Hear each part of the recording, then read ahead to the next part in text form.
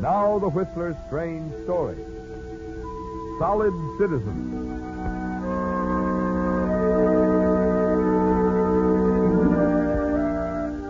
Harry Cummings stood at the window of the general store he'd inherited from his father, along with the goodwill the senior Cummings had built in the small fishing village of Bayville. Harry's eyes followed the tiny wisps of fog sweep in before the approaching darkness. He smugly watched the fishing boats as they moved slowly out to sea.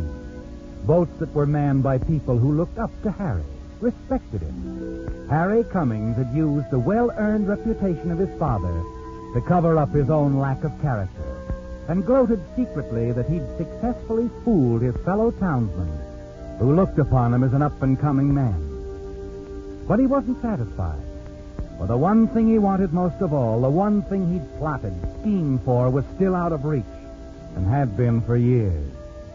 He set his jaw, turned from the window, and walked behind the store counter. It was odd, he thought, that time had not eased his longing for her, that each spring increased this longing and made him more determined than ever to win the woman he'd lost to another. And he was ready to go to any length to bring this about. Then, as he prepared to close the store for the night, he heard the front door open, and she walked in. Well. Evening, Sarah. Hello, Harry. Well, you're getting to be quite a stranger. I've been rather busy. Ah, sure. Harry, this bill, it came this morning. Is it correct? $345? Must be, Sarah. Nat's been handling my books for years, hasn't made a mistake yet. I just thought that Jeff had paid something on it last month. He told me he would. Oh, don't worry. Jeff will take care of it soon, I'm sure. Well, the tuna runs in. Yeah, heavier than it's been in years. Jeff's probably out there right now. No, he's been drinking again. He and that Frenchie Tobias. I don't know what's come over him, Harry. He's changed so. What's Frenchie? He's just no good for Jeff. Oh, no, Sarah. I'm sorry. Just that I'm so upset. This bill and... Yeah, I understand. And I don't want you to think about it anymore. I can wait, Sarah. I'm used to it. You've been very kind, Harry. You know how I feel, Sarah. How I've always felt about you. Maybe I've just been kidding myself, but somehow I know there's a chance for us yet. No, Harry, no. I belong to Jeff. He loves me, and I've got to... But you don't love him. Don't say things like that, Harry, please. All right, Sarah. I think I'd better go now. I have to stop by the cafe and see Mr. Loomis. You could put in a good word for me there, Harry. What? I've been thinking I want to earn some money. I've never done anything but keep house, but I know I could learn to wait on tables. Well, that's pretty tiring work, Sarah. Now, look, I could use some help here at the store. Oh, no. I don't think that would be right, Harry. Well, I'll tell you what, then. I'll talk to Jeff about the bill tonight, right away. Oh, no, you mustn't. He'd be angry if he knew I came to Oh, him. no, he won't, believe me. Hey, maybe I can do something to straighten him out. After all, Jeff and I used to be pretty good friends.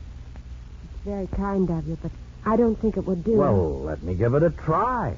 If it doesn't work, then we'll talk about a job. All right.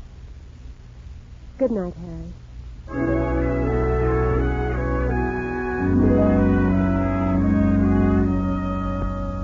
Yes, Harry.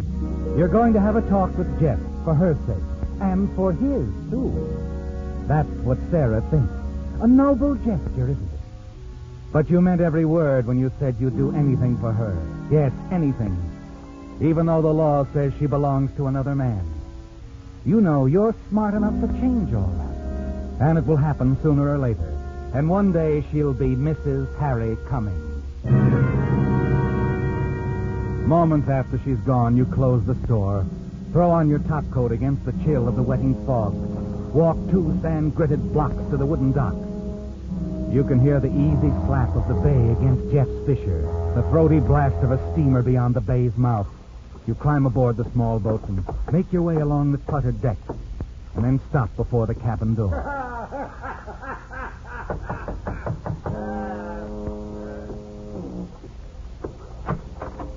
Frenchie Tobias stands before you.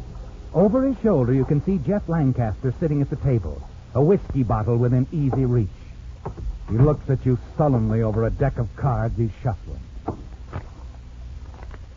Well, Mr. Cummings, huh? Glad to have you aboard.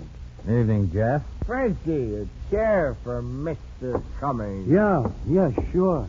So what brings you around? Your bill, Jeff. It's getting pretty steep. I was wondering if you'd be able to pay something on it before long. Don't get impatient. Pay off as soon as I get a good haul. You'll never get it anchored here in port. Now, look, solid citizen, I don't need you telling me when to fish. Get lost. Pull up anchor. We aren't going out tonight, are we, Jeff? The boys are expecting you at Joe's place. Fog's so thick now you wouldn't get out anyway. Fog don't stop me. Never has yet. Well, I can send this boat 3 miles out without even touching the wheel. You're taking quite a chance, aren't you? Not me. I know this channel like my hand. Come here, I'll show you. I set the wheel like this and jam it with this chunk of wood. With the tide the way it is, she's headed seaward. I could start her up and put her in gear. I've done it too, haven't I, Frenchie? Yeah, sure, Jeff, but the boys are expecting you. Go on over and tell the boys I can't make it. I'll warm her up. Okay, I'm going. And hurry back, we're sailing out.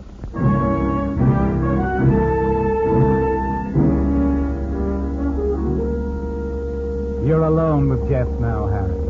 Watch him as he staggers back to the table, drops into the chair. He picks up the cards, shuffles them, then looks up at you and grins. His eyes are half closed, fighting off sleep. Sit down, Harry. Oh, come on, sit down. Let me buy you a drink. Huh? Thanks, Jeff. All right. You don't take it. Hey, look, Jeff, you're out on your feet. Better turn off that motor and get to bed. I'm all right. I'll just grab a few winks until Frenchie gets back. And then we're pulling out. Jeff, you're in no condition. Get lost. Will you? Get lost. I'm going to take a nap.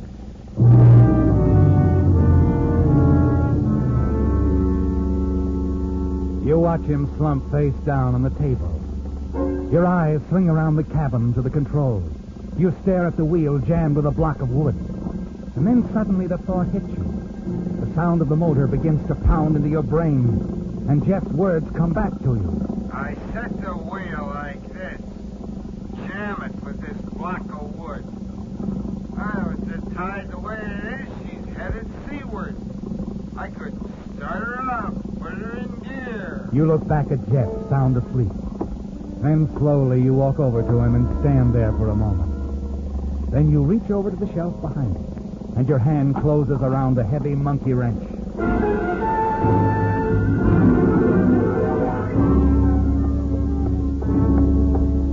No use hurrying, Frenchie. Huh? Oh, it's you. You're too late. What?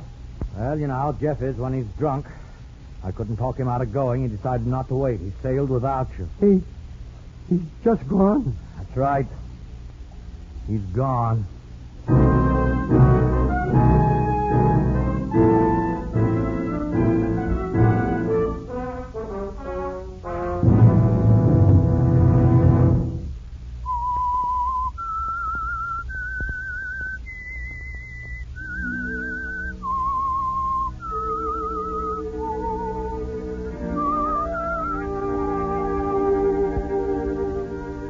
You've schemed, plotted many things, but the thought of murder had never occurred to you before, had it, Harry? Then suddenly it was there, as you stood over the sleeping Jeff Lancaster in the cabin of his small fishing boat. In a moment of swift decision, you found the solution to your problem, and it was all so simple. As you watched Jeff's boat move smoothly into the fog, disappear, you knew exactly what would happen. It would move straight out to sea for several miles. Then, caught in the racing current, it would swerve, drift into the Devil's Grotto 5 miles down the coast. And then it would crack to pieces on the rocks lining the shore. With Jeff dead, nothing could stand between you and Sarah.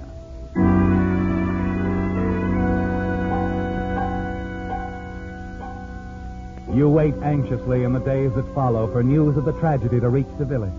On the street, in your store, in the Starfish Cafe, the talk is all about Jeff. Say, Mr. Cummings, I understand you were the last one to see Jeff that night. That's right. I guess I was. Tried to talk him out of sailing, but he'd been drinking. Wouldn't listen.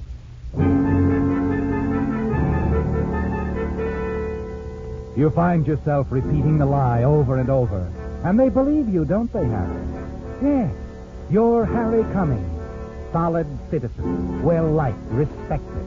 Why shouldn't they believe you? And then early on the morning of the fourth day, the news finally comes. Jeff's boat has been found, and you phoned Sarah.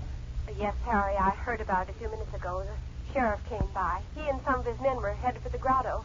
I wanted to go, but... Oh, no, it's too much for you, Sarah. But if Jeff's alive, hurt... Look, let me go for you. I'll start right now. You stay home and rest. I'll do all I can.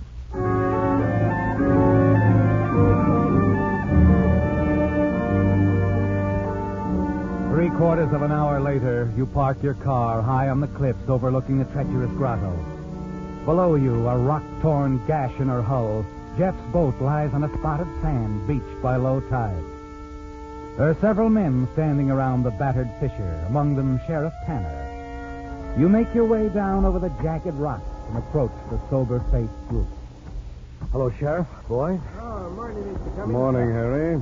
Well, you came down the hard way. Yeah. Easier path just north of here. Well, Sarah, Mrs. Lancaster asked me to check. Actually, she's not feeling well. Mm-hmm. Jeff, did you find... No, he's not around. Washed overboard, I guess. Oh, I see. Funny thing, though, the way the wheel is set in place with a block of wood. Oh, quite a few fishermen use that trick, Sheriff. Holds the rudder in place while they work with their line. That's right. Jeff used to set it that way. Let the boat steer itself through the bay. Made sort of a game of it. Uh-huh. Well, looks like he played his last game. I wouldn't be too sure about that. After all, the rubber life raft is missing. You know, Jeff could be on that. What? No, I don't think so. Coast Guard's been on the lookout. They'd have found him. Maybe. But he could have been picked up by another boat, you know.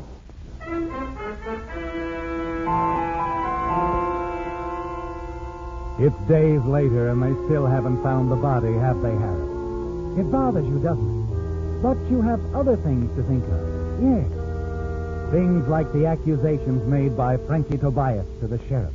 Frenchie here has been doing some crazy talking, Harry. I figured he ought to say it straight out to you. We could clear it up quick. Certainly, Sheriff. Go ahead, Frenchie. Well, when I left the boat that night, Jeff was awfully drunk. He set the wheel with that chunk of wood, just like it was when the boat was wrecked. Mr. Cummings here heard him say that the boat could go out all by itself. Yes, I believe I did. The way the boat headed straight back for the Devil's Grotto, it looks just like it bore out and drifted back. Exactly how it'd be if no one touched the wheel. So? So I think that you put the boat in gear, Mr. Cummings. Cut her loose and let her go. I think maybe Jeff passed out, or you hit him on the head with something. Oh, I see. Now, you understand, Harry. Frenchie has lost his best friend. He's not thinking straight. Yes, I understand, Sheriff. Look, Frenchie, you realize, of course, I had no reason to murder Jeff Lancaster. You used to be in love with his wife. What? Yes, that's true. But everyone knows that. I still think a great deal of Sarah. But to say I murdered her husband, well, it's simply fantastic, that's all. That's my feelings, too, Harry. Frenchie is going to have to take the loss of his friend like a man. Keep his fancies to himself. No, I figured no one would even listen to me. You'd be believed if you had any proof. But you can't just say, I think, or I believe and be heard. Don't you see? Yes, I see. That ever since I was a kid and kicked around by my people, I never had a chance till Jeff took me in. Jeff certainly had his good points. He gave me a job, treated me human. I hate this town. If I had the money, I'd leave. Now cut that stuff out. Easy, Sheriff. Like you said, he's lost a friend, a good one. And we must understand. He needs help. And I'm willing to lend a hand. Frenchie, look, I'm buying a fishing boat. You're not only going to work on it, you're running it. Huh? Well, you're making fun of me. No, I mean it. Harry is making you a most generous offer, Frenchie. Well, I guess so. Yeah. Oh, why am I always so wrong? Well, now, how about it? Are we partners? Well, I guess so. Sure. Well, you might thank him. Well, thanks. Thanks, Mr. Cummings, very much. I'll see you later.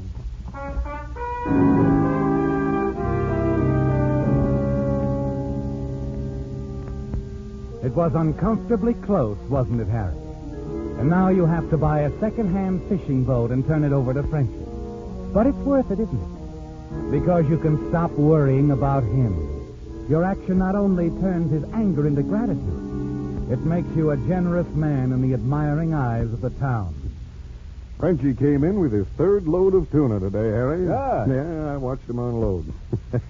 Say, he's so proud of himself in that boat that he hasn't even hired a helper. Does all the work himself. He'll turn out fine, Sheriff. You'll see. Sure. Thanks to you, Harry.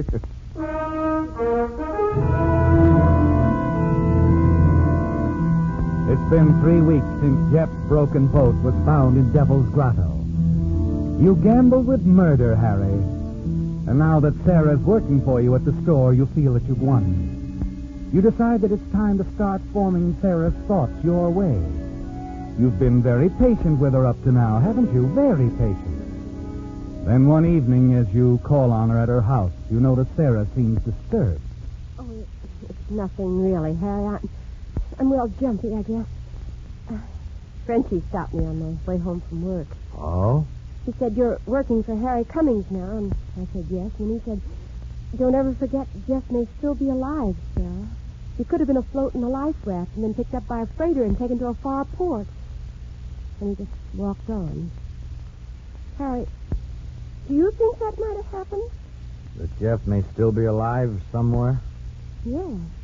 It's highly unlikely, Sarah. I wouldn't listen to Frenchie. Oh, I'll try not to, Harry. I'm so grateful you gave me a job. I'm going to pay all the Lancaster debts. I just won't feel right till I do. I wish you wouldn't work so hard, though. Well, you work harder than anyone else in the store. It's good for me. And makes me forget things. I could make you forget everything, Sarah. If you'd only let me. Look, Sarah, Oh, I know. Please, Harry. You must wait. Wait, Harry, wait.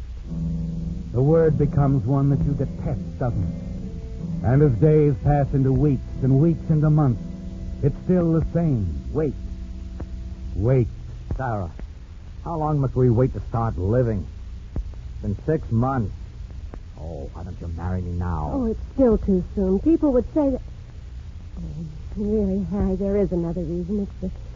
It's the thought that Jeff might still be alive somewhere, as Frenchie says. As Frenchie says. Sarah, you'd have heard from Jeff by now. Oh, I tell myself that, too, but every time Frenchie sees me, he stops and talks about Jeff. Why, only this evening he said it was Jeff who taught him all he knew about fishing. Frenchie was very fond of Jeff. I'll tell him to leave you alone. Please don't scold him. He doesn't mean any harm. He's harming you. He worries you. Oh, no, he doesn't. He reminds me of Jeff, yes, but I suppose I think of him anyway. More coffee, Harry?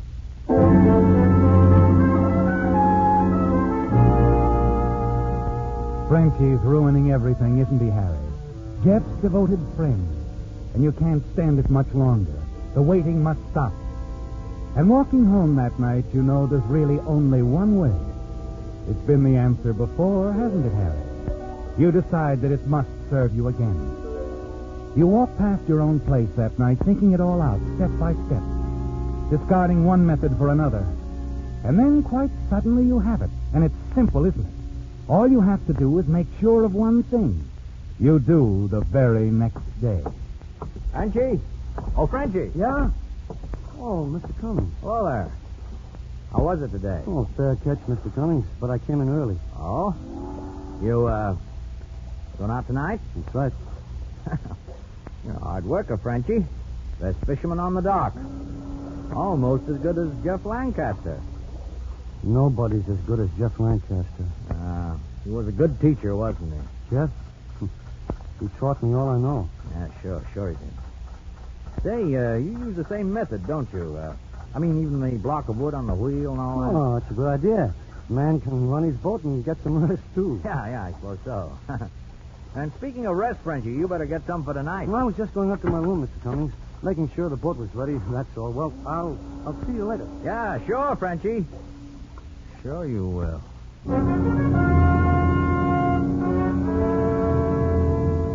The dock is deserted when you return that night.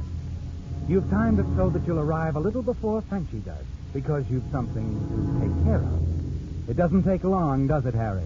A few sturdy blows with a heavy wrench, and you manage to loosen the sea cocks in the forward part of the boat. Not much. Just enough to let the water begin to seep into the hold. In an hour or so, the sea will accomplish the rest, won't it?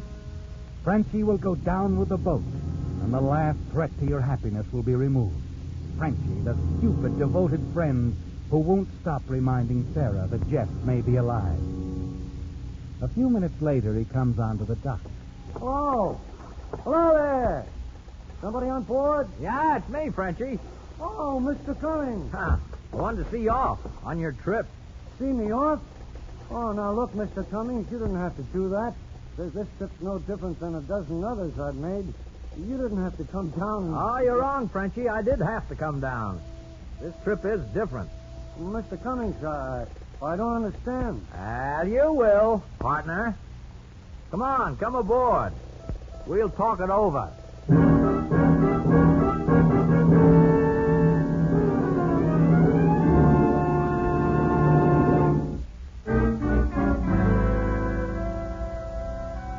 It's almost over, Harry. You have the monkey wrench in readiness, the same one you used to knock the sea cocks loose. And you know that at this moment, water is already seeping into the forward hold. You're both in the cabin now, and you have only to knock Frenchie out and send the little boat out to sea. Anyway, in an hour or less, there will be enough seawater in the hold to sink her deep. And then suddenly Frenchie has something to say, something that surprises you. I don't know how you found out, Mr. Cummings. You seem to think of these things. Anyway, you're right. This was to be a different trip. What do you mean, Frenchie? Well, I planned to run away. Steal the boat? Oh, no, I'd have sent it back somehow, but I wanted to leave this town, Mr. Cummings. Get away, go places where I'm not always reminded of Jeff. You're a good friend. Yeah. You've been a friend, too. Only I haven't been very grateful, I guess. Oh, you've been all right, Frenchie. Anyway, it doesn't matter. Yes, it does. You were trying to help me. And all the time I hated you. Thought things about you. Well, never mind that now, Frenchie. But I do mind. Jeff would mind, too. He wants Sarah to be happy with you or somebody. So I'm going away, Mr. Cummings. Now, wait a minute. Sure, I know you want to stop me because you're kind and good. Well, you're not going to stop me, Mr. Cummings. Forgive me for this, but I'm not going to ruin your happiness anymore. Forgive you for what, Frenchie? I For don't... this!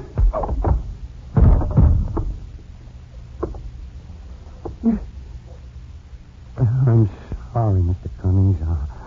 Honest, I am. I didn't want to knock you out, much less tie you up. But I knew you'd talk me out of leaving if I didn't. That's the way you are. Always trying to help somebody. And I'm not worth helping. You stay here on the boat. This is the United States Armed Forces Radio Service, the voice of information and education.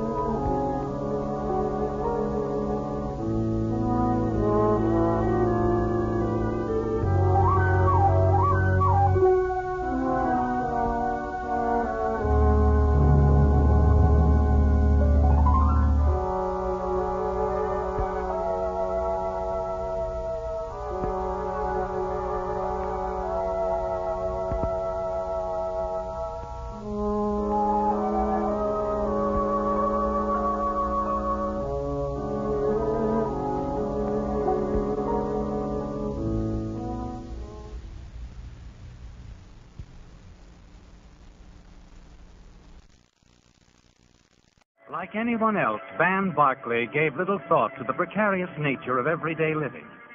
Had he had occasion to probe the fact, he might have acknowledged that danger is always present and that it can strike quite suddenly. Only Van Barclay wasn't thinking about such things. Perhaps he was too restless to care. A young engineer, unmarried, can get restless. Working in a new, strange city, he can get lonesome, too.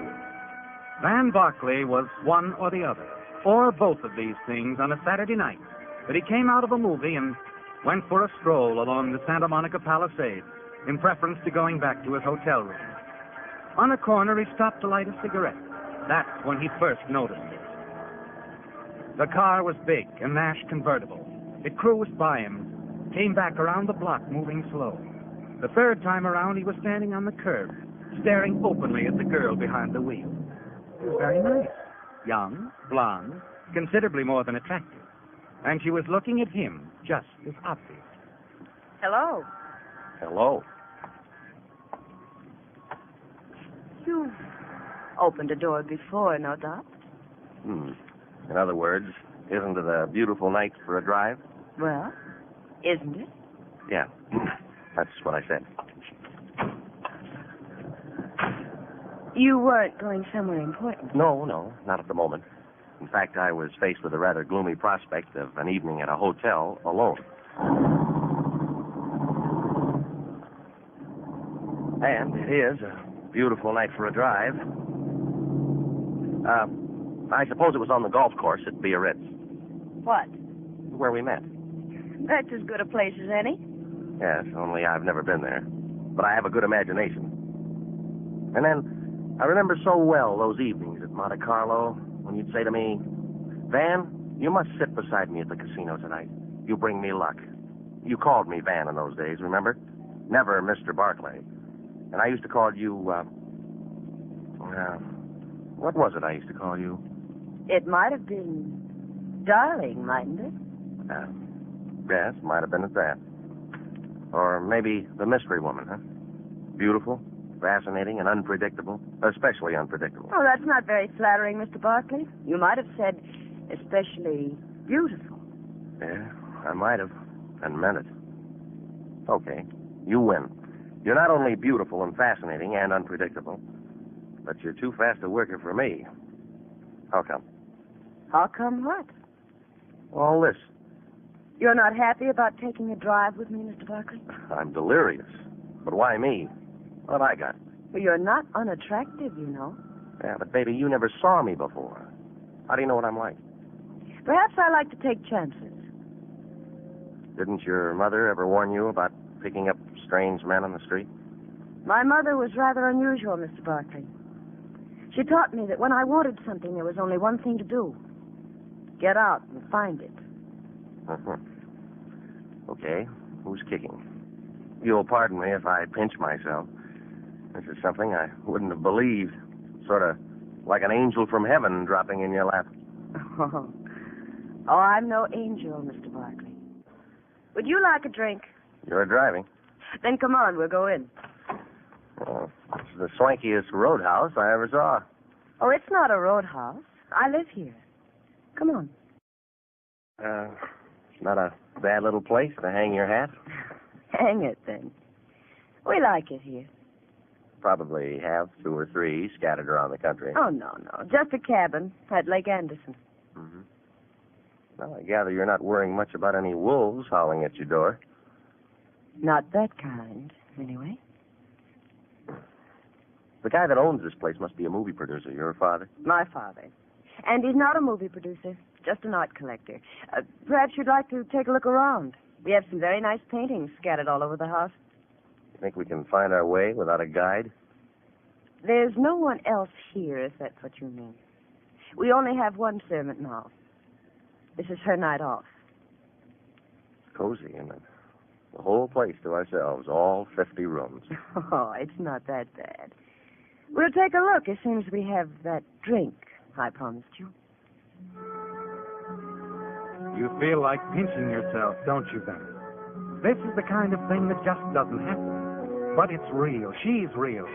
And she's even more attractive than she looked in the car. And it isn't the cocktails you've had. Finally, she leads you into the library. Like this room, Ben? Very much.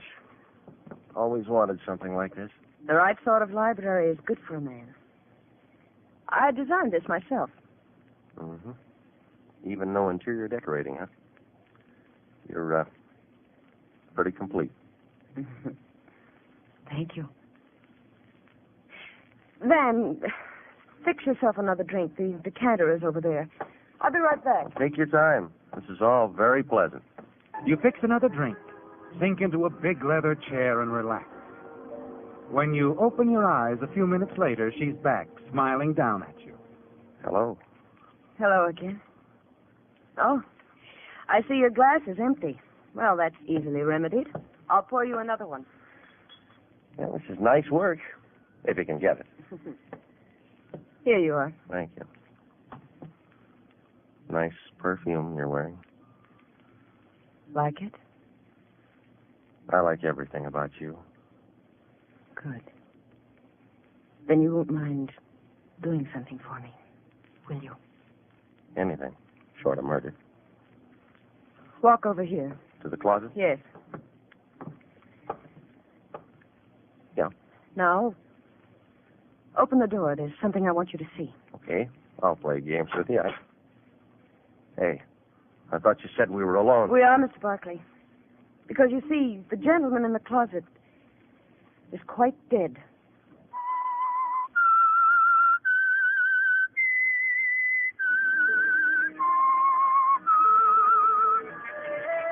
It's a great deal more than you bargained for, isn't it, Ben? Yes. When you stepped into the car at the invitation of the beautiful blonde, you didn't realize what kind of a ride was ahead. It was like a dream, wasn't it? Going to her home, having cocktails, and relaxing. And then in the library, you looked into the closet. Fantastic, Ben. Your mind spins, almost unable to cope with the situation, as you stare down at the quiet figure of a dead man on the floor of the closet. You scarcely hear the girl beside you. You'll help me, won't you? What'd you say? All you have to do is help me hide him permanently. Now, wait a There's minute. a place out in the garden where some newly turned earth wouldn't be noticed, but I'm not much good at digging graves. Baby. You can count me out. I don't know how this guy happens to have a hole in his head, and I'm not asking any questions, but just count me out on any part of his You deal. said you'd do anything for me. Yeah, but I don't go off the deep end for anybody, especially for a girl who's in the habit of keeping dead bodies lying around. No, lady. Pardon me. Well, I'll be seeing. I think you'd better wait, Mr. Barkley. Oh. Yeah. See what you mean. I see you're wearing a gun, too. Uh-huh. And I assure you I know how to use it. How can I doubt that, with the evidence staring me in the face? Good. Then if you'll just pick up our late departed friend and come with me, I'll show you the place. You know that business about your being no angel? I'm just about convinced. You carry the body downstairs as she demands and go out into the garden. There's a shovel. Start digging. Like I said, dig it big. Sounds like a beach near here. The back of the yard drops off to the beach. But never mind, you've got other things to do. Dig deep and wide. Yeah. Okay. Sorry, baby. A heavy shovel full of dirt in her face knocks her off her feet. At the same time, you're leaping clear, racing for the drop-off at the back of the property. It's a wild, frightening scramble down through the rock and brush until you hit the beach, running hard. There are no shots, no footsteps. You're away, Van. Free. Far down the beach, you work your way back up to the highway, catch the bus for town in the safety of your hotel room. You're too upset to decide what to do that night. You want to call the police, but the memory of that blonde hair and those pale blue eyes stops you. You want to be sure before doing anything that will send her to the gas chamber. You turn in without deciding. Next morning, when you go downstairs, the desk clerk hands you something. Good morning, Mr. Barkley. Morning. What's this? A young lady left it late last night. Well, there's nothing written on the envelope. She just told me to put it in your box. Oh, well, thanks. That looks awful green.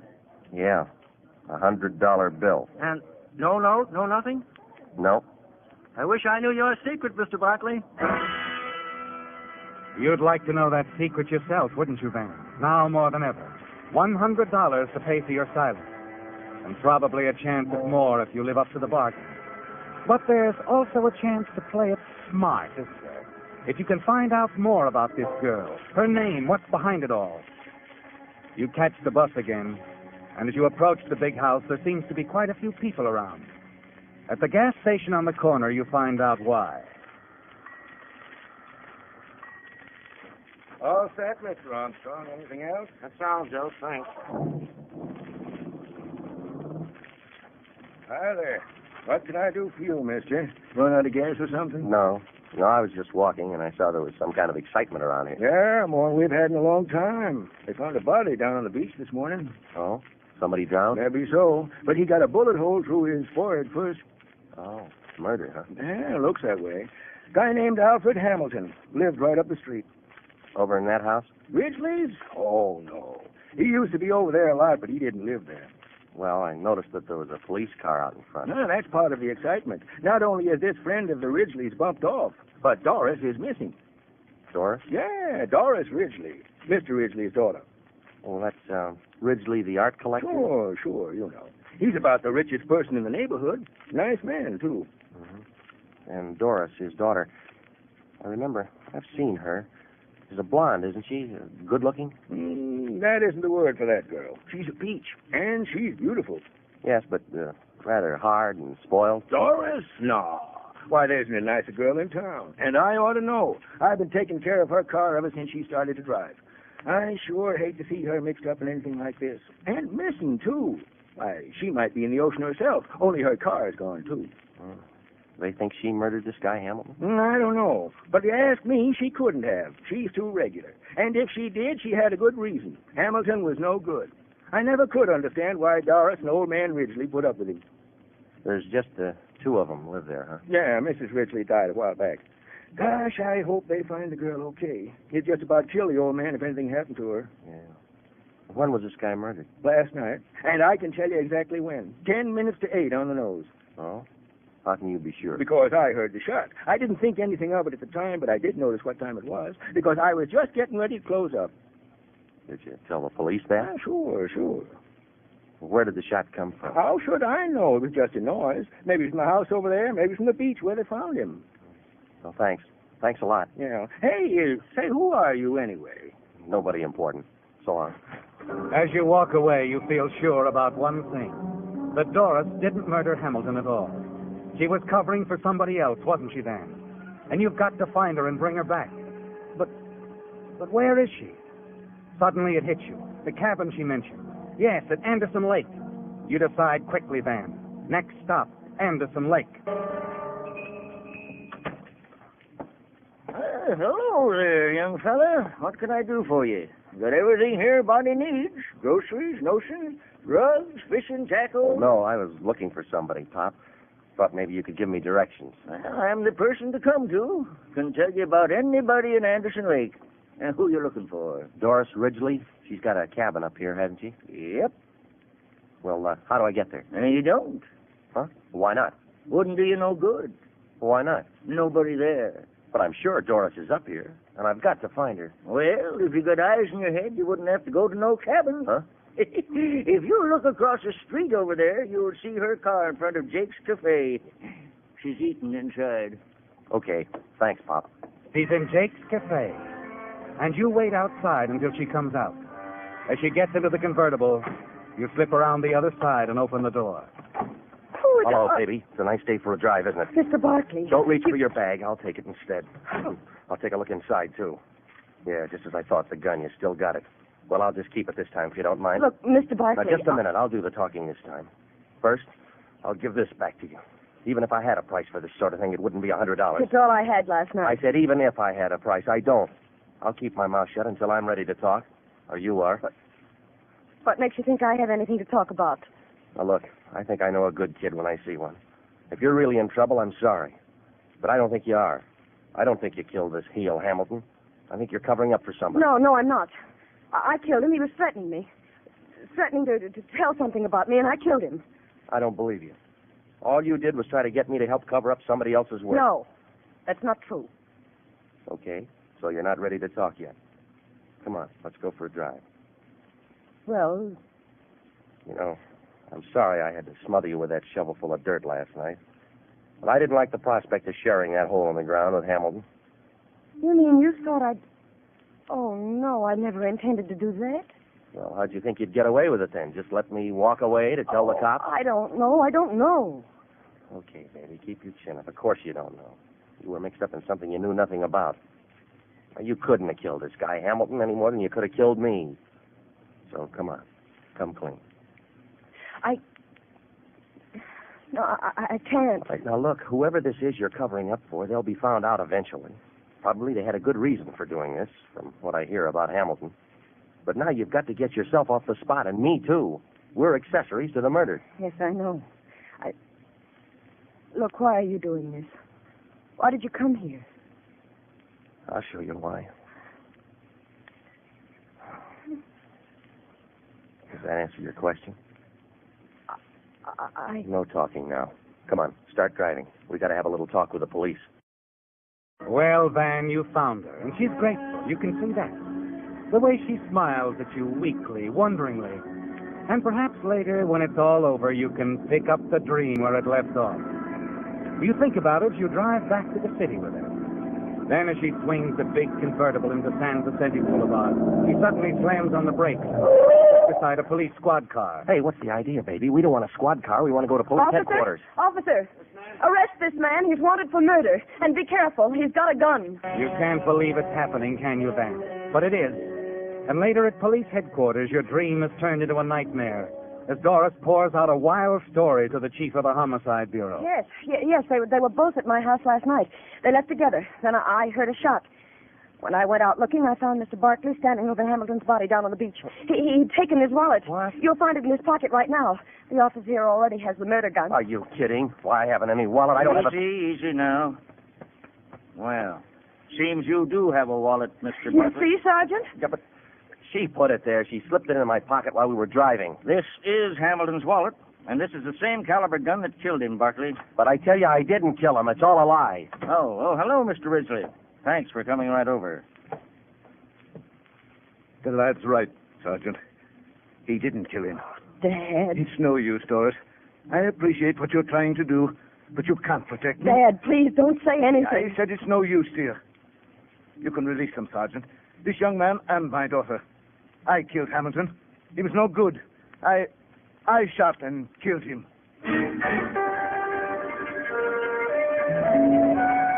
The surprises are hitting you like punches from a fighter, aren't they, Van? The attempted frame against you by Doris. And now, out of the blue, her father, facing the police, admitting that he killed Hamilton. You stare from one to the other, wondering and waiting. And then Doris breaks the silence. But, Dad, you couldn't have killed Hamilton. Why couldn't he? He just confessed. That's good enough for me. He confessed to protect me. Dad had no reason. He could have had the best reason in the world, blackmail. That was Hamilton's racket. Blackmail? That's the answer, Doris. Hamilton had been bleeding me for a long time. But a few days ago, I got the evidence to clear myself and expose him. So you sent for him and told him. He got tough and... I shot him.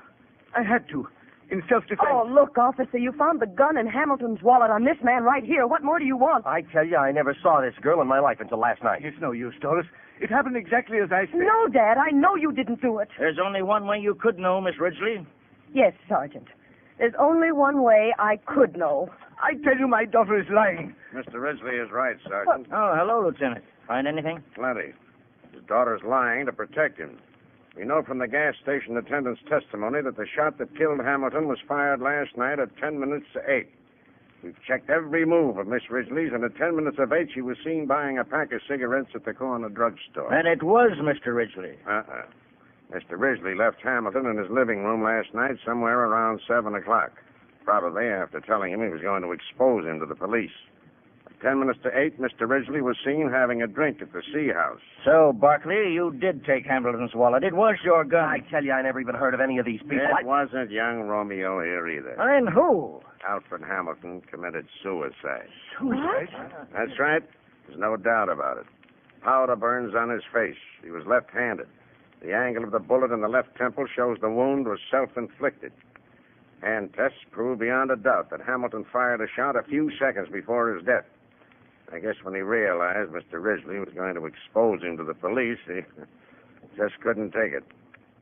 Now, Mr. Risley, if you'll come into my office a minute, I'll show you the reports. Dad, we'll wait in the car. I'll be along in a minute, Doris.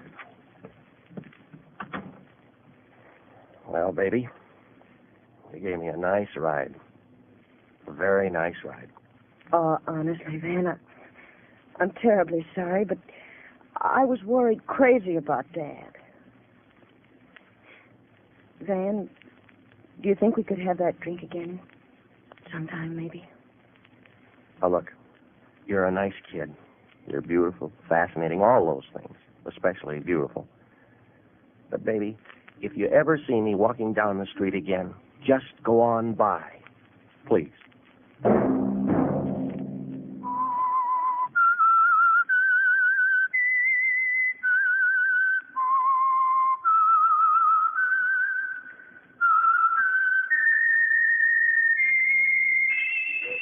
Featured in tonight's story were Jack Webb and Joan Banks. The Whistler was produced and directed by George W. Allen, with story by Hazel Lytle and John Dunkel, music by Wilbur Hatch, and was transmitted to our troops overseas by the Armed Forces Radio Service. The Signal Oil Program. Yes, the Signal Oil Program. The Whistler.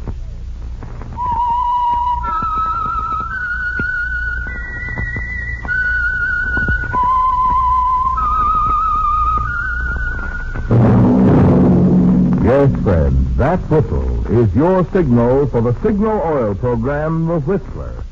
The mystery program that is unique among all mystery programs. Because even when you know who's guilty, and you see his every move or know his complete plan, you always receive a startling surprise at the final curtain. In the Signal Oil Program, The Whistler.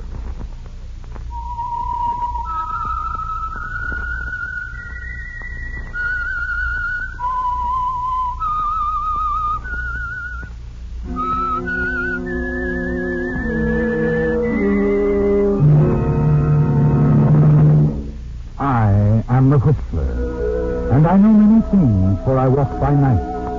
I know many strange tales hidden in the hearts of men and women who have stepped into the shadows. Yes, I know the nameless terrors of which they dare not speak. Yes, friends, it's the Whistler for tops in entertainment. And for tops in gasoline quality, it's Signal. It takes extra quality, you know, to give you extra mileage. And Signal is the famous Go Farther gasoline. So look for the Signal Circle sign in yellow and black that identifies independently operated signal stations from Canada to Mexico. And now the Whistler's strange story. Golden Opportunity.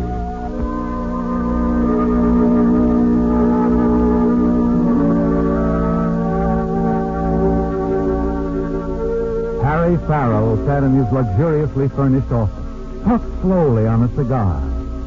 His eyes wandered over the room, the polished mahogany, thick broadloom carpet, the Gauguin canvas on the wall opposite, all the trappings of success, a reflection of his own progress. Harry Farrell had reached the top, the apex of a pyramid, with a broad, solid base built upon years of scheming, planning, meeting people, and a fortunate marriage. Anne's money had been the original foundation.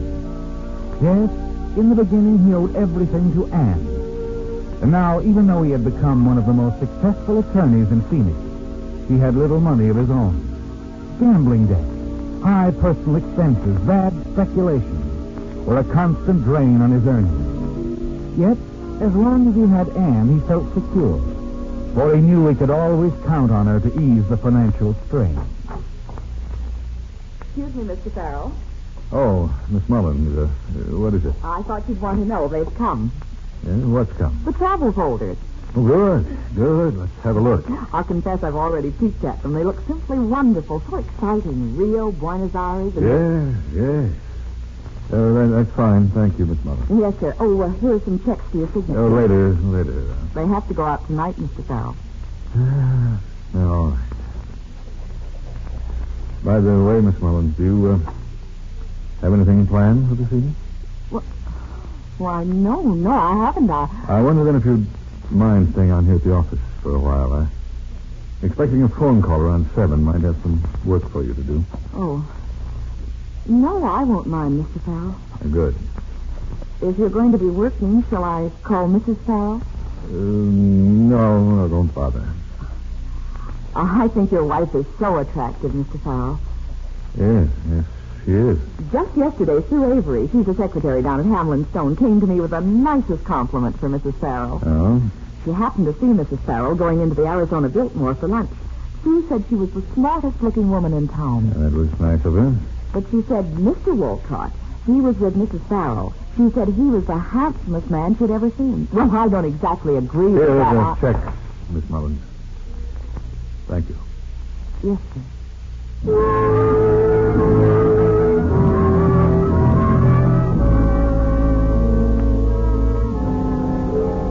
They all know, don't they, Harry?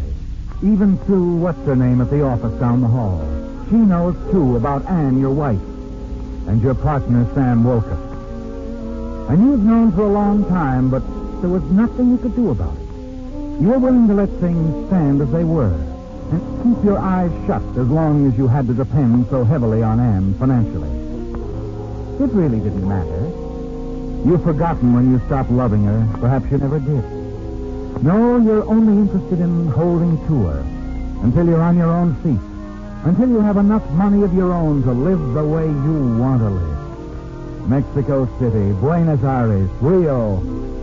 But you know it'll be several years before you can do that, don't you? In the meantime, you turn to your travel folders, and through them you escape.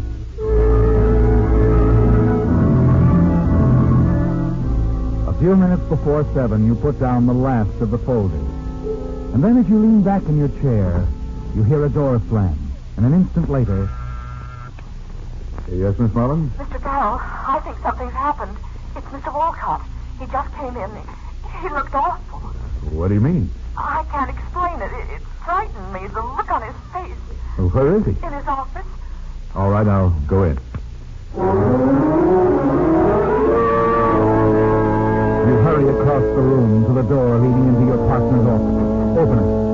In the half light, you can see him sitting at his desk, staring vacantly at the green blotter. Sam, what's the matter? Oh, it's you. What's wrong, man? Wrong? Look, will you tell me? I killed her, Harry. I killed her. What? I killed Anne. Anne? You still know what you're saying. You've been drinking. Yes, that's right. I've been drinking. But I killed her, Harry. She told me it was all over between us. She was standing in the library near the fireplace. I fired. She settled down. She's dead, Harry. Mr. Farrell, shall I call the police? No. Look, a skunk. He doesn't know what he's saying. Don't call anyone. Yes, Mr. Farrell. I wanted to call the police. I'm running this, Sam. You're not yourself. Now lie down on that couch until I tell you to get up. I'll be back in a moment.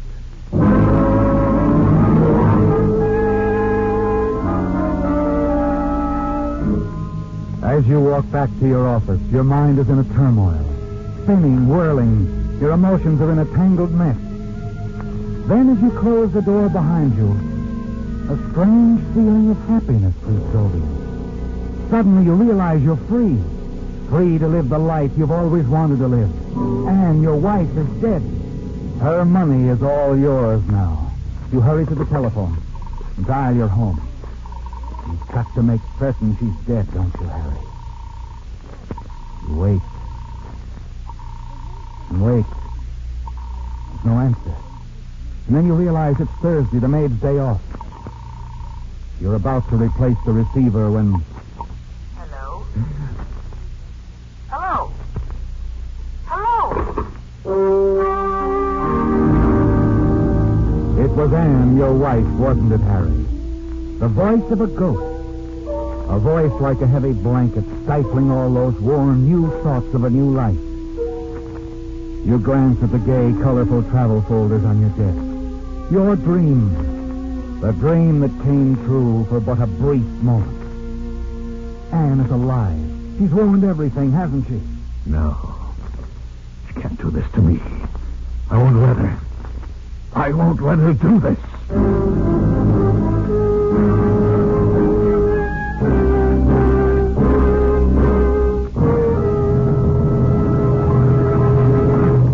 With the prologue of Golden Opportunity, the Signal Oil Company brings you another strange story by The Whistler. Have you had your car radiator inspected recently? Warmer weather, you know, puts an extra burden on an automobile's cooling system. So, to make sure that your radiator won't heat up and spoil your driving fun, Signal dealers carry 3 little items designed to make your cooling system young again. The first is Radiator Cleaner to remove clogging sludge and rust. The second is Rust Preventive to protect the radiator of any car, old or new, from corrosion. And the third item is Radiator Sealer that stops small leaks in a jiffy. These 3 products, incidentally, are just a few of your Signal dealer's fine quality upkeep items that include Purolator oil filters, fan belts, radiator hoses, spark plugs, and Lee tires. You see, Signal service stations are much more than places to buy Signal's famous Go Farther gasoline and Signal Premium compounded motor oil. Wherever you see Signal's familiar circle sign in yellow and black, there you'll also find conscientious Signal service and dependable Signal products to help your car run better, look better, and last longer.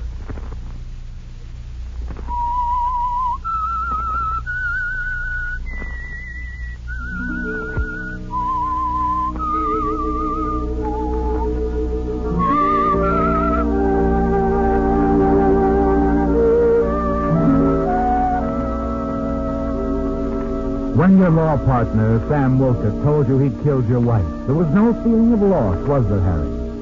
By his act, Sam had cut away your chains, had made you a free man to live your life as you'd always wanted to live it. Anne's death would have made it possible for your dream to come true.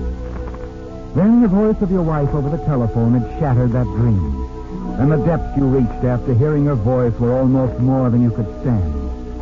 And now as you stare at the telephone, you realize you can't let her ruin everything. No, you can't allow her to stand between you and your dreams. You tell yourself there must be a way. And suddenly the idea occurs to you. A simple plan, isn't it, Harry? Yes, a golden opportunity. You hurry back into your partner's office and you're just in time. Sam, put that phone down. I'm sorry, Mr. Farrell. I tried to stop him, but put it down. Look, Harry, I've got to give myself You're not going to do anything until I tell you to. Now, sit down. I'm your partner and your attorney. Or am I? Of course, but don't you understand? I killed her. I've Sit down. But Harry, I've got to sit down. Oh. Now, tell me exactly what happened tonight. Harry, what's the use? What happened? Well, Anne and I, we've been in love for quite some time, Harry. I don't suppose you knew. Go on. This afternoon she called me. Said she had to talk to me. It was important. I guess right then I knew what was coming. As it turned out, I was right. What do you mean? Tonight, she told me it was all over between us. She just didn't love me anymore. I sort of went crazy. I had the gun. I couldn't stand the thought of not seeing her anymore. You shot her? Yes. How many times? I don't remember once, I think. She was standing by the fireplace, holding the glass in her hand, smiling. I pulled the trigger. She fell. I turned, ran, came here. Where's the gun? The gun? The gun. Did you leave it at the house? No, I have it here in my pocket. Give it to me. I said give it to me. Mr. Farrell, please, you're not... Keep out of this, Miss Mullins. Here it is, Harry. Well, go ahead. Why don't you pull the trigger? Don't be a fool. All right, then. Call the police. I want to get this over. No. Well, if you won't, I will. You're not calling anybody. Not yet. Oh, Mr. Farrell, is he... He doesn't know what he's saying. A little nap will sober him up. Come along, Miss Mullins. Are you going to leave him like this? He just knocked out. He'll be all right. Are you sure? Yes, of course. All the drinking he's done, he'll probably sleep for an hour. That'll give me time to figure things out. Are you going to the police? No. I'm going home to see what really happened. I don't call anyone while I'm gone, and if Sam should wait, don't let him call anyone. Plug the switchboard if you have to. Tell him the line's out of order. Yes, Mr. Farrell, but... You can handle it, Miss Mullins. I'm counting on you. I'll handle it, Mr. Farrell. Good. Remember, no one must know about this until we're absolutely sure. Yes, I understand. Mr. Wolcott's been drinking. I can't believe he did this terrible thing. Now, remember, don't do anything until you hear from me.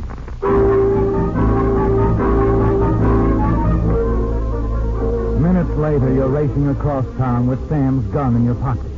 Time is important, isn't it, Harry? Yes, you don't have a second to spare. You've got to get home before something happens to ruin your little plans. It's almost 7:30 when you turn off the narrow canyon road, swing into the driveway. And then as you step out of your car and start up the path, sudden fear grips you. The house is dark. And you know you're too late. Anne is gone. Anne? Anne? You hurry into the library. Anne, where are you? The study is empty, too. Yes. Your simple little plan has collapsed, hasn't it, Harry? Anne has left the house. You turn, walk back to the library, and pour yourself a drink. It was the opportunity of a lifetime, wasn't it? A golden opportunity to set up for a perfect murder. And then as you sink into the heavy leather chair across from the fireplace... Hello, darling. Anne. I was upstairs. Thought I'd lie down for a while. I've had a horrible headache. Anne, Yes? that bruise on your forehead. I just had a little accident. It's nothing, really. What's the matter, dear? Why are you looking at me like that? I just left Sam at the office. He told me all about it. I see. Well, now you know. I'm glad you do, Harry. He might have killed you. I suppose. I was so startled to see the gun, I jumped back, tripped over the chair. I fell just as he fired. Struck my head against the fireplace. Does anyone know about this? Did you call the doctor, the police? Of course not. You didn't tell anybody? Can't you see the headlines? Other man attempts to kill prominent attorney's wife. No, Harry, no one knows. Fine. Fine. Did Sam tell you why he tried to kill me? Yes, Sam did. Were you terribly hurt? I'm not even surprised. You knew. Everyone knew. And you didn't say a word. What good would it have done? Oh, it might have done a lot of good in the beginning. I doubt it when two people fall in But I love. wasn't in love with Sam. He thought you were. Yes, but dear, You told him you were, didn't you? Sometime? Yes, I guess I did. But Harry went... Oh, you know what I mean. Yes. Listen, I know darling, please, You don't have to explain to me. I'm not blaming But you. I want to explain. I never loved him, really. It was just that, well, you became so wrapped up in your work, always in court. I was bored. Yes, I understand. I only turned to him because you weren't around. I'm sorry, darling. Very, very sorry. I hope you can forgive me. Please, Harry, you must forgive me. You've got to know it always was you. No one else but you. Yes, of course. I hope you can forget, too, darling. I'll do all I can to make it up to you. I'll do anything. Will you, Anne? I've been thinking. You've always wanted to go to South America. Why don't we go, Harry, the two of us? Oh, we'll make it a wonderful trip. A second honeymoon. I don't know. What do you say, darling? A second honeymoon. You sure that's what you want? Mm-hmm. Move over. Yes, sure. But, first, how about fixing my drink? All right, give me your glass. I left the decanter near the fireplace. I think I'll have one myself. You know, Harry, my headache's almost gone now. That's fine. What do you have in your drink, darling? Plain water or soda? Harry, did you have plain water or...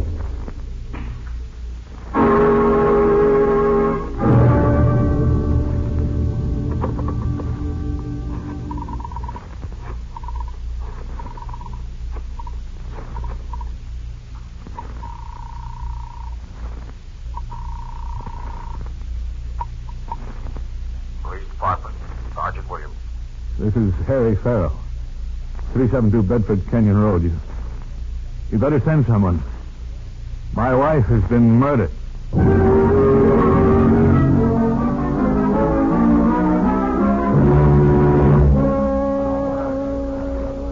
And that's all I know, Lieutenant. When my partner told me what had happened, I rushed here, found her like this. All right, Mr. Farrell. Your partner. Where is he now? Back at the office. Counselor. Oh. Thank you. About Mr. Walcott. You say he's at your office? Yes, that's where I left him. He was quite drunk. I thought it best to take the gun away from him. I think we'd better get down there and have a little talk. All right. Hey, Mr. Farrell. Yes? How long has this romance been going on between you and... Can't answer, matey. Come on, Farrell. Later, boys. Later.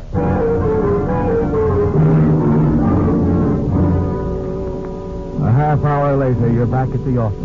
Listen to the police lieutenant quietly questioning your partner, Sam Wilson. Miss Mullins is there, too, and she serves as an excellent witness. That's right, Lieutenant. It's just as Mr. Farrell said. Mr. Walcott came into the office shortly before 7. He admitted shooting Mrs. Farrell. Okay, thanks. All right, Walcott, just a few more questions. Look, I told you I killed her. What more do you want? Take me down, book me. Let's get this thing over with. Sure. Anything you say. Let's go.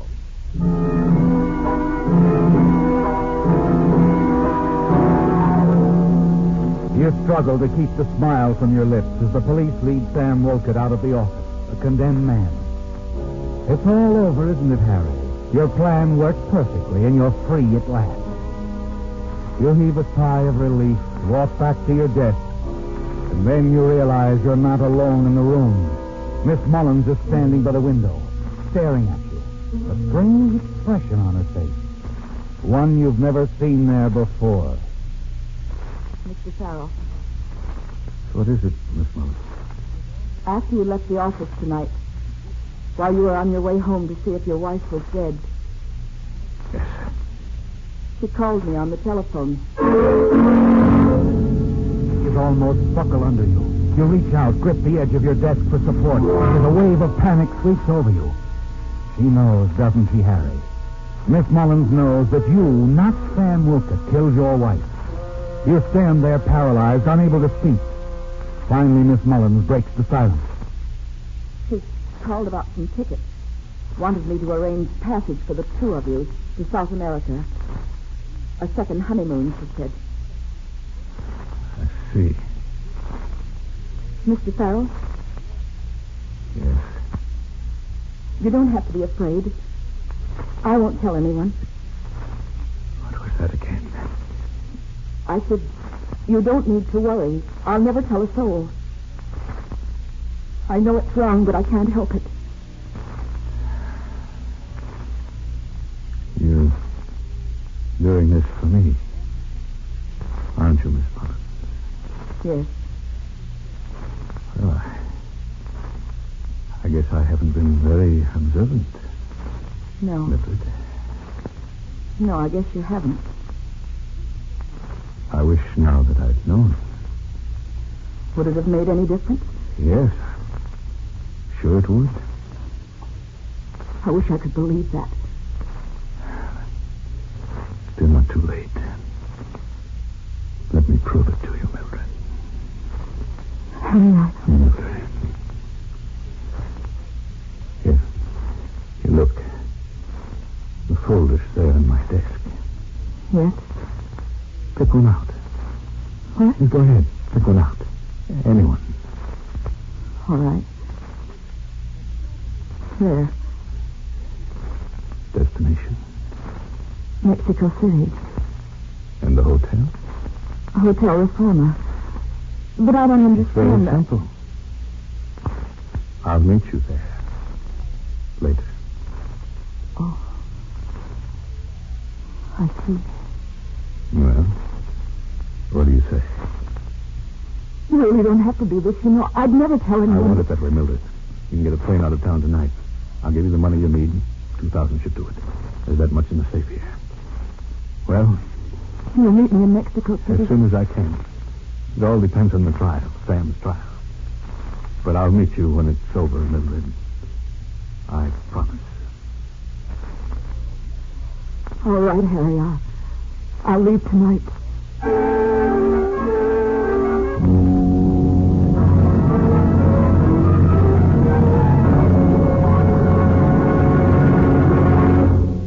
The Whistler will return in just a moment with a strange ending to tonight's story. You hear a lot these days about the trend back to good old-fashioned value in buying. Well, frankly, we at Signal are delighted to see this because Signal, the famous Go Farther gasoline, has long been the choice of drivers who appreciate extra value, and for two good reasons. One, of course, is Signal's good mileage. And number two is the thing which makes Signal's good mileage possible. I mean the extra efficiency today's Signal gasoline coaxes from your motor. Because when your motor runs more efficiently, you also enjoy faster pickup and smoother power. So you see, mileage is the result of the same features a gasoline must have to give you superior performance. That's why more and more drivers today who want the most from each gasoline dollar, the most mileage and the most driving pleasure, are switching to Signal, the famous Go Farther gasoline. Have you given Signal gasoline a chance to prove what it can do in your car?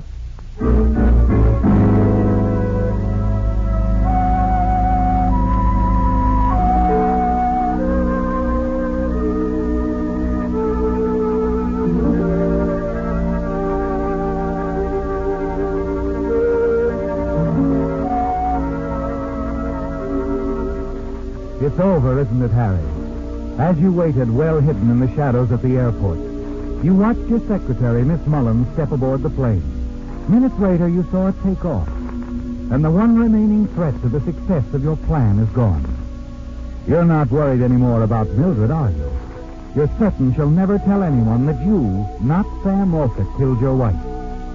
Then, after the trial, after your partner has been convicted of a crime you committed, you'll join Mildred in Mexico City.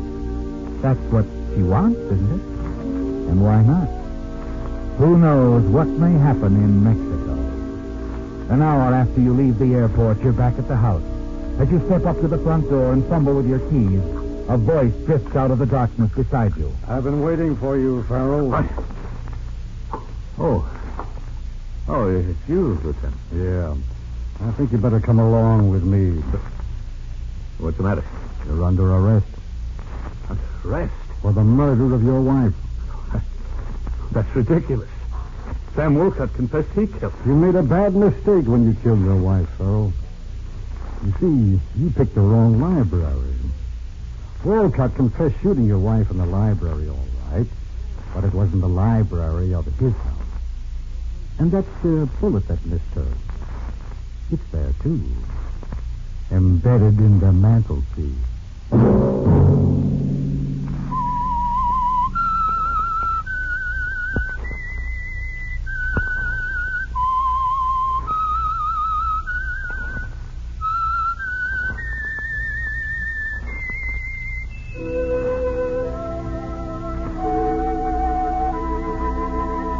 Let that whistle be your signal for the Signal Oil program, The Whistler, each Sunday night at the same time. Brought to you by the Signal Oil Company, marketers of Signal gasoline and motor oil, and fine quality automotive accessories. Signal has asked me to remind you, to get the most driving pleasure, drive at sensible speed, be courteous, and obey traffic regulations. It may save a life, possibly your own.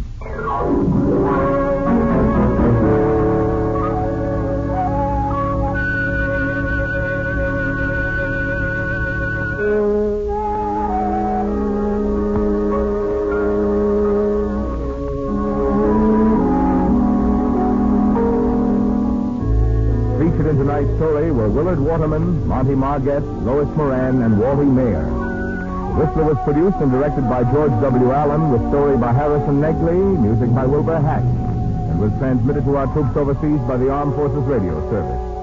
The Whistler is entirely fictional, and all characters portrayed on The Whistler are also fictional. Any similarity of names or resemblance to persons living or dead is purely coincidental. Remember, at the same time next Sunday, another strange tale by The Whistler. Marvin Miller speaking. This is CBS, the Columbia Broadcasting System.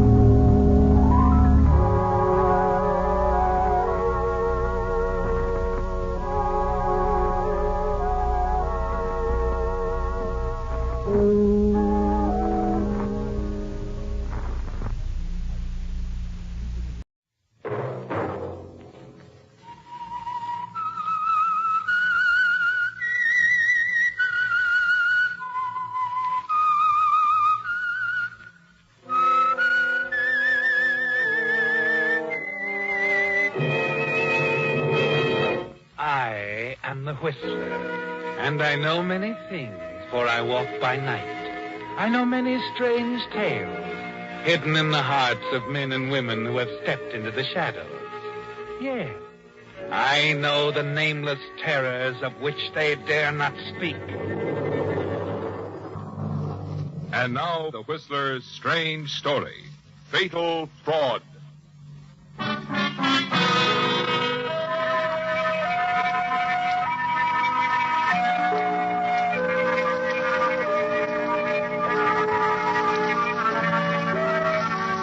The questioning by the Hong Kong police was brief. The suspect's guilt was clear. But even though conviction was a certainty, the motive and circumstances behind the crime were considerably more complex. It had started more than a week ago at a fashionable gathering across the city. A swank social affair with smartly dressed ladies in evening gowns and jewels and gentlemen in dinner jackets. And the precise moment might have been when most of the guests adjourned to the library and listened to a well-known voice and stared at the man who spoke. In my life has already been long and eventful. I have seen many changes, political, geographical, and social. I have seen tyrants rise and fall, traitors live and die. And through it all, I've seen the British Empire remain the British Empire. England remain England. Wonderful, wonderful, Chris. A perfect impersonation. Oh, that's Churchill, all right. You could sure fool me. Oh, that's what he's famous for. Isn't it, Chris? Thank you, but not quite famous. You should be, young man. All those voices, it's fantastic. It's practice, that's all. And a living. Is it a good living, Mr. Holmes? Huh? Oh, Catherine. You haven't met our clever young man. Chris Holmes, Catherine Dawn. How do you do, Miss Dawn? Fine, thank you. And you do very well, Mr. Holmes. Oh, you like the impersonation? Very much. That routine of yours must be quite tiring, though. Don't you think you've earned yourself a cocktail? Oh, he certainly has. Run along, you two. You join me, Miss Dawn? You know, Mr. Holmes, that's exactly why I came over. I hate to drink alone. Alone? You? Don't tell me. I'm not really an invited guest. Just part of the help. A secretary. I'm here with my employer, Albert van Leuven. Oh, the importer. Know him? The very nice little Dutchman, the rosy cheeks, bald head, eyes that sparkle. He holds his head to one side like this when he talks. Oh, not impressed, Miss Dawn? You don't think I did him rather well? You were excellent, Mr. Holmes. Excellent. Come along before the martinis get too wet.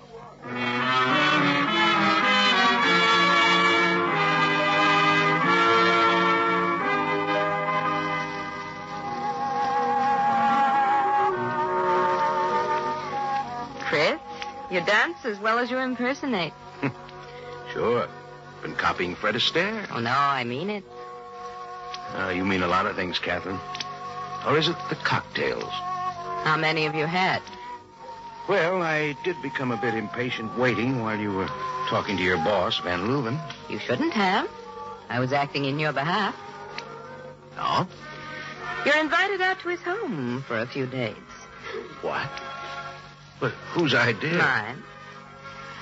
I thought it might lead to something for you. Lead to something? I think your talents are wasted on nightclubs. Oh, thanks, but the importing business isn't something one picks up overnight. Catherine, I'm afraid... Oh, now relax. You're not going to turn Mr. Van Leuven down. He wouldn't like that.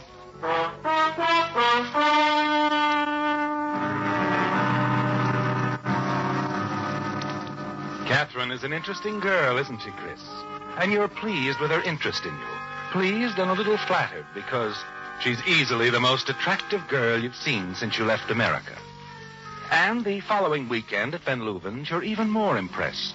Her friendliness puts you perfectly at ease, and you feel almost a part of this way of living. It's a very pleasant way, too, isn't it, Chris? Dinners on the terrace, brandy in the drawing room, excellent company. And later in the evening in Van Leuven's private office, Catherine again. She's standing by a recording machine this time. Oh, what's this going to be, darling? The Hong Kong lullaby? You'll see, Chris. Manila office. Attention, Carter. Regarding back orders on shipments of Oriental rugs. Cancel and hold in warehouse until further instructions. Please notify us immediately regarding jade and artwork. Regards, Van Leuven. Catherine, why did you have Mr. Van Leuven ask me here? I'm just a guy kicking around. I know. Maybe better than you think. Not so sure you do. Oh, I'll admit I might have been in a few deals that were a little shady. Sure? That's what I said. 2 odds make an even match. You still haven't told me why you asked me here. I want you to help me do something. It's simple. He's bringing in some money in a few days. Lots of money. The kind we can keep up with. What are you talking about? My boss, Van Leuven, and his Manila office. The details don't matter. All that I'm interested in is the money. And me. And you. You know I'm interested in you, Chris. Draw the pictures, honey. The bright boy's a little dazed right now. We're going to get that money. Oh, Chris, it'll be easy. Oh? Simono will help us. Simono? Who's he? He operates the radio shack here. Don't you want money? Sure. There's plenty, Chris. And it's all coming in by plane. Van Leuven's plane, in currency. And it will land only where he directs. Simono? Mr. Van Leuven. He's going to direct his pilot over the radio. You could change those directions, Chris. You're good Hey, now, wait a minute. Chris, there's $100,000 in cash. 100,000? A third of it can be yours. Oh, Chris, tell me you'll do it. Take this record. Practice Mr. Van Leuven's voice. Oh, it's a breeze, that part of it. Manila office regarding back orders, Oriental rugs, cancel. Oh, Chris, telling you marvelous. You really think we can get away with it, Catherine? We can and we will, Chris. We will. You do it? Yeah. Yeah, I guess so. The money, Chris, it's real, not an imitation. You'll see.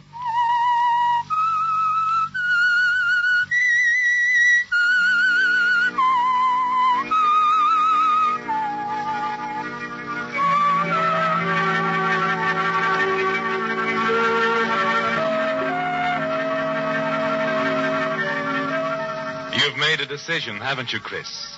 Yes, you've decided you're going to help Catherine with her plan to hijack her employer's plane arriving from Manila with almost $100,000 aboard. And your part in it is all so simple. You've only to impersonate Albert Van Leuven's voice. order the pilot to land his plane at another field where Catherine wants it to land.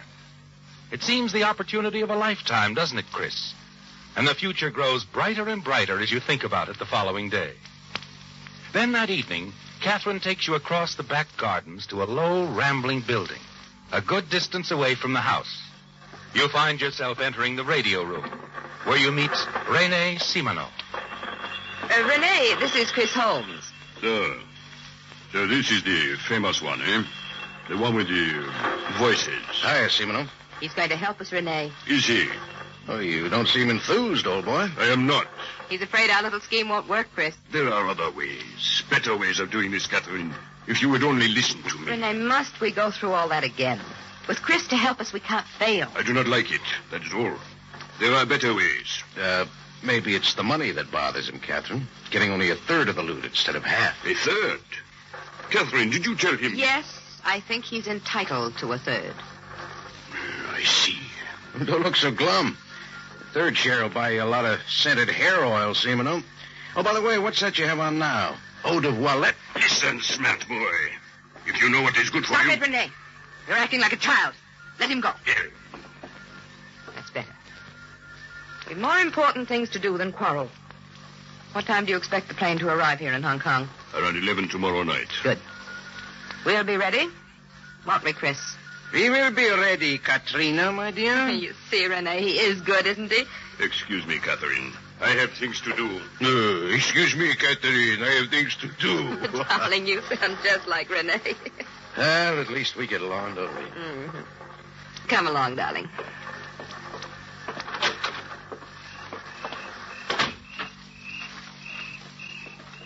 Catherine, can you trust him? Simoneau? Yes, I can trust him. What makes you so sure? Oh, I've known him a long time. He's in love with you, isn't he? He'd do anything for you. I suppose. Were you in love with him once? What difference does that make? I just asked. He could make trouble for us later. You leave him to me. I know how to handle him. And I love you, Chris. Remember that. I love you. You sure? I'm sure. Now come along. The guests are on the terrace. We don't want them to miss us. No, particularly Van Leuven. Check. Well, you must talk to him, Chris. Keep studying him.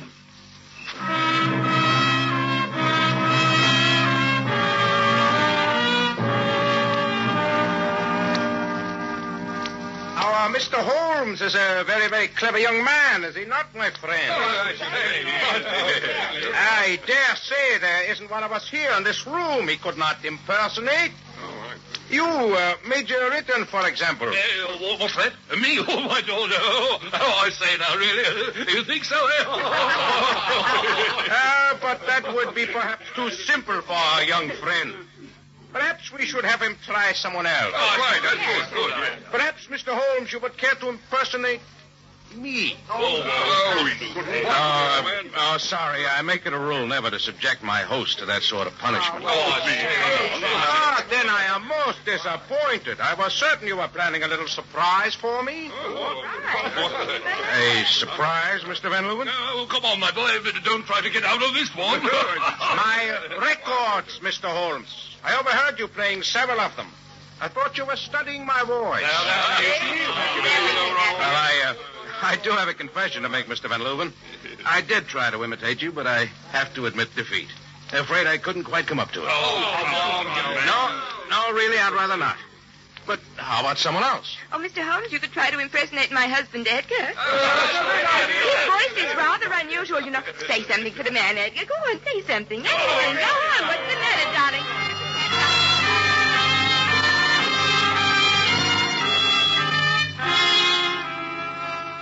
You oblige her, don't you, Chris? And your impersonation of her husband goes over very well. Then you're called on to do others to the delight of the assembled guests. But through it all, you're a little on edge. You haven't forgotten Van Leuven's request that you try to impersonate him. And the rather strange expression on his face when he mentioned having overheard you playing his records. Finally, you managed to break away and look for Catherine. But she's not in the house. And so you wander outside into the garden for a quiet smoke. And then near the radio building, you hear voices. I'm sure this Catherine is a mistake. and Simano. But I don't like it, Catherine. I do not like it one bit. Renee, darling, I told you not to worry. But what do we know about this Chris Holmes? How can we trust him? Please, let's not argue. I know what I'm doing. Believe me, Renee, I know what I'm doing.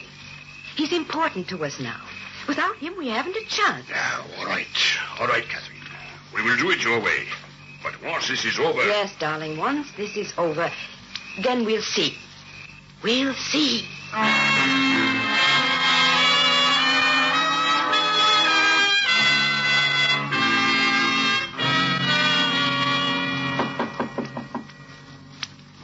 One moment. Oh, Catherine. I want to talk to you, Chris. Inside. Certainly. Chris, last night I know you overheard us.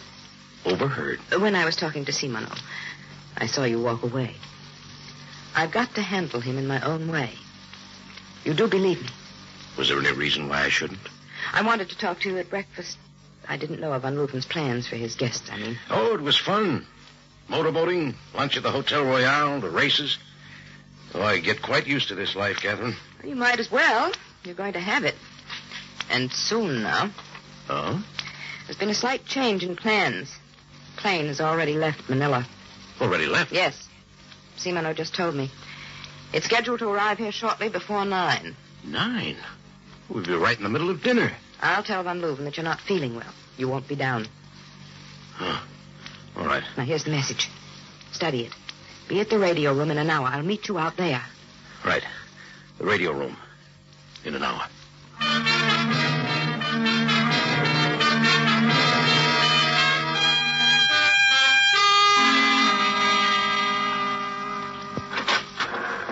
Oh, Chris, thank goodness. Hurry. We've established contact with the plane. You know the message? Yeah, perfectly. Take the microphone. Oh, thanks. Wait. W682RC. This is Albert Van Leuven. You will disregard previous instructions to land. Proceed to the emergency field and Perlang Road for landing. Repeat, please. Disregard previous instructions to land. Proceed to emergency field on Perlang Road for landing. Got it, Mr. Van Leuven?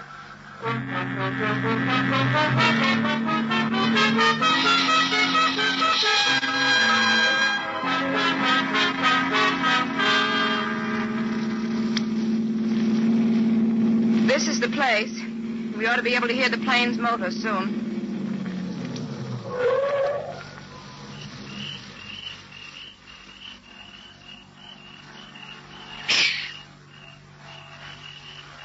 Yeah, that's it. Right on schedule. Let's get out there for the landing. You wait here for us, Chris. Renee and I will meet the pilot. Okay, but go easy on him.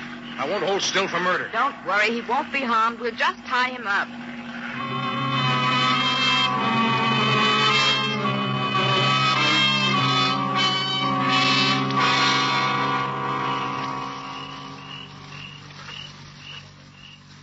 Chris?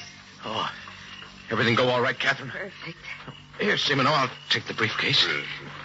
Ah, feels nice and full. Better let me take care of the briefcase, gentlemen. It's okay with me. Simon? What can I say but yes? I'll take good care of it. Get in, Renee. Well, now what? Back to town. I've made arrangements for us to leave by boat tonight. I'll drive you back to Van Leuven's, Chris. What about you, Renee? I would rather not go back. Drop me off at the little cafe near the waterfront. I like their food. All right. Wait there until you hear from me. I think I'll try Simino's waterfront cafe, too. It's all right with him. Maybe it would be better for you to go with Simino, Chris. Let him come along. It makes no difference to me. Good. Let's get started.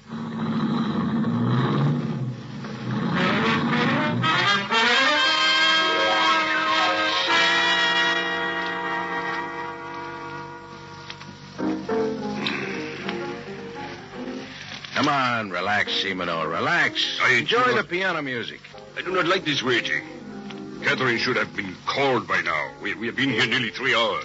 Forget it. Enjoy yourself. And this brandy's wonderful. Hey, where you going, Simino? To get another drink. Our waiter seems to have too many tables to take care of.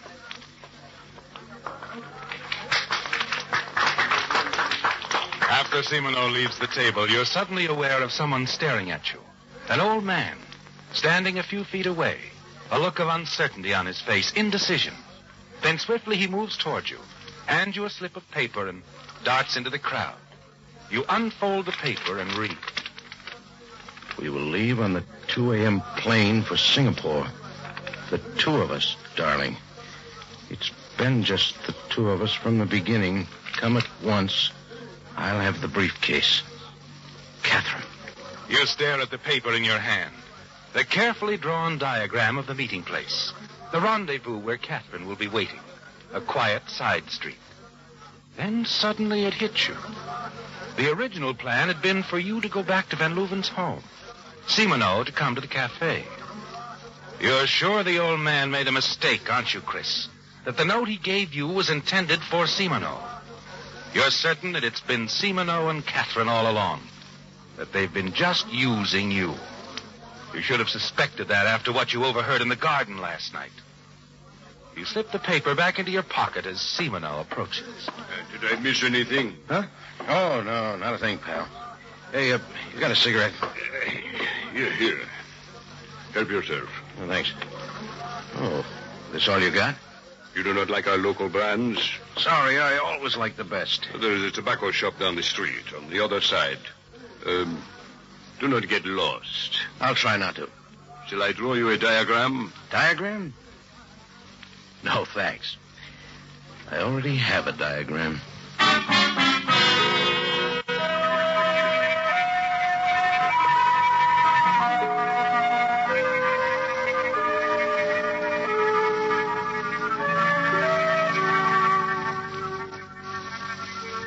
Waiting here in the shadows for Catherine, you feel a little foolish about the way you've been used, don't you, Chris? Only the money matters to you now. And you're sure you'll be able to take it for yourself and leave them. Catherine and Simino. That's the way it is, isn't it?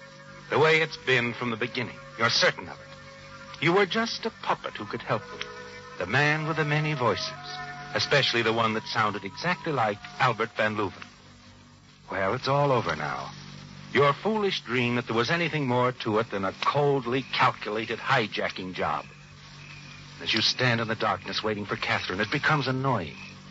The way her words come drifting back, mixing you up, challenging your judgment. 2 odds make an even match, don't they, Chris? I love you, Chris. Remember that. I love you. Yeah, sure. Sure you'll love me. You tighten. Draw back into the shadows at the sound of a twig snapping. Then you see her, Catherine, approaching slowly toward you. Your eye catches something else, too. The glint of moonlight on the gun in her hand. Suddenly your blood runs cold as you realize the real reason for that note. It was sent to lure either you or Simino here to his death. And you were certain the note was meant for Rene Simino. Now you wonder. Maybe it wasn't Catherine and Simino all the time. Who is it? Who's there? As Catherine's voice comes through the darkness, you know you've got to decide. You can answer with either voice, your own or Simino's, and your decision will mean life or death. Then, as suddenly as it came, the panic leaves you. Instantly, the whole thing seems clear to you. You were a fool to think otherwise. You're certain that the old man who gave you the note did not make a mistake, that the note was meant for you, and that the bullet in Catherine's gun is also meant for you. But you're sure there's still a way out, aren't you, Chris? Yes. You'll speak to her as Rene Simino. She'll come to you. Disarming her and taking the briefcase will be easy. You wait for her to speak again. Answer me. Who's there? Do not be afraid, Catherine. It is I, Rene Simino. The The Whistler. Listen next week when once again the United States Air Forces in Europe present The Whistler.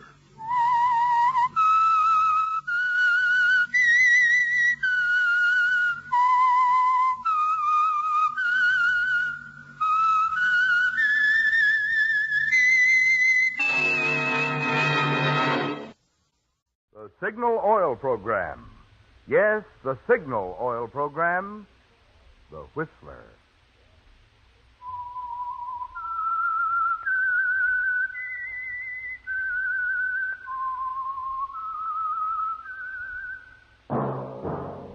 That whistle is your signal for the Signal Oil Program, The Whistler.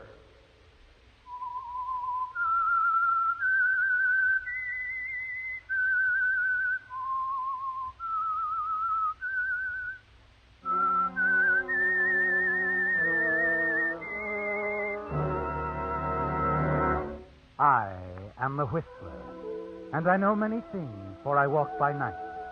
I know many strange tales hidden in the hearts of men and women who have stepped into the shadows. Yes, I know the nameless terrors of which they dare not speak. Yes, friends, it's time for the Signal Oil Program, The Whistler, rated tops in popularity for a longer period of time than any other West Coast program in radio history. And Signal gasoline is tops, too, tops in quality. It takes extra quality, you know, to give you extra mileage. And Signal is the famous Go Farther gasoline. So look for the Signal circle sign in yellow and black that identifies independently operated Signal stations from Canada to Mexico. And now the Whistler's strange story. Deal with Death.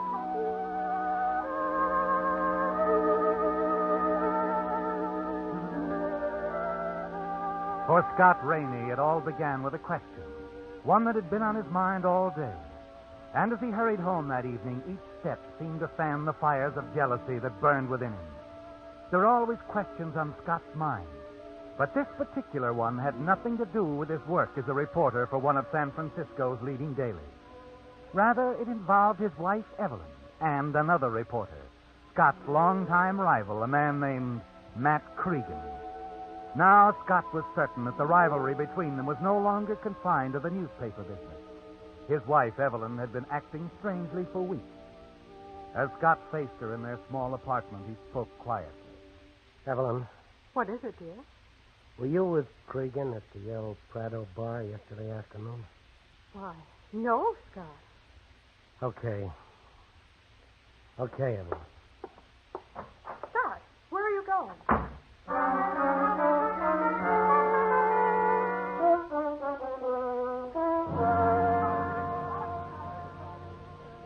I guess it's all pretty boring. Hey, Gus? What is? Oh, listening to guys crying out their domestic troubles to you over the bar? All goes with bartendering. Maybe he ain't got the trouble you think. She lied, didn't she? I saw her here with Cregan. Sure, but maybe she had a good reason. They've been friends for a long time, ain't they? Yeah, but... He did a lot for her when she was singing in clubs around town. Looked after her pretty well. Some of the spots she worked in was operated by guys that was plenty tough. She's pretty attractive, your wife. Yeah. Well, I wouldn't know about Evelyn's past. She didn't ask me about mine. That's how we got married, Gus. No questions asked. Fix me another drink, will you? Yeah, sure. Oh, I almost forgot. About an hour ago, there was a call for you. Any message? Fella didn't leave one. He said he'd call back later. Well, I'm not sticking around much longer. Oh, you're good? Oh, Al. It's about time. My dogs are killing me. Look, you're supposed to relieve me at 8 Hello, o'clock. Scott. Hi. Sure, Gus. Only there was a roadblock. Little excitement down on the waterfront. What kind of excitement? Fire in one of them cheap hotels. You didn't stop to find out how it happened? Nah, I didn't want old Gus here to overwork. It's the first time I ever bothered you. I think I'll go down and have a look. What do I owe you, Gus? You already caught the last one. Always on the beat, huh? A reporter is only as good as his last hot story. This one ought to be hot enough anyway. A fire. Ha! I'm sorry you came.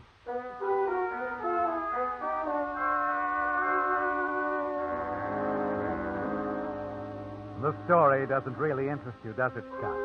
Just something to keep your mind off Evelyn. The jealousy you feel about her friendship with Matt Cregan.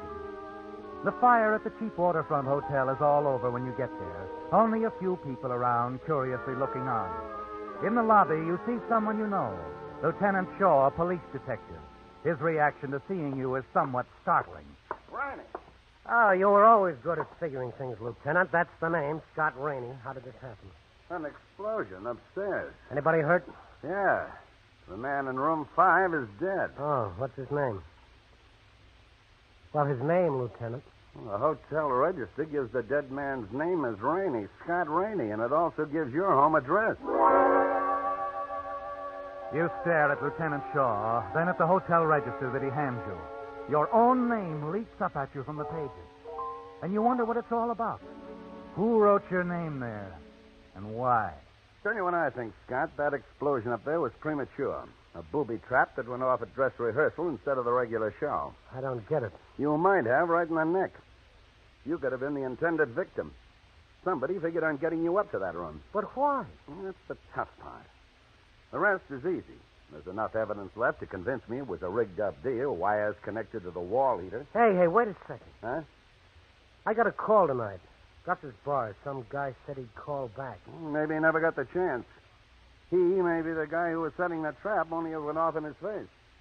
He was probably going to get you over here in a phony tip. What was he after? Are you trying to kill me? Frame me? What? Listen, Scott. Maybe this sounds crazy to you, but I have an idea. How about playing dead for a while? Playing dead? Just keeping out of sight for a day or two. Give us a chance to dig deeper into this thing, figure out what it's all about. Yeah, but a couple of guys know I'm not dead. Gus and Al, the two bartenders at the El Prado. Oh, we'll handle them all right. The person who'll do the worrying is the one who planned this thing. Let's not give it away until you think it over. Oh, here they come. Duck into this room. I'll talk to the other reporters. Go on inside. Well, hiya, boys. What can I do for you? Anything big to this waterfront fire, Lieutenant? How come you're looking into it? Not a homicide, is it?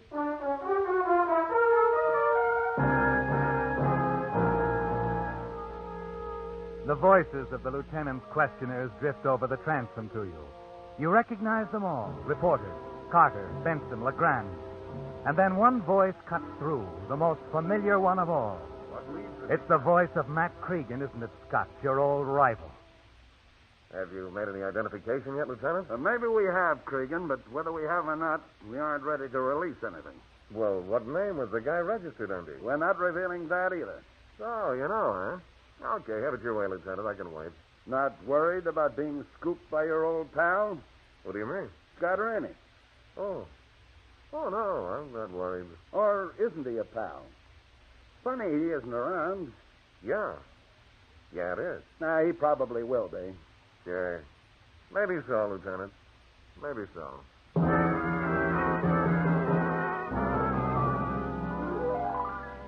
Something in Cregan's tone bothers you, doesn't it, Scott? He isn't worried at all. You're sure of it. And suddenly you've made up your mind about something else. When the other reporters have gone, you have an answer ready for the lieutenant. I've decided to string along with you, Lieutenant. I'll play dead for a while. Just tell me what to do. You don't do anything, Scott. Just keep out of sight. The body will remain unidentified. We'll let whoever did this sweat a while. He might get careless, make a mistake. When we break the case, the story is all yours. Okay, Lieutenant. But the story is only part of what I'm after.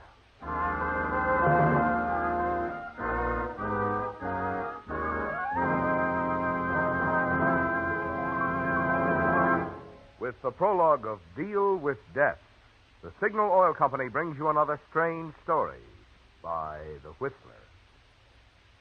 If, like most car owners, you'll be using tomorrow's holiday for a drive somewhere, you'll also be seeing a lot of Signal service stations. So it occurred to me that you might like to know a little more about this friendly organization which brings you The Whistler. Well, first of all, Signal products have always been sold only through independently operated stations. The reason? Signal Oil Company believes that a man who has his own business naturally has more incentive to serve you better. And secondly, because you want top-quality products for your car, each individual Signal station is backed by an organization which serves the many hundreds of Signal dealers throughout 6 western states. with facilities to bring you every latest advance in petroleum science. Obviously, drivers must like this combination of Signal's personalized service, plus fine quality Signal products. When you consider how fast Signal has grown into an organization serving the entire West Coast from border to border. To see for yourself one of the good reasons for this increasing popularity, drop into a Signal station tomorrow. Fill up your tank and discover how you go farther with Signal.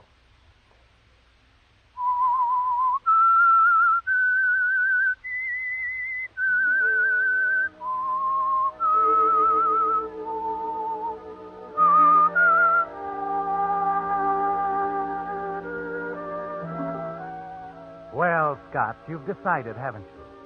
Agreed to play dead for Lieutenant Shaw to give him an opportunity to investigate the strange motive behind the explosion in the Waterfront Hotel in an attempt to kill you. There's something intriguing about the whole idea, isn't there? Keeping out of sight, sitting back, watching, waiting for developments.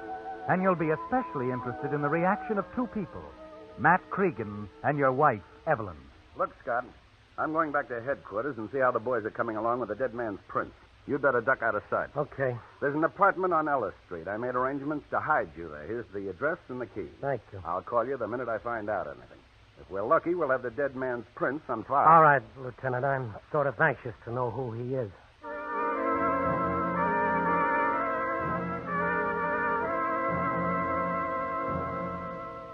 It's important to you, isn't it, Scott, to know who the dead man is? The man you're certain set the death trap for you in that Waterfront hotel room. But more important is Matt Cregan. And on your way to the hideout, you see him walking up the street ahead of you. You follow Cregan as he wanders around the Waterfront district, looking into one bar, then another. At one place, the Golden Hawk Bar, he stays there for over an hour, and then finally he comes out and continues his rounds. He's searching for someone, isn't he, Scott? Finally, Matt returns to his flat on Washington Street. You're more than a little annoyed to see the lights in his apartment go out, and you know he's gone to bed. A quarter of an hour later, you enter a small apartment building on Ellis Street. The address Lieutenant Shaw gave you. As you open the door... Scott! Why, Oh, Lieutenant. Where have you been? I was just scouting around. That could be dangerous. I told you to stay out of sight. Sure. You ever hear of Dino Corelli? The gambler? Sure, I've heard of him. Don't know him, though. No, should I? Well, he's the guy we pulled out of that hotel fire. The man who registered in that room under your name. Corelli? Mm-hmm. Lieutenant, I thought Corelli was still up at San Quentin. Got out a couple of months ago. Been floating around town since then, picking up odd jobs here and there. You think somebody hired him to set that trap up for me tonight? Could be.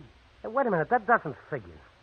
Corelli was a gambler, a big gambler, not a trigger man. Corelli was a big man once, but when he got out of prison 2 months ago, he was just another guy, a nobody, and without dough. Maybe he wanted to pick up a few bucks. Still doesn't make sense. Maybe this will. We checked up on him. Found he once served a prison term back east for a bank job. In his early days, Corelli's was an expert with explosives, a soup artist. Oh, that does sort of make a difference. Yeah. My hunch is, of course, I may be wrong, but it's possible somebody hired Corelli to kill you, Scott. Now, do you see why it's important you keep out of sight? Sure. Whoever tried to have you killed will probably try it again when he finds out this attempt failed. So if you're smart, you'll stay in this apartment. What's that? Oh, never mind, Scott. It's one of my boys out front. I told him to pick me up. Okay, Lieutenant. I'll let you know how we make out. We're going to start hitting a few of Corelli's hangouts, starting with the Golden Hawk. The Golden Hawk? Yeah, you know where it is? Yeah, I know.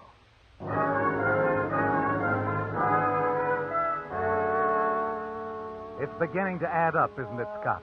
The Golden Hawk Bar, one of Corelli's hangouts. And that's where Matt Cregan went tonight, looking for Corelli. You're sure he's involved in the attempt on your life, aren't you, Scott? You're certain Cregan's in love with your wife. But there's no proof of it yet. And that's what you need, proof, before you can make your move to handle Cregan in your own way. You pick up the telephone and dial. Too dangerous for you to leave the apartment, so you're going to need someone to help you. The sort of help that a police informer like Jerry Harris can give you. Hello? Hello? Oh, just a second. Will you, baby? Hello? Jerry, this is Scott Rainey. Oh, hi. What's up? Don't let anybody know you've talked to me, Jerry. Got a little job for you. Well, look, pal, I'm sort of tied up at the moment. Well, this can wait till morning, but that's all. Morning, huh? Well, I got some things on fire for tomorrow, pal. I don't think I'll be able Still on to... parole, aren't you, Jerry? Yeah. Why? There are certain things guys on parole are not supposed to do, Jerry. You get what I mean? I think so. What do you want me to do? Nothing that could hurt you. Just tail a guy. Matt Cregan. Cregan, the reporter? Yeah. Let me know what he does, where he goes, who he sees. That's all. And keep your mouth shut. Okay. Keep in touch with me at this number. Lafayette, 8971. You got it? Yeah, I got it.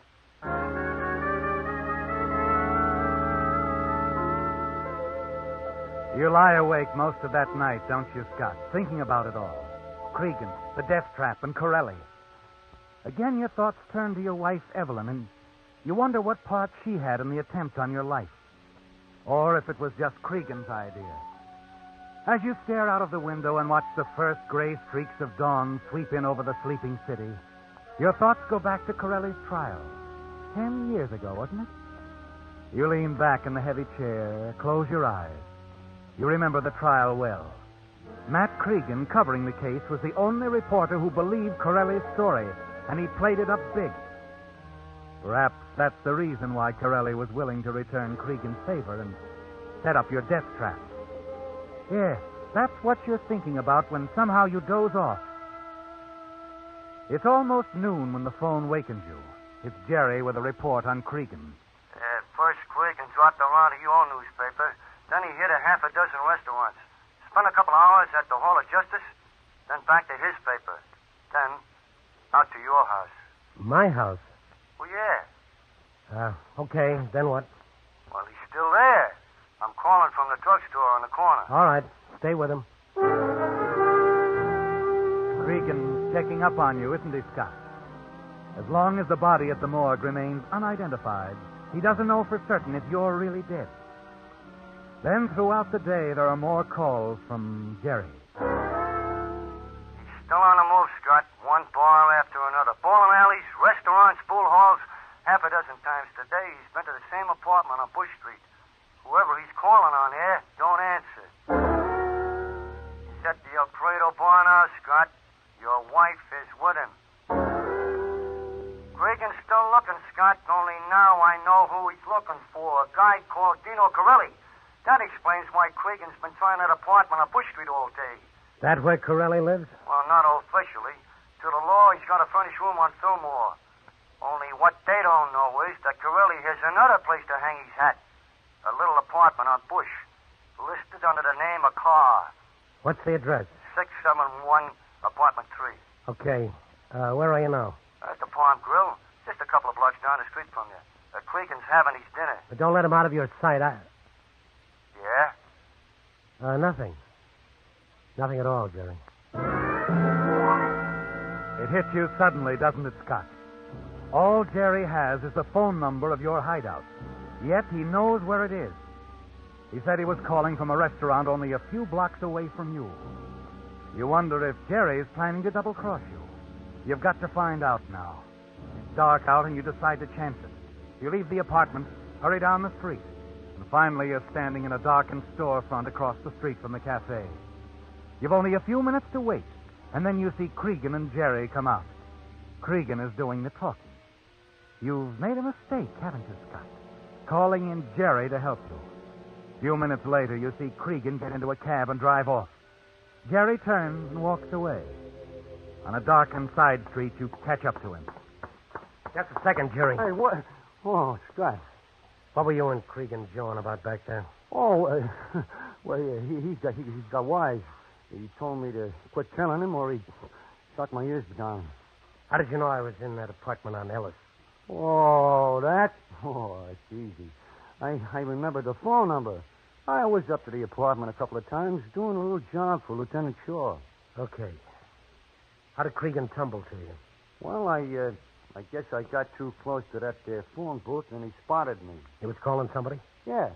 Some dame kept calling him honey. From what I overheard, he's figuring on blowing town with her tonight. I heard him say he had 2 tickets for the 11 o'clock plane. Oh, leaving town, huh? Listen, Jerry, meet me at Corelli's apartment right away. Well, what do you want me for? Well, apartments usually have locks. I can use your talents.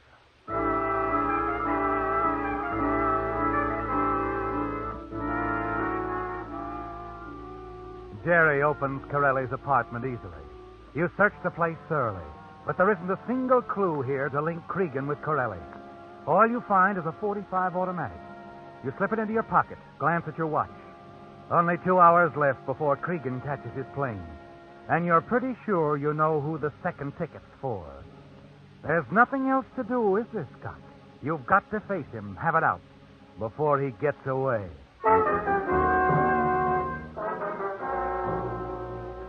Shortly before 9:30, you enter the apartment house where Cregan lives. The hand in your pocket tightens around the gun as you hurry up the stairs, and you wonder what he'll say when he sees you. He's in for a shock, isn't he, Scott, when he discovers you're still alive? And then as you reach for the doorbell at his apartment, something you hear stops your hand in midair. A laugh. A woman's laugh coming from the inside.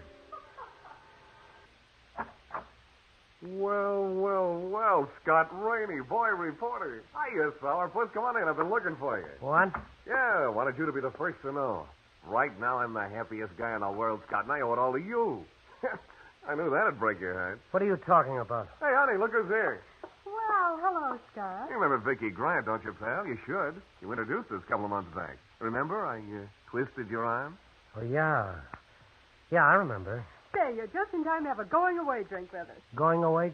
Sure. Vicky and I are getting married, pal. Come on, have a drink. Let's bury the hatchet. Tonight, I love everybody. Even you, sourpuss. Don't mind him, Scott. Matt keeps telling me you're the best reporter in town. Of course he is. Hey, look, Scott. To show you my heart's in the right place, I'm going to give you a tip. You heard about that fire in the hotel on the waterfront? Fire? Yeah, the police say they haven't identified the body, but I know better. I also have a few good contacts at the morgue. The guy's name is Corelli, Dino Corelli. Oh? My spies also tell me he's got a little hideout on Bush Street under another name. Might be a big story there, pal. It's all yours. I'm too busy getting married. Scott, where are you going? Hey, wait a minute. How about that drink? As you half run down the stairs, you realize you've been all wrong, haven't you, Scott? You were quick, eager to jump to the conclusion that Matt Cregan had hired Corelli to kill you. Certain Matt wanted you out of the way so he could marry your wife, Evelyn. But it hasn't turned out that way, has it? You had it all figured out, and you were completely wrong. As you reach the street, you realize, too, that now you'll have to start all over, that you're no nearer to the answer than you were last night. Back at the apartment on Ellis Street, the hideout furnished you by Lieutenant Shaw, you paced the floor for hours trying to think it out, struggling to find the motive behind the attempt on your life. And then... Yeah. Sherry again. After I let you in Corelli's apartment, I played a hunch and went over to the Golden Hawk to see if Corelli and Cregan never got together there. Well, it seems not. But Corelli spent most of his time talking to some dame. Oh? Know who she is? Well, the bartender ain't sure. But he heard Corelli call the dame by her first name several times. What is it? The dame's name is Evelyn.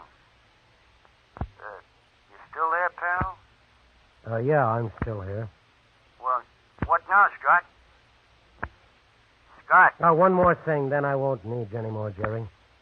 Call up my home and tell my wife that Corelli wants to see her at his place right away. Don't give her the address. Yeah? Don't tell her who you are. Just give her the message and hang up. Okay, but I don't get it. No, I guess you don't. But I think Evelyn will.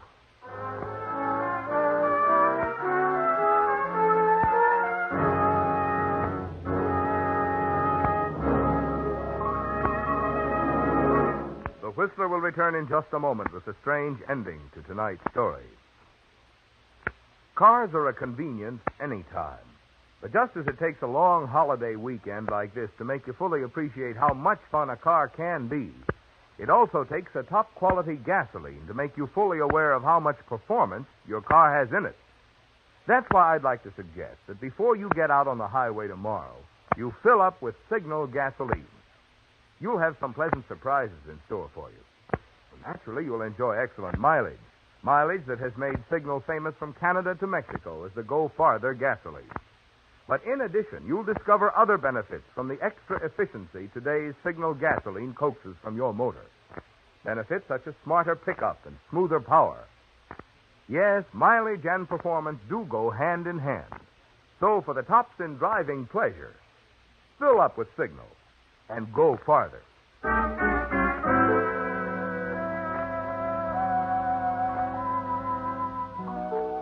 All along, you were certain that Matt Cregan was involved in the attempt to kill you, weren't you, Scott? Certain he had hired Corelli to set up the death trap. But you were wrong. Now he's out of it. That leaves one person, Evelyn. Yes. You're sure it was your wife and Corelli who plotted your death in that cheap waterfront hotel. That it had been Corelli all along. Hard to imagine your wife in love with a man like Corelli. But as your friend Gus the bartender said, he'd been thrown with some pretty tough characters in her work as a nightclub singer before you'd known her. One thing you're sure of. When Jerry phoned her to meet you at Corelli's, he didn't give her Corelli's address. If she comes, it means she's been there before. As you sit in Corelli's apartment waiting for her, you stare at the gun on the table at your elbow and then at your watch. It's been over an hour now since she received the message. Come in. Scott, what are you doing here? Surprise, baby. You watch her as she stands in the doorway, a puzzled look on her face. And then suddenly something happens to you, doesn't it, Scott? A moment ago you were going to kill her, but now your hands remain motionless in your lap. You find you love her so much you can't reach for the gun on the table. Oh, darling, you had me worried sick. Where have you been? I guess I should have told you before, Mrs. Rainey.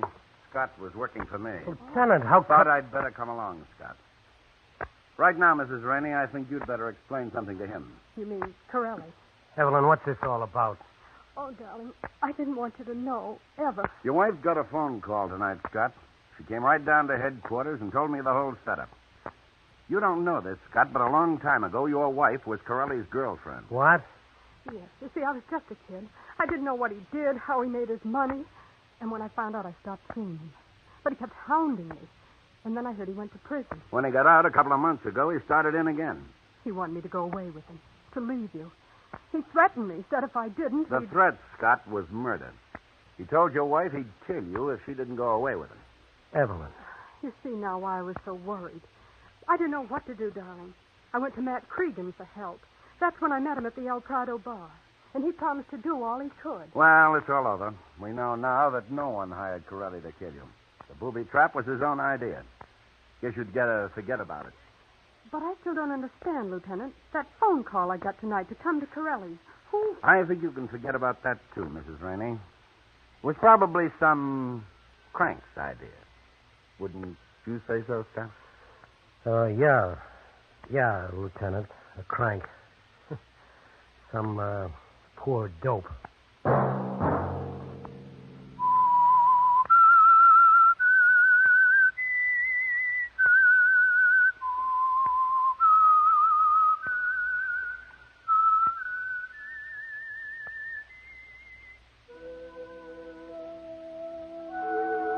Let that whistle be your signal for the Signal Oil program, The Whistler, each Sunday night at this same time.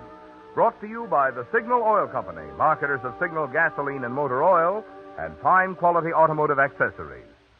Signal has asked me to remind you, to get the most driving pleasure, drive at sensible speeds, be courteous, and obey traffic regulations. It may save a life, possibly your own.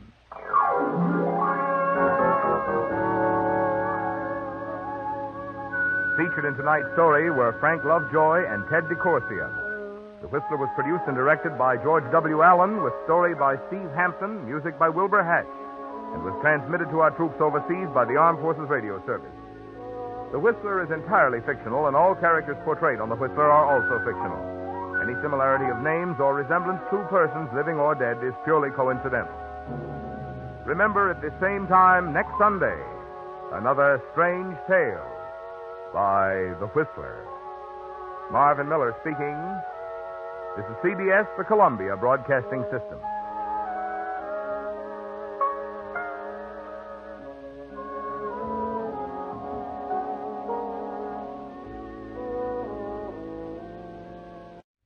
the Signal Oil Program. Yes, the Signal Oil Program, The Whistler.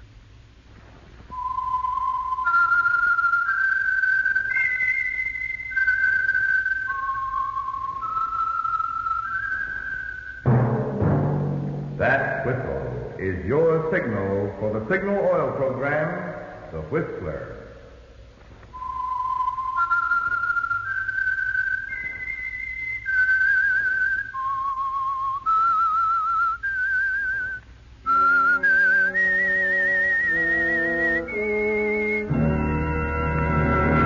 I am the Whistler, and I know many things, for I walk by night. I know many strange tales, hidden in the hearts of men and women who have stepped into the shadows. Yes, I know the nameless terrors of which they dare not speak.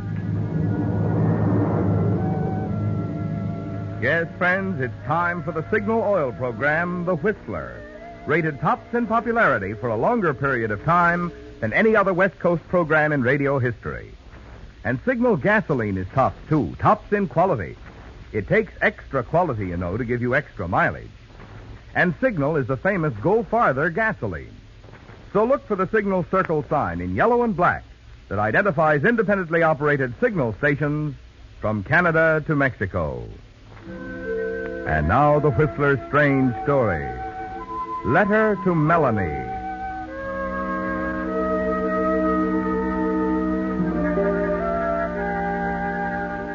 The tiny beanery on the main street was called the Heart of Gold, but the title bore little, if any, reference to the people who ate there. The miners, transients, local merchants, and people like Hal Benton. Perhaps the Heart of Gold held something more for Hal Benton.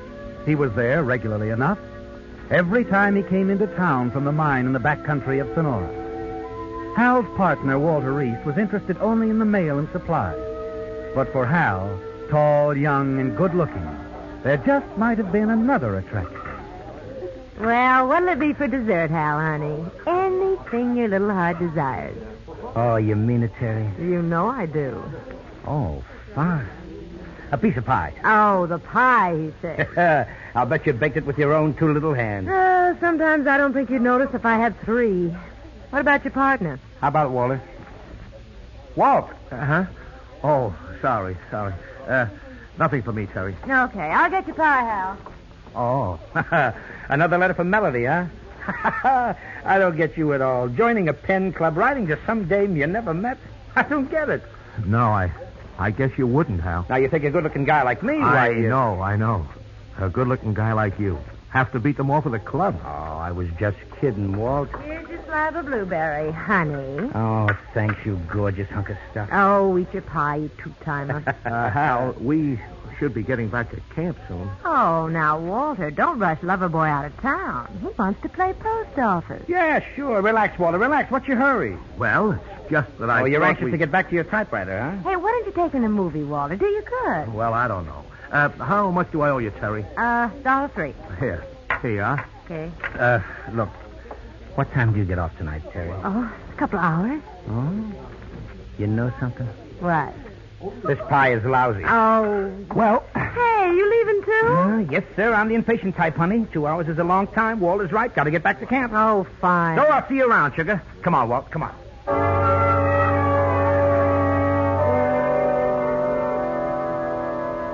It's back to camp for you, isn't it, Hal? Yes, with all your other interests. The mine you and Walter are working in the back country is the most important thing in your life. It's most important to Walter, too. Although he makes you wonder sometimes, like right now, back at your camp in the hills, sitting across from you by the lantern, pecking away at the old battered typewriter. Another letter to Melanie. Melanie Lawton, Walter's Correspondence Club sweetheart. Walt, what's the good of all this letter writing to your bashful widow in Tacoma if you never plan to meet the dame? Well, perhaps I do intend to meet Melanie. Sure. You don't believe me, Hal, do you? Just because it doesn't mean anything to you. You can have any woman you want, anytime, sure. You're handsome Hal. Well, maybe you'll be surprised. Melanie's driving to San Francisco next week. No. Really? That's right. And she intends to stop by Sonora.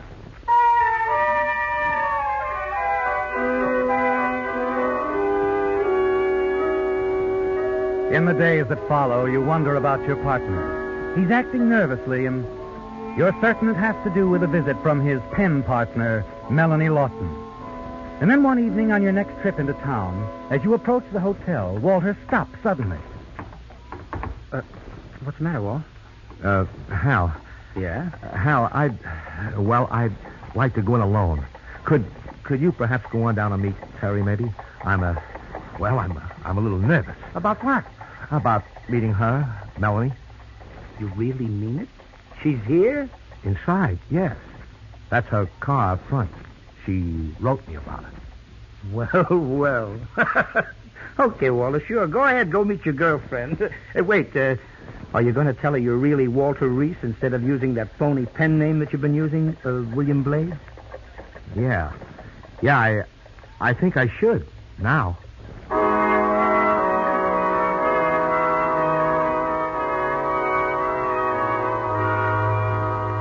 It surprises you, doesn't it, Hal? Even more as you walk past the huge convertible car parked in at the curb. And then a thought hits you very suddenly, doesn't it, Hal? The big car. What it must have cost. The money that Melanie Lawton must have to own it. And then another thought. Something Walter said. Something that suddenly has a new meaning. You can have any woman you want anytime. Sure. You're a handsome Hal. Yeah, you know, maybe you're right, Walt. I wonder just how lonesome your rich girlfriend is. I wonder.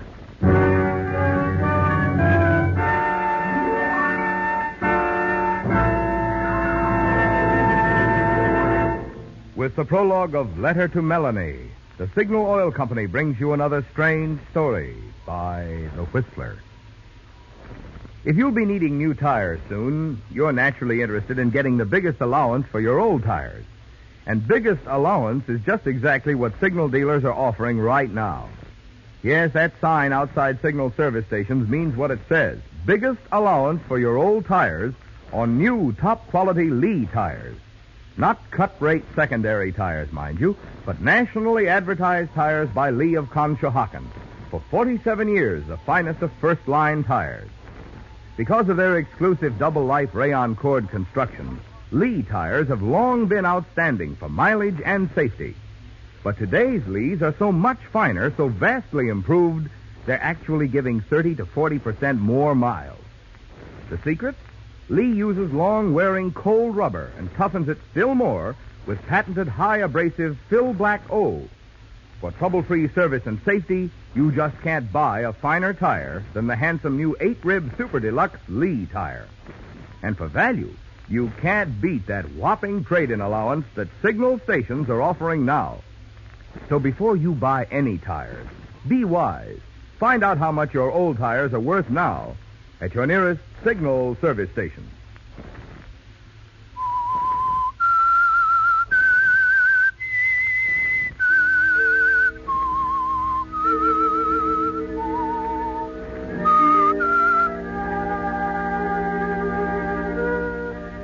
Your curiosity is aroused, isn't it, Hal? As it always is when there's money in sight. Any kind of money. And now you wonder if Walter hasn't found the real answer without knowing. Yes. His letters to a wealthy, lonely woman, Melanie Lawton, who drove all this way to see him. And you decide that the situation is worth looking into. Yes. And a few minutes after that decision, you enter the hotel cocktail bar, approach Walter and the woman who's sitting with him at the bar. Well, hello. What? Oh. Huh? Oh. Walter, you old fox? Well, aren't you going to introduce me? Well, of course. Well, this must be Mr. Benton. Yes, Melanie. Miss Melanie Lawton, this is my partner, Hal Benton. How do you do? Hello. Walter was just telling me about you, Mr. Benton. Well, that's just like him. What'd he say? Oh, that's a secret. I promised him I wouldn't tell you. And you're not a gal to break a secret, huh? Well, here. Look, can I borrow a stool here and buy a drink, huh? Well, no. Melanie, Mrs. Lawton's had quite a drive, and she was just going to turn in, and I thought that... It's quite all right, Walter, really. I don't mind. Well... Your things out of the car, Mrs. Lawton? I know, they're... No, bad service in a town like this, Mrs. Lawton. But I'll take care of it. That is, unless you'd rather, Walter. I don't want to interfere, you know. No, of course I'll do it. I'll be right back, Melanie.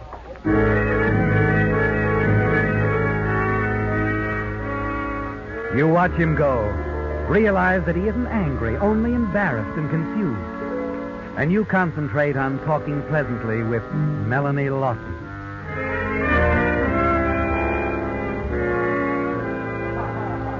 It's easy, isn't it, Hal? Easy and pleasant. And in the next few moments, you turn on the charm all the way. You know, Mrs. Lawton, Melanie, I'm going to make a little threat right here and now.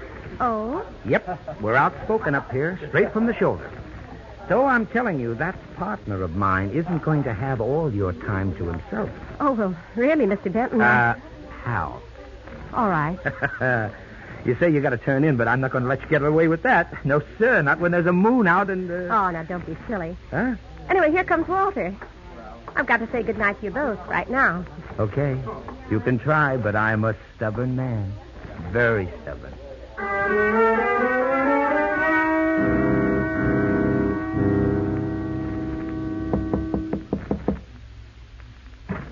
Yes? Oh, Mr. Benton. How? Oh, Mr. Benton, really? I know. You just said goodnight to me and to Walter. He believes it, too. Went down to the depot, a red-hot game of checkers on tap. Well, you don't believe it that I meant it when I said goodnight? Not with that moon. Like I said... Oh, now, please. Oh, Melanie, I'm like a little boy at heart, really. I just have to drive that convertible around the block at least. I'll give you the keys. You can... Oh, I'm not that much of a little boy. Oh, come on. Just around the block, Melanie. All right. Just around the block, Mr. Benton. How?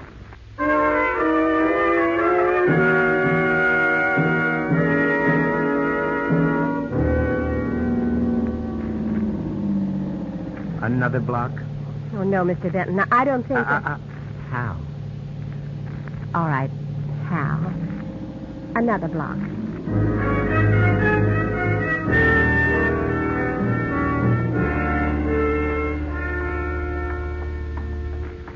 Like I said, Walter, I was on my way down here about a quarter of an hour ago, and I bumped into Melanie as she stepped out of the hotel. Hal, don't you think it's strange? I mean for her just to go to San Francisco without a word? Well, she told me to say goodbye to you. Oh, women are funny, Walter. Come on, let's get back to camp. Yeah, let's do. Hal, I know this must seem silly to you, but Melanie's leaving like that without saying goodbye, well, it's kind of knocked me out. Do you think you could handle the mine alone for a couple of weeks? What? Why? What do you got in mind? Well, it's just like I said, this thing with Melanie ending like it did, it kind of knocked me out. And if you don't mind, I'd like to run up to Sacramento and spend a couple of weeks with my sister and her husband. I'm just nuts about the kids. I think it's a good idea, Walter. A great idea.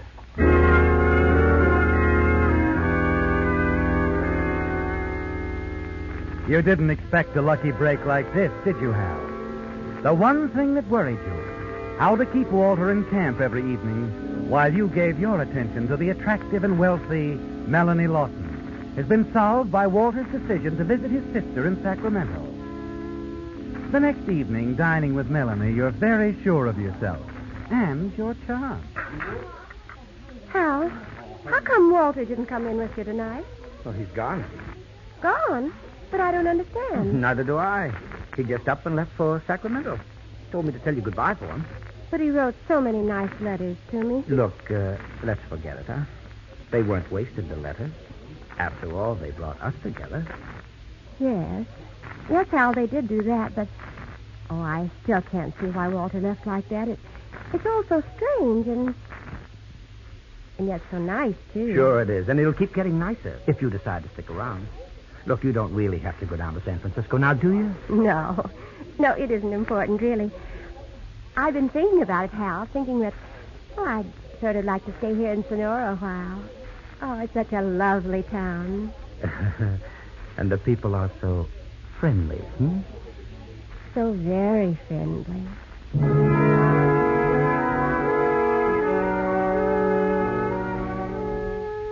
There are other evenings with Melanie. Evenings when she picks you up at the bridge a quarter of a mile from your camp.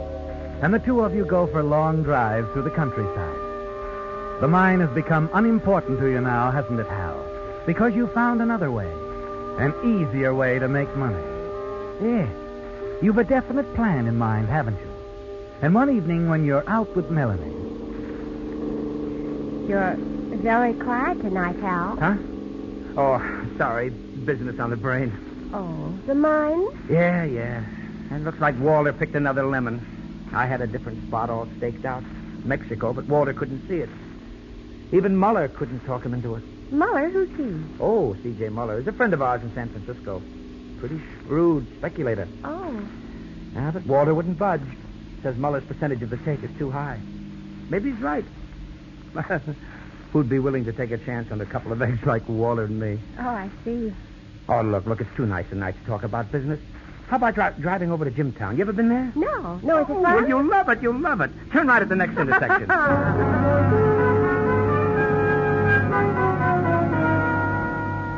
It's done, isn't it, Hal? You've made the first move of the campaign. The subtle beginning of your plan to sell Melanie Lawson the idea of investing some capital in a Mexican gold hunt. And in the evenings that follow, you keep the subject alive, casually mentioning it from time to time, dropping a word now and then at just the right moment. Then you purposely avoid the subject for several days. And finally, at the end of the week, it's Melanie who brings it up again. It's just what you've been waiting for. You know, it's a funny thing, Melanie, you mentioning Muller. I got a letter from him this morning. Oh, still interested? He's frothing at the mouth. Wow. Here, read it. My dear Mr. Benton, could persuade your business partner, Mr. Reese, to accept my terms. I am certain that we... Oh, he is interested, isn't he? Wants to see you. Yeah, I talked to him on the phone this afternoon. I told him it's still no go. Hal, you're sold on this idea, aren't you? Going to Mexico. Oh, completely. And all you need is $10,000. Mm-hmm. 5,000 to start with, at least. What? What are you thinking about, baby? Oh, nothing. Nothing at all, Hal. Come on, help me squander some quarters in that slot machine, huh? What, again? Yes, sir. I have a hunch, Melanie, I'm going to hit the jackpot before long.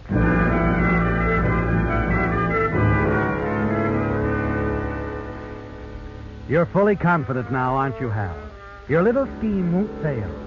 The letter from Muller was all you needed. It's an old letter, and you changed the date on it. But Melanie doesn't know that, does she, Hal? The next evening, you're at the bridge waiting for Melanie as usual. An hour goes by. She's never been this late before, has she, Hal? And you're beginning to wonder if something has gone wrong when... Hi, Hal. Oh, I'm sorry I'm late. Well, you had me worried. Oh, really? Oh, I just got back from San Francisco. San Francisco? Yeah, and you want to know why? Here's this envelope. Huh? Open it. Go on.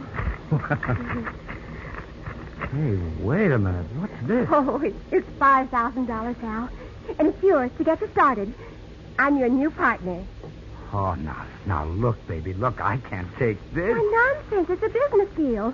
And I'm certainly old enough to know how to handle my money. And besides, I want to do it, Hal.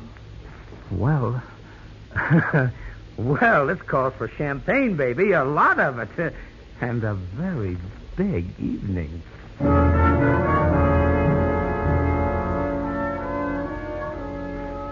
You congratulate yourself, don't you, Hal?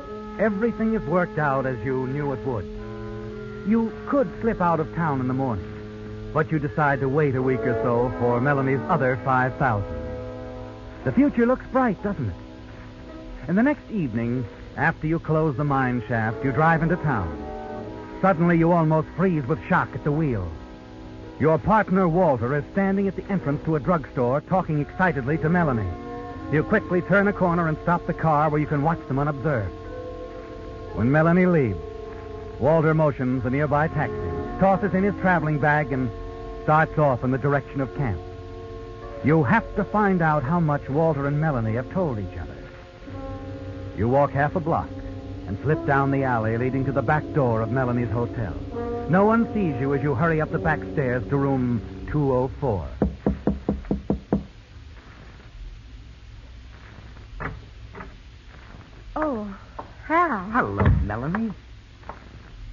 You lied to me about the mine, didn't you, Hal? I saw you talking to Walter. What did he tell you? He didn't have to tell me anything. I knew something was wrong by the way he acted. Where'd he go? Back to camp. Oh, listen, he's putting on an act, honey. He's sore. He's trying to make trouble between us because you and No I... use, Hal. I phoned Mr. Miller in San Francisco. Oh, I see. He's been in Europe the past year. You were very clever, Hal. And I was very foolish. Okay. Well, what now? You want the money back? What? I don't care about the money. What? That doesn't matter. Oh, well, look, baby, look, we can straighten this out. No, we can't. What are you doing? I'm going to see to it that you never get the chance to pull this cheap trick again on some other foolish woman. Oh, now, wait a minute. You can have the dough back. I'm calling the police, Hal. No, you're not. Give me that. Give me that phone. Call the police, will you?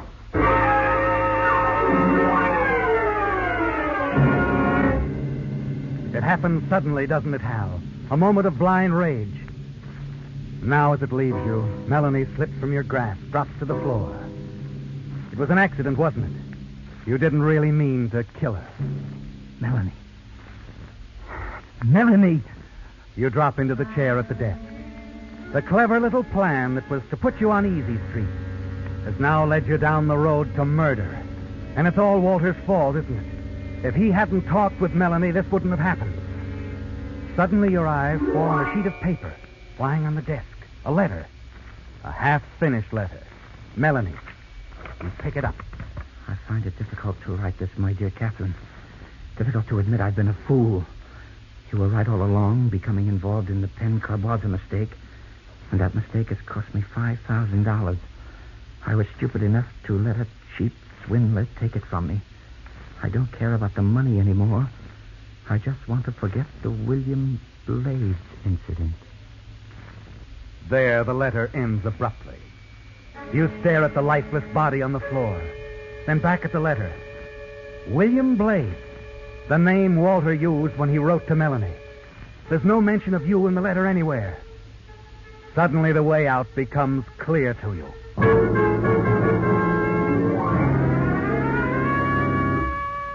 Minutes later, you hurry back out to the alley behind the hotel. Unseen, you reach your car and race back to camp. Walter isn't around anywhere. An hour goes by and still no sign of Walter. Then shortly after 10, a twig snaps behind you, and Walter steps into the clearing. So you're back. Yes. I got in this afternoon. Where have you been? Out for a walk. Hal, I saw Melanie earlier this evening. You've got to give back that money. Never mind about me. You better start packing. You're leaving. Leaving? Unless you want to stick around to face a murder rap. What? It's Melanie.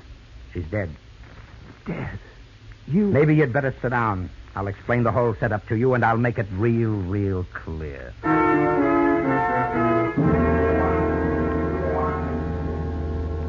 You tell Walter exactly what's happened, don't you, Hal? And you mention the letter Melanie was writing. The letter that will implicate William Blades. That everything will point to him. That you'll have to tell the police about his connection with Melanie Lawton. Reveal him as William Blades. Walter stares at you, an expression of horror on his face. Why didn't you destroy the letter? They would never have known about William Blades. I had to protect myself. I'm sorry it's you, Walter, but I had to have a clay pigeon. You're it. You'd really do this to me? I have to. But I'll do the best I can to help you get away. Now go on, pack your stuff and beat it. When the police get here, I'll tell them you took the car and headed for San Francisco. You can go in the opposite direction and get the jump on them. Now here are the car keys. Happy journey.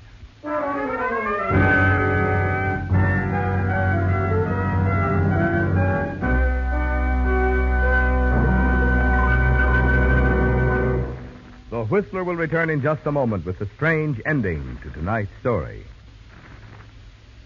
Where shall we eat? Where shall we spend the night? Those are two questions you'll be asking again and again if you do any traveling this summer. Well, to help you find happy answers to these questions, Signal Oil Dealers are offering free a 16-page booklet of selected eating and lodging places. Called Lane's Guide, this handy booklet is packed with useful information. It tells, for instance, whether the lodging place is on a beach or has a swimming pool.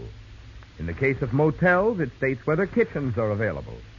And so that you can keep within your budget, it states whether the prices are low, medium, or high. Naturally, no pocket-sized publication could possibly contain every good eating and lodging place. But Lane's Guide, which is prepared by an independent travel organization, includes a representative selection in 243 cities and towns throughout 7 western states. We hope you will enjoy this latest step in Signal Oil Company's continuing efforts to make your motoring miles more pleasant. Remember, a copy of Lane's Guide is yours free while the supply lasts at any Signal service station.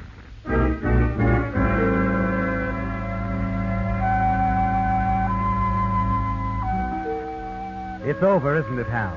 And you're in the clear. Melanie is dead. And the letter in her room implicating William Blades will lead the police to your partner, Walter Reese. He knows that, too, doesn't he? And you're certain the panic that grips him at the moment will force him to run. That's just what you want him to do. It will help to convince the police that he's the man responsible for Melanie's death.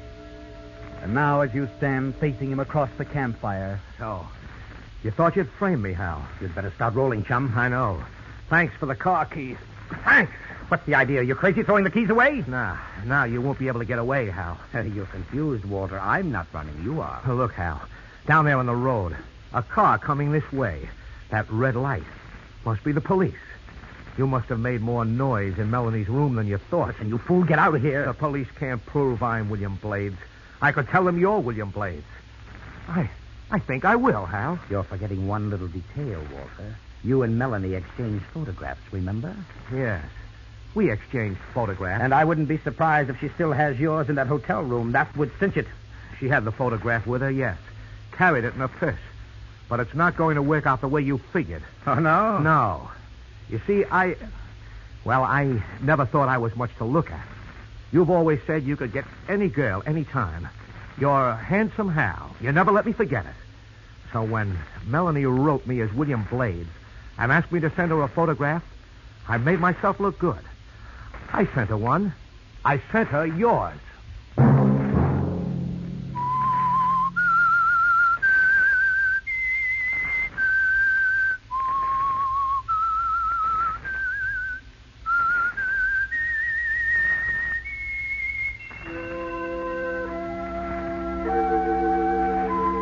Let that whistle be your signal for the Signal Oil program, The Whistler, each Sunday night at this same time. Brought to you by the Signal Oil Company, marketers of Signal gasoline and motor oil, and fine quality automotive accessories. Signal has asked me to remind you, to get the most driving pleasure, drive at sensible speeds, be courteous, and obey traffic regulations. It may save a life, possibly your own. Featured in tonight's story were Wally Mayer, Eddie Marr, and Sarah Selby. The Whistler was produced and directed by George W. Allen, with story by Joel Malone and Adrian Jondeau, music by Wilbur Hatch, and was transmitted to our troops overseas by the Armed Forces Radio Service. The Whistler is entirely fictional, and all characters portrayed on The Whistler are also fictional.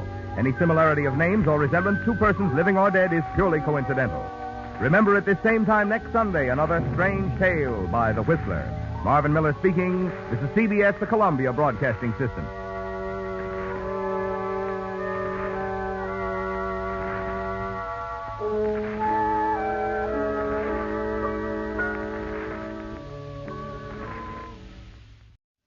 The Signal Oil Program.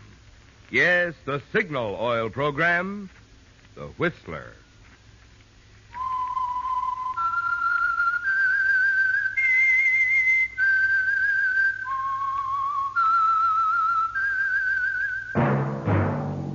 That whistle is your signal for the Signal Oil Program, The Whistler.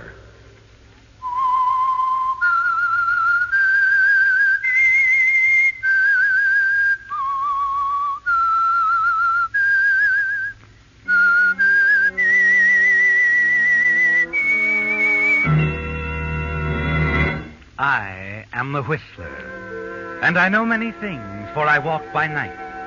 I know many strange tales hidden in the hearts of men and women who have stepped into the shadows. Yes, I know the nameless terrors of which they dare not speak. Yes, friends, it's time for the Signal Oil program, The Whistler, rated tops in popularity for a longer period of time than any other West Coast program in radio history. And Signal gasoline is tops, too, tops in quality. It takes extra quality, you know, to give you extra mileage. And Signal is the famous Go Farther gasoline. So look for the Signal circle sign in yellow and black that identifies independently operated Signal stations from Canada to Mexico. And now the Whistler's strange story. Perfect alibi.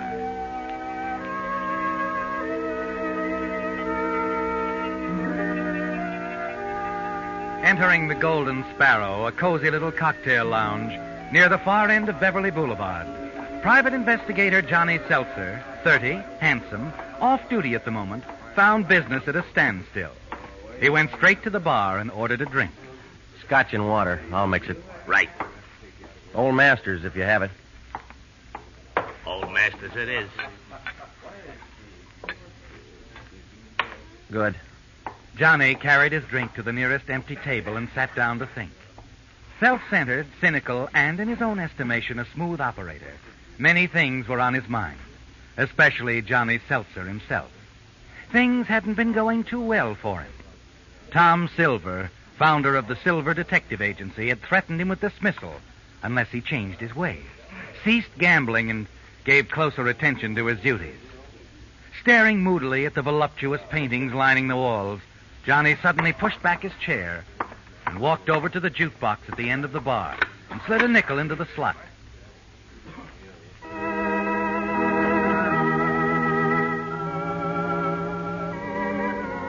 Returning to his table, he sat back to finish his drink, listened to the music, and sympathized with himself. Ordinarily, Johnny would have welcomed the voice which abruptly shattered his mood. A low, sibilant voice that seemed to come from nowhere. I like music, too.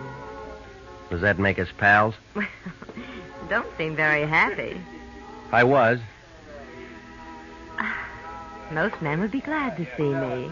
Yeah, well, I'm different. I'm sure you are. That's why I came over. That was my wife's favorite line. Maybe that's why it didn't register. It could be. You didn't like her much, huh? I didn't. Divorced? I didn't kill her. Say, what are you anyway, an investigator for the World Psychology Foundation? I'm surprised you haven't asked me why I got married in the first place. Oh, I figured that out already. So? And it shows on you, too. What? Your merger with the bankroll behind that mink and ice you're modeling there. No merger. Present. From a relative. That's quite a coincidence, isn't it? What is? Two people who like money meeting up in a place like Hollywood. And now that we know all about each other, let's call it a day, huh? Why? Why not? Oh, I don't know. Maybe because it's still early. Maybe because it's raining outside. That's not good enough. I like to walk in the rain. Nice if you'd invite yourself over. Maybe I'll run into you again sometime. Wait a second. Yeah? Am I that hard to take? How would I know? You might find out. I'm not curious. Can I take your order? No, thanks. I'm taking a powder. Waiter, 2 scotches and water. Right. We'll mix it. I said I was leaving. Don't be like that, Johnny. Sit down. What was that name you called me? You're Johnny Seltzer, Private Eye, aren't you? Okay. You know who I am. I figured that pickup pitch was a phony. Well, like you said, I'm Johnny Seltzer. And I'm Alice Collins. Who's she? She's the niece of Charles Collins. Charles Collins. Not the #1 boy of lumber. That's what it says in the papers. I never saw him till 2 years ago. He wrote and asked me how I'd like to live out here, and I said I'd like it. So here I am. Mm-hmm. Eastern talent? I was born and raised in Springfield, Missouri. Who sent you to me? Nobody. I saw you out at Dilbo's one night last week. I asked a croupier who you were. I see. The lady gambles, loses. Now she wants me to get her money back, right? Wrong. No, I don't think so. What did you do? Follow me here from the office? Mm-hmm. Am I forward? Just say easy to approach, like a department store. Pardon me. Okay, waiter. Let's have the check, huh? Just put it on my bill, will you, please? Certainly, Miss Collins. Take it out of this. Keep the change. Thank you.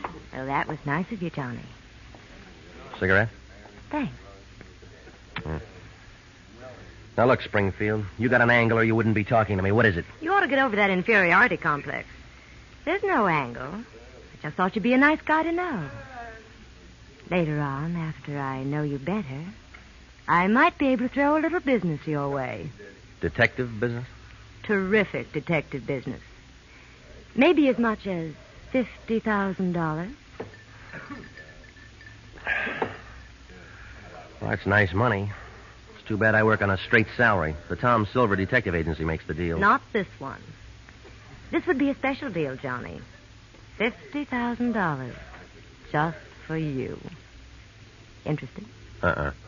If it was legit, you wouldn't be putting out that kind of dough. You're jumping to conclusions, aren't you? Maybe. But if I'm wrong, you can always take it up with the agency. You know where the office is. Okay, Johnny. But if you ever change your mind and want to talk it over, call me up. I will. So long, Springfield. You can get me almost any afternoon at Melrose. 5, 4, 3, 2, 1. That's easy to remember, Johnny. All you have to do is count 5 backwards.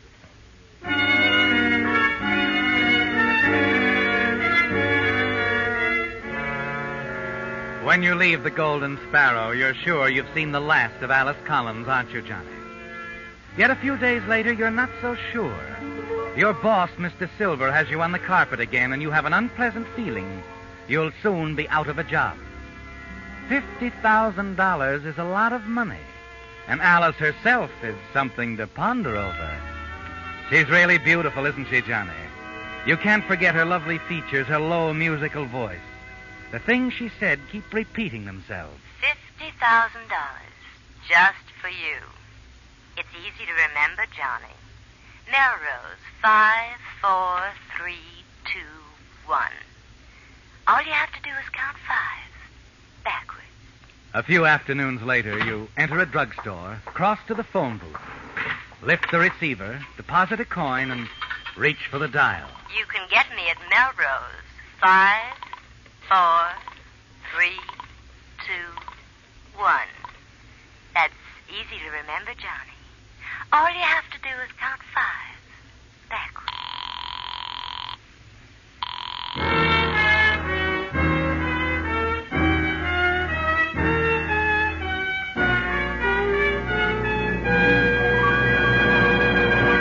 With the prologue of Perfect Alibi, the Signal Oil Company brings you another strange story by The Whistler. Have you been putting off buying new tires? You're going to be glad you waited, because now you can save real money at Signal service stations. But hold on. Don't get the idea that Signal dealers are offering cut-price merchandise.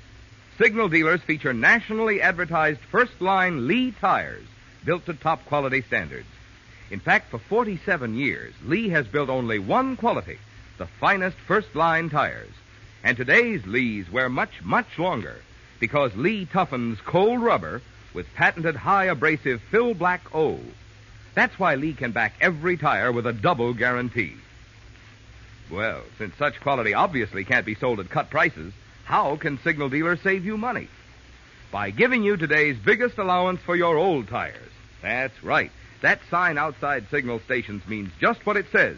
Biggest allowance for your old tires on top-quality Lee tires. I can't tell you exactly how much your old tires are worth, but they're worth plenty. And you can easily find out by driving into any Signal station. So before you buy any tires, see a Signal dealer. You'll be glad you did.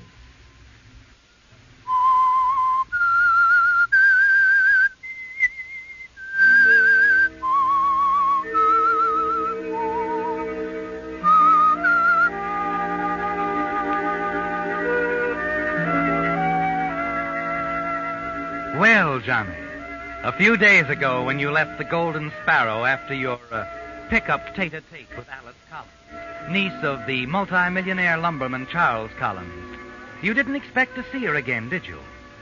You're a licensed private detective, and she sounds like trouble. But with things piling up on you as they have, you decide you were a little hasty. An hour after phoning her, you drive to a modest little apartment building on Fountain Avenue near Cahuenga. Curious but still cautious, you knock lightly on the door.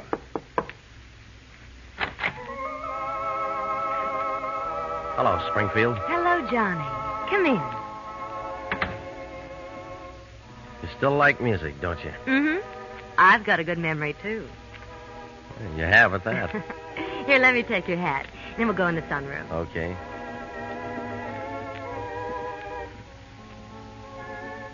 Sit here, Johnny, and help yourself. Cigarette, scotch, and ice water. Oh, this is cozy. Real cozy. My uncle gives me a very nice allowance. I spend every weekend with him out at his home near the ocean. It's quite a home from what I hear. Swimming pool, badminton court. Mm-hmm. But I'm young and like to go places. Uncle Charles didn't want me to drive out there alone late at night all the time, and so he suggested I take an apartment in town. You see, I'm his only blood relative. You ought to have quite a future. Mm-hmm. If I'm not an old lady before anything happens to him. I wouldn't dwell on it. Nobody lives forever. Excuse me, Johnny. Sure. Oh, Frankie. Hello, beautiful. Here. Thanks. Oh, orchids. They're lovely. So are you. How about a drink? In the sunroom. You can mix me one while I put these in the icebox. I've been talking with the man for Uncle Oh, Johnny. Hello, Snoop. Well, you two know each other? For years. Hi, Frankie. What are you doing here? I'm here a lot. How gorgeous. Yes. You see, Johnny... What I can't figure out is what a Snoop's doing here. Business. Strictly business, Frankie. You see, Uncle Charles has been sick, and, well, he heard rumors, things at the mill weren't on the up and up, and asked me to make some inquiries. Why didn't you ask me about it, baby? I'd have gotten you the best in the business. You don't think Johnny's good? He's all right. Oh, forget it, Snoop. I'm sorry I acted like I was sore. But when you're nuts about a dame, bad, you know how it is. Sure, Frankie. That's okay. Cigarette? Yeah, thanks. I'll be back in a second. I want to put these on. All right, take your time. It's a nice cigarette. Class, too. F.B. Frankie Benson, monogrammed in Old English. Everything. You really like it? Like I said, Frankie. Class. Well, here. Take a bunch. Oh, no, I didn't mean that. Go ahead, go on. I order them by the gross. Well, thanks. This job for old man Collins you're talking to the doll about. Oh, I don't know anything about it yet. I just got here 2 minutes before you did. No. How about a drink? Sounds fine. I think I'll skip it, baby. You got to talk to Snoop here. I'll pick you up at dinner around 7, okay? Sounds fine. Good. Drop around later on, Snoop. Say around 5:30. I might have an idea for you. 5:30 it is. So long, Frankie.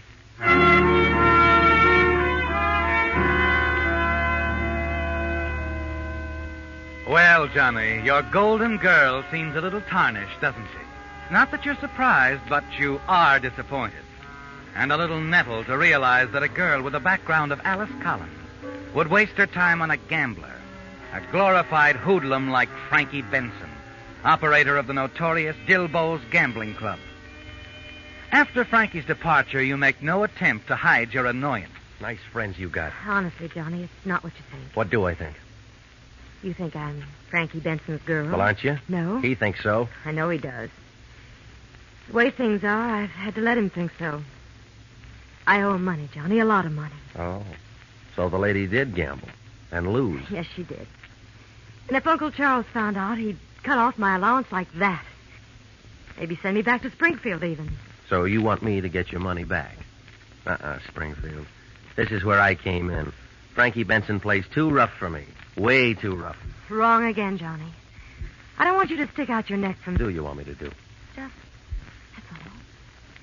Look, Springfield, that day I met you, you mentioned a piece of business you could throw my way. $50,000 worth. I said we'd talk about that after I knew you better. Now, how long is that going to take? Not very long, I hope.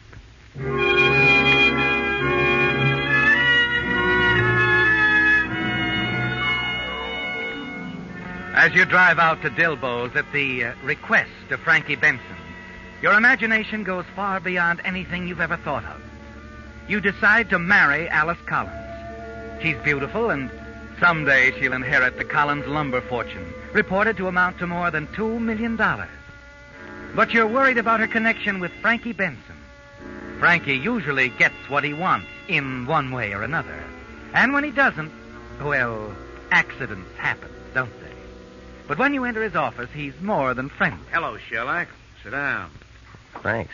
Take a handful of cigarettes. You said you like them. Well, like I said, they're class. I haven't seen you around lately, Johnny. What's the matter? Don't you like to play here anymore? Oh, sure, Frankie, but, well, I owe you nearly a G right now, and I figured maybe I'd better pay up before I... Oh, your credit's always good here, Johnny. As long as we're friends. Well, that's nice to know. Well, what do you want to see me about? Oh, nothing in particular. Just curious about that snoop job for old man Collins. Is it all set? I don't know. Alice, or Miss Collins, is going to talk to her uncle about it. I'll know in a couple of days. How come she picked you? Well, she didn't. She called the office. The boss sent me out to talk to her. I'm glad you told me that, Johnny. I've always liked you. If there's anything I hate, it's being jealous of a guy I like. Well, like I told you, Miss Collins is called as a client, and the boss sent me out there. It's strictly business, Frankie. Now, I'm glad, Johnny. And I hope you keep it that way. Both of you.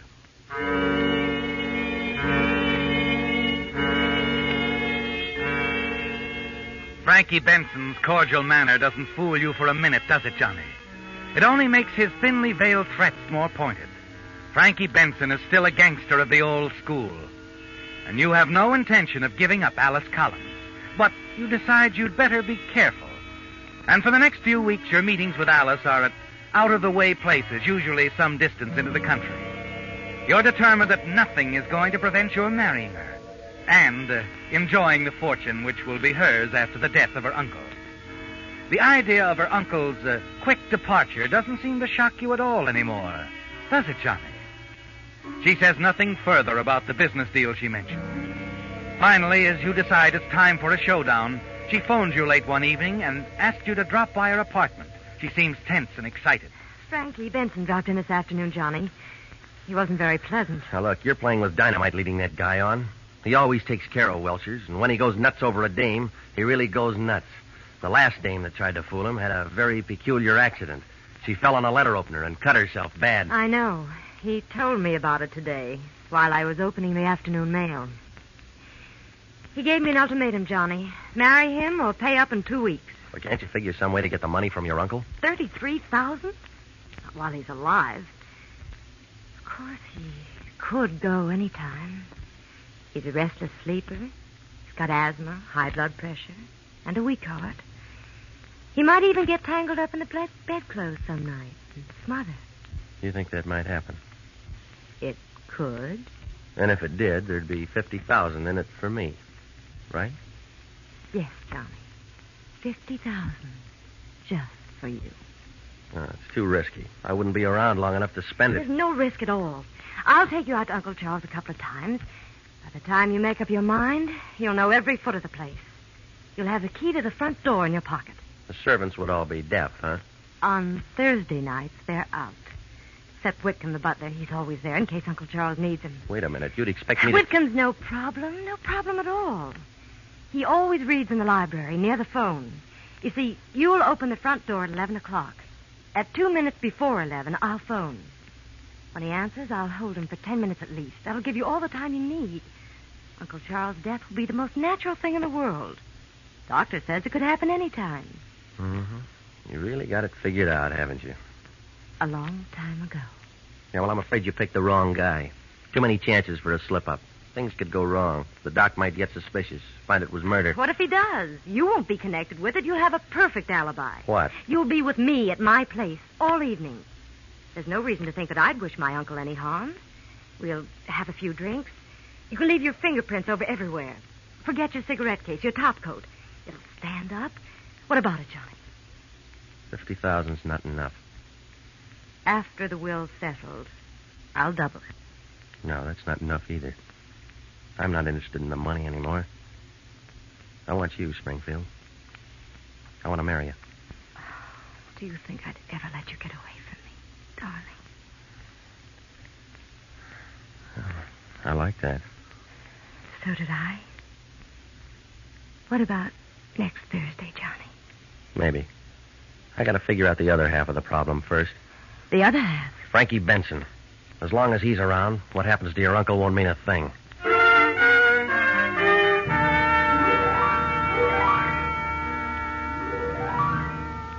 And you do figure it out, don't you, Johnny? Frankie Benson's monogram cigarettes. Instead of making it look like an accident, you'll make it look like murder. A murder that will send Frankie Benson to the gas chamber. The following Thursday evening, you go to Alice's apartment to double-check the details. Now, look, Springfield, about Frankie Benson. He called up a couple of minutes ago, Johnny. Wanted to drop over for a while. I told him I had a headache. What'd he say? He's beginning to scare me, Johnny. He told me I'd better take a nap. Said I might get dizzy and fall down and hurt myself. Said he'd call back in a couple of hours and see how I felt. Good. That's all I needed. Let's see. It takes about 40 minutes to drive from Dilbo's to here. All right. When he calls back, tell him to come over about 11:15. But I thought you were... I'm taking care of Frankie tonight, too, with one of these. Frankie's monogram cigarette. Yeah. I worked it all out, Springfield. All I needed was a break, like Frankie's phone call. Tonight's job's going to be murder. A murder that'll send Frankie Benson to the gas chamber. Oh, no, Johnny. The other way's safer. We won't get another chance like this in a million years. Now, when I leave, I'll drop one of these monogram cigarettes by the front door. The rest is automatic. Oh, no, Johnny. It won't work. The cigarette will point to Frankie, sure, but it won't stand up when he tells the police he was framed. They'll believe him. Frankie hasn't any reason to kill Uncle Charles. I've taken care of that, too. I called the DA this afternoon. Said I was your uncle and told him to send a man out tomorrow morning. The newspaper boys will be there, too. They're expecting a big story about Frankie Benson. Oh, you're out of your mind, Johnny. Uncle Charles never gambled in his life. He never even heard of Frankie Benson. The DA heard different. He thinks your uncle found out about your gambling losses to Frankie. He sent out a private eye to Dilbo's. The guy picked up a couple of pairs of dice. Loaded. Cute, huh? Yes, it is. But what about Frankie's coming here tonight? Now, that's the clincher, baby. When he gets here, your headache will be so bad you'll have to send him away. When the cops pick him up, if he tells them he was here, he's lying. That's my alibi. I was here all of the evening. Oh, it'll work, Johnny. Oh, you're wonderful. Well, that's it, baby. With you to back me, it can't miss. Wish me luck, Springfield. All the luck in the world, darling. Hurry back. Well, I'm not coming back tonight, baby. Our alibi is all set. The evidence will back us up. I think it's better if I just hold up at home for a day or so, huh? I guess you're right. Now, look, don't forget to phone the butler just before 11. I won't. Come here, Johnny. Huh? That's for luck, darling.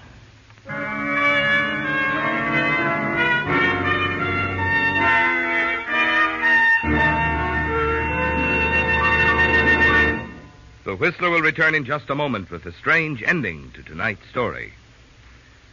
Since this is the season when so many of the most popular radio shows go off the air for the summer, I have tonight what I trust will be good news for you Whistler fans.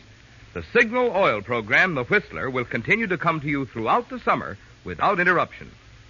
This makes the 6th consecutive year that Signal Oil Company has broadcast The Whistler for 52 weeks each year. What's more, if your vacation travel should take you into other Pacific Coast states, you can still enjoy your favorite mystery, because Signal Oil Company broadcasts The Whistler on 16 CBS stations throughout 5 Pacific Coast states. For the nearest Columbia station to wherever you happen to be, just consult the handy radio log in the new Signal road maps, which are yours for the asking at all Signal stations. So this summer, when you want the tops in radio entertainment, we hope you'll continue to tune in The Whistler. And when you want the tops in gasoline quality, we hope you'll turn in to a Signal service station and fill up with Signal, the famous Go Farther gasoline.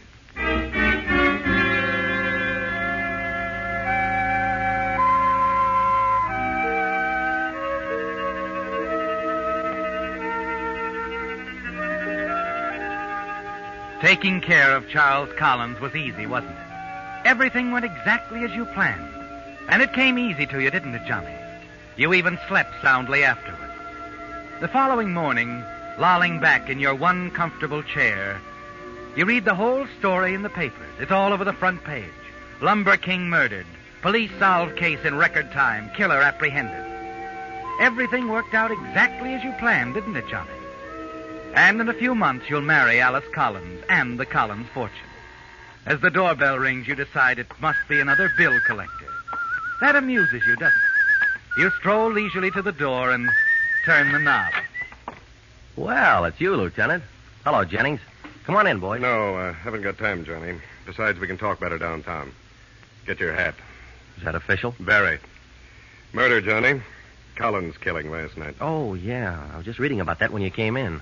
You've been seeing a lot of his niece lately, haven't you, Johnny? Yeah, sure. She's a client of mine. I was with her last night, at her apartment, as a matter of fact, from 9 until, well, nearly 1 this morning. Is that an official statement? Of course it is. Make a note of it, Johnny. Well, as a matter of fact, we know all about that, Johnny. You left your fingerprints all over the place. You must have been pretty high. You even forgot your overcoat and cigarette case. Well, I'll admit we had a few drinks. But what's the idea, Lieutenant? The morning paper says you've already nabbed the guy that killed Collins. Yes, we have. Frankie Benson. He was a little noisy making his exit. Got panicky and dropped his card as he opened the front door. A half-smoked cigarette. Monogrammed. His own special brand. Benson admitted it? No. But his alibi was so phony, he's as good as convicted right now. Yeah, but what motive would Benson have? Plenty.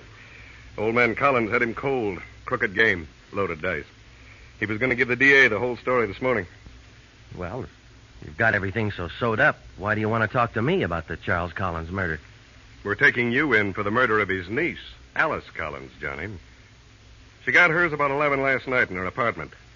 Stabbed with a letter opener, as if you didn't know. Pretty clumsy accident, Johnny.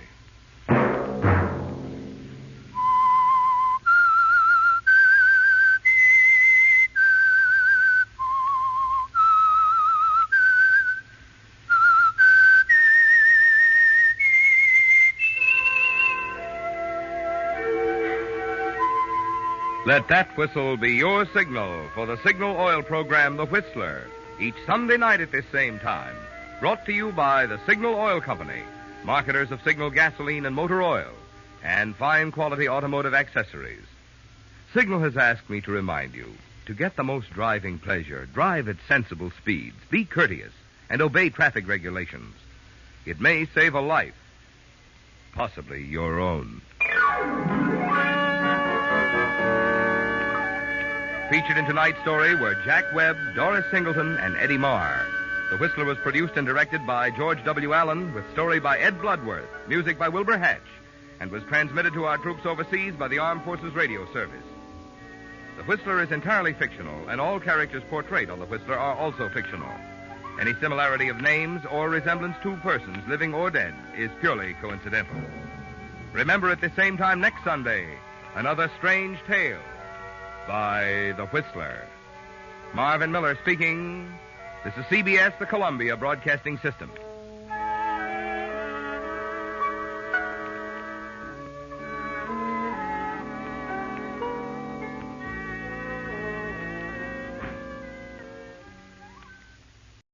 Signal, signal, signal gasoline. Your car will go far with Go Father gasoline. Sit back and relax, friends. It's time to enjoy the Signal Oil program. Yes, the Signal Oil program, The Whistler.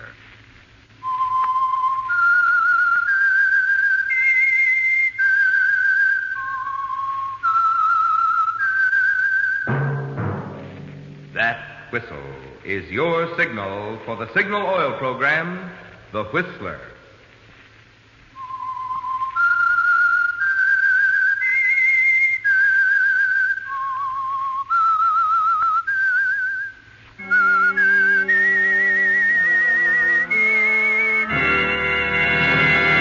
I am the Whistler, and I know many things, for I walk by night. I know many strange tales, hidden in the hearts of men and women who have stepped into the shadows. Yes, I know the nameless terrors of which they dare not speak. Yes, friends, it's time for the Signal Oil program, The Whistler, rated tops in popularity for a longer period of time than any other West Coast program in radio history. And Signal gasoline is tops, too, tops in quality. It takes extra quality, you know, to give you extra mileage. And Signal is the famous Go Farther gasoline. So look for the Signal circle sign in yellow and black that identifies independently operated Signal stations from Canada to Mexico. And now the Whistler's strange story. That physical fact.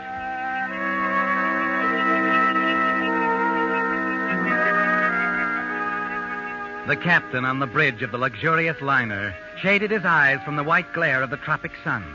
His gaze swept over the tiny deserted island, past the patch of white cloth flying from the top of a slender palm tree near the shore.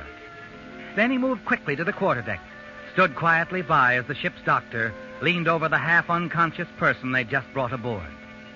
The details weren't available immediately, but when the story was pieced together, they discovered that it began some weeks before. Yes, it had all started weeks ago on an island several hundred miles away. On the dock beside the old freighter stood Professor Hilary Merrill, surrounded by a dozen huge packing cases, the successful result of more than 2 years of scientific research. It had been a large task indeed for such a small man, and the professor was a small man.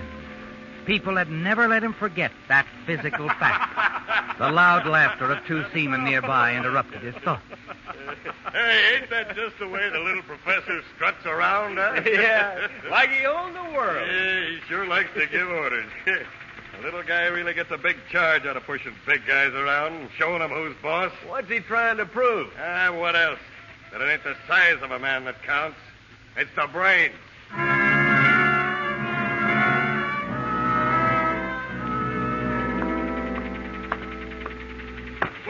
Well, Professor, glad to have you aboard. Thank you, Captain. Certainly been hearing things about you, Professor. Your research and all. I've tried to do my job. A big job, too. And for a man your size... If you don't mind, Captain, the physical fact has little to do with a man's brain. No offense, Professor, no offense. Proud to have you aboard my ship. Yes. Well, thank you. Something wrong? Oh, no. Just noticed the young lady coming aboard. Hey, class. Nightclub entertainer or something? Lily, Miss Lane is little more than just a nightclub entertainer, Captain. I believe I'll say hello.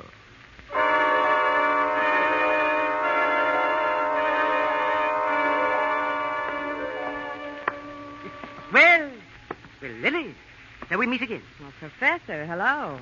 I was wondering if I'd know anyone on board. You heading home? Yes, I am. I'm heading back. And you, Lily? What brings you aboard? Just that, Professor. I'm bored. With the islands, people, everything. Thought I'd give the States a break. Wonderful. And our meeting like this should make the trip more pleasant for both of us. I don't see why not. We picked quite a boat, you know. No, I didn't. How do you mean? The cargo. The usual. Along with a few passengers, I thought. That's all. Except for a very fancy shipment. In the purser's safe. I didn't know anything about that. Few do. Oh, yes. This ship is carrying quite a fortune. Well, what do you know? Now, why don't we go down to my cabin and buy ourselves a bon voyage drink? An excellent idea, Lily. And you can tell me all about your research work,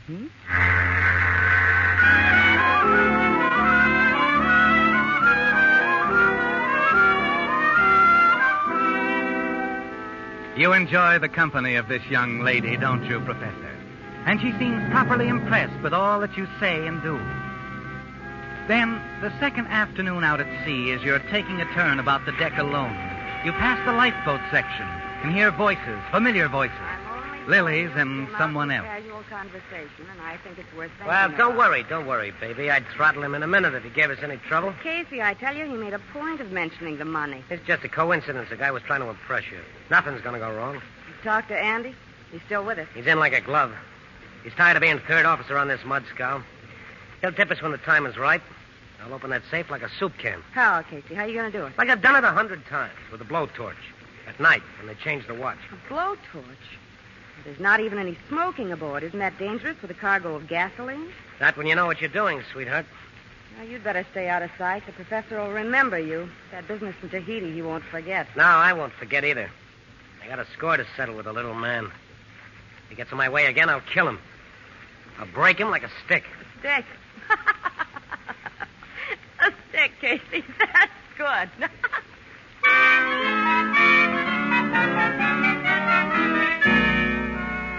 Lily's laughter infuriates you, doesn't it, Professor? More than anything else. And you wonder what to do about what you've overheard. You keep close to your cabin for the rest of the day. And then one evening, you finally decide to drop in on the captain.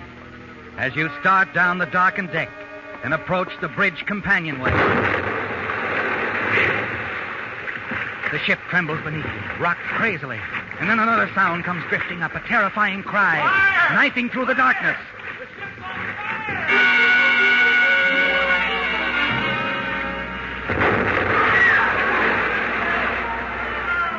Suddenly, you seem to be in a hot, searing vacuum. The pressure becomes unbearable. You want to scream, but you can't. Then the vacuum breaks. You're spinning through the air, and then you hit the water. The rest is a blur, a horrible nightmare.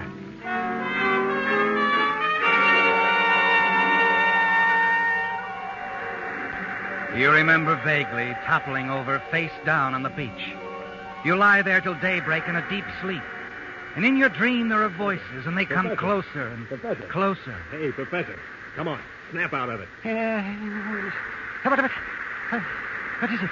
Morning, Professor. Welcome to our little island. Casey? Yeah, Casey. Remember me? How you feeling, Professor? But all right, I guess. Who are you? Name's Andy. Oh, yes. Would you give me a hand, Andy? Never mind, I'll give you a hand, Professor. Cut it out, Casey. Now, look, there's just 4 of us. We have to get along. You mean we're the only ones? Right so. Me, Casey here, you, and the girl. The girl? Lily. She's lying up there under the trees. The explosion shook her up pretty badly. I hope she'll come out of it okay. Oh, sure she will. She'll be fine. But I don't know about you, Professor. I haven't made up my mind. Leave him alone. Sure, for now. But I think this'll be fun, don't you, Professor? Just the 4 of us alone on an island. Real cozy, huh, Professor?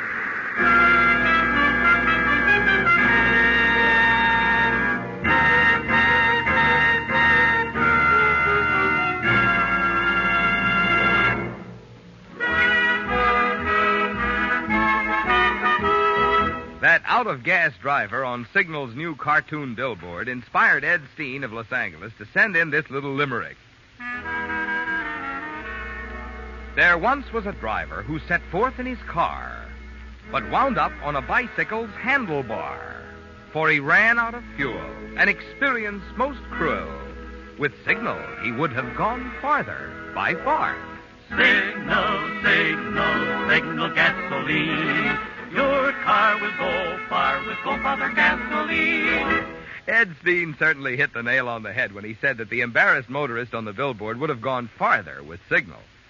But a limerick, alas, just doesn't have room to include all the benefits you enjoy when you fill up with Signal, such as when you step down on your throttle and discover their alert flashing signal pickup, plus smooth, quiet signal power to spare. For like birds of a feather, mileage and performance go together.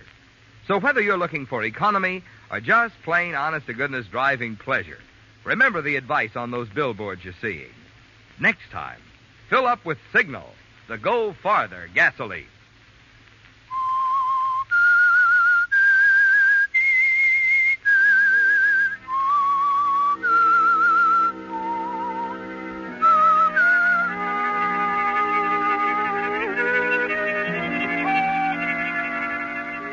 It's frightening, isn't it, Professor? Like awakening from one terrible nightmare into another. Worse, more threatening. Casey, this big hulk of a man who resents the very air you breathe. And because of the explosion that wrecked your ship, you're thrown with him on this lonely Pacific isle. Moments later, you discover why Andy, the 3rd officer from the sunken ship, interfered in your behalf. It's Lily, isn't it? She's injured, and perhaps badly, and they don't know what to do about it. They take you to her, and Casey starts giving orders again. Come on. Do something for her, little man. Easy. Take it easy, Casey. Can you do anything for her, Professor? I can try. If you'll keep him away from me. Come on, Casey. Now, wait a minute. I'm not sure Come about... on. She's in his hands now. Okay, Professor, but treat her good. Very good. Now, you'll be in my hands.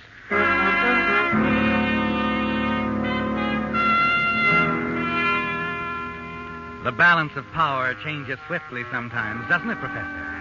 Brains for brawn, and you've won the first round. You smile as you turn to examine Lily. Her injuries aren't serious, you're sure of that. But you have no intention of revealing it to Casey. You make her comfortable, talk quietly, reassuringly, and then you notice something else, a small black bag. Well, the money. They did get it after all. Money. Oh, what does it matter? Who's going to use it now? Better that you rest, Lily. And don't worry too much. Everything's going to be all right.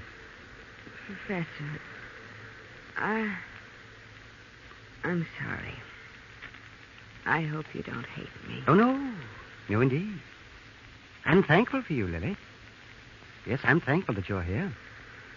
Now, you just lie back.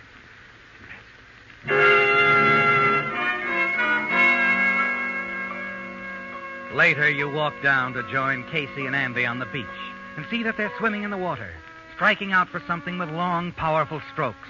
You marvel at their strength as you see the object of their efforts, a wrecked lifeboat on the reefs. Minutes later, the two men have the gray hulk beached. It's almost a complete wreck, but lashed securely in the prow of the boat are 2 casks of water, a heavy axe, and in one remaining watertight compartment are several tins, emergency rations of meat and biscuits. Hey, this is a break. Look at that, Casey. Food and water. Wonderful. Hey, give me that. I'm going to buy myself a drink. Casey! Put that down. What? I said, put it down. Listen, you, since when are you... Hold it, Casey. Each drink you take puts us all that much closer to oblivion. We can stay here, oh yes, eating, drinking up our lives day by day. Or we can make an attempt to save ourselves. What do you mean? A raft. We can build a raft. Yeah, out of what? This shattered lifeboat, the canvas, the trees. Anything we can lay our hands upon. He's got something there, Casey. Sure. Suppose we do build a raft. We end up in the middle of nowhere. How do we know we got enough food and water? We don't. At best, it's a hit-and-miss proposition. We might hit. I'm game. Anything's better than sitting here letting that burning sun fry our heads off. What's the first move? I'll have to have time to figure out our chances. You must give me your full confidence. I must also be given complete charge of the food and water. What? I've traveled these waters extensively. There were many other expeditions, you know. Concerning navigation, I know the stars like the palm of my hand. But most important of all, I know the approximate position of this island. Yeah? Where are we, Professor? That knowledge, Mr. Casey, I will keep to myself. You see, that's my passport to safety. My insurance that all of us will leave this island together.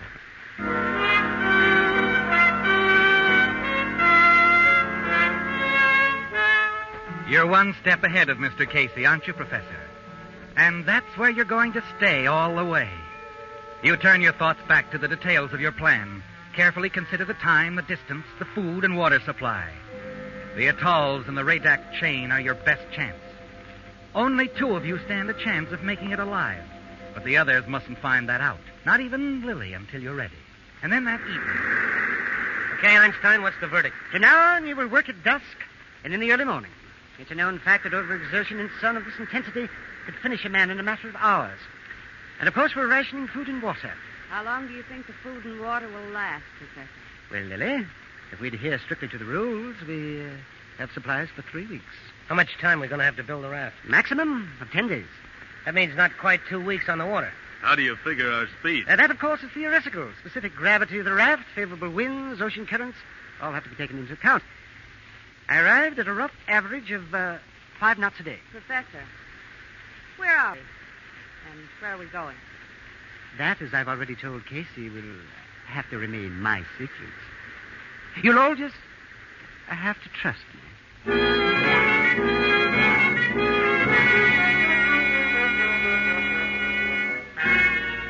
In the week that follows, the work of building the raft progresses under Casey's supervision. You spend all your time weaving palm strands into a sail, taking care of Lily.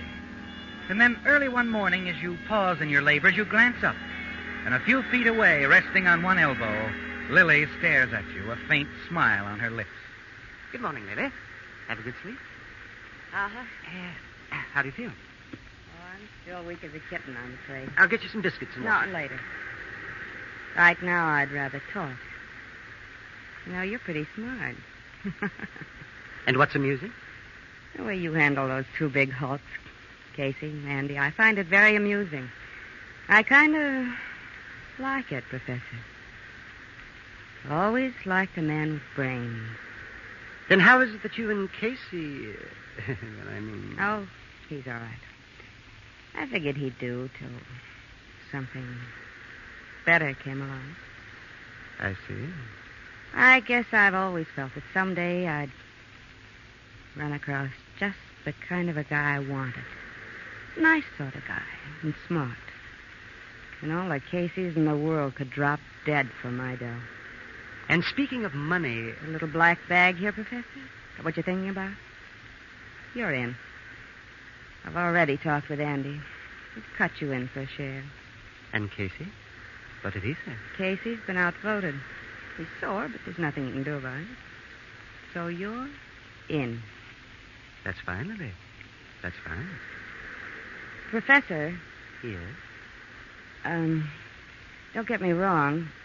I'm not fishing for information. I don't care where we are, where we're going.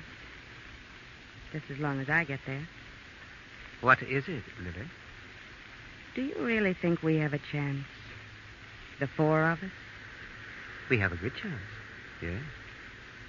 A couple of smart people would stand a better chance of making it, wouldn't they? I mean, food, water, and everything. Yes. 2 smart people would have a better chance than 4, Lily. A much better chance.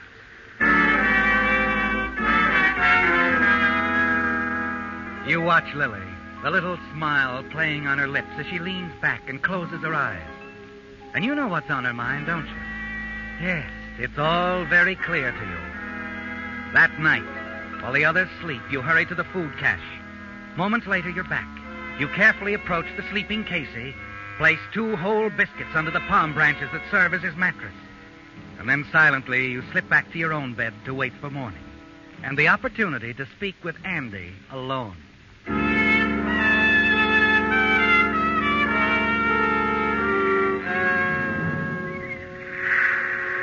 How's the raft coming along, Andy? They ought to finish it up, Professor. How about the sail? All but completed. Great. Well, I'd better go down there and give Casey a hand. Just a moment. I must talk with you. What's up? Well, I've suspected for the last few days that our supplies were being tampered with. What? Yes, last night I feigned sleep. I saw Casey leave his bunk. Well, he wasn't gone for more than a minute. And when he came back, I saw him slip something under his mattress. Wait a minute. Oh, you think no, that... No. Perhaps I was just dreaming, but, why don't we take a look? Just to be certain.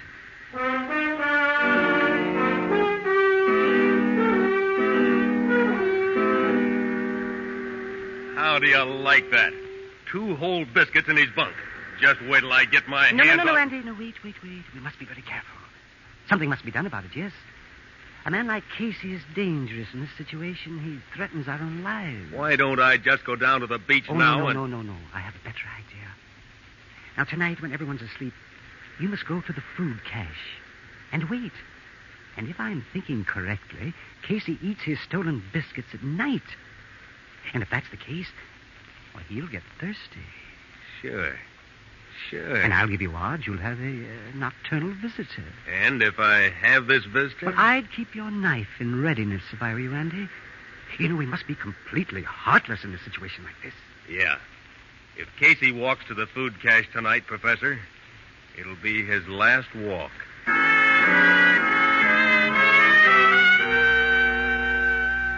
Late that evening, the raft is completed. And now you're ready to make the next move in your plan to turn the 2 men against one another. It was easy to sell Andy the idea. He'd trust you. You could talk to him, give it to him straight, because that's the kind of a person he is. But Casey isn't going to buy as easily. You've thought it over very carefully, haven't you, Professor? You know exactly how you're going to approach Casey. And with your help, Casey will sell himself on the idea. That night at the water's edge, you managed to get Casey alone. What do you mean we're going to have to cut down on rations? We're starving now. Well, it's just that the food isn't holding out as long as I thought it would. I can't understand it. I must have miscalculated. Oh, you miscalculated, huh?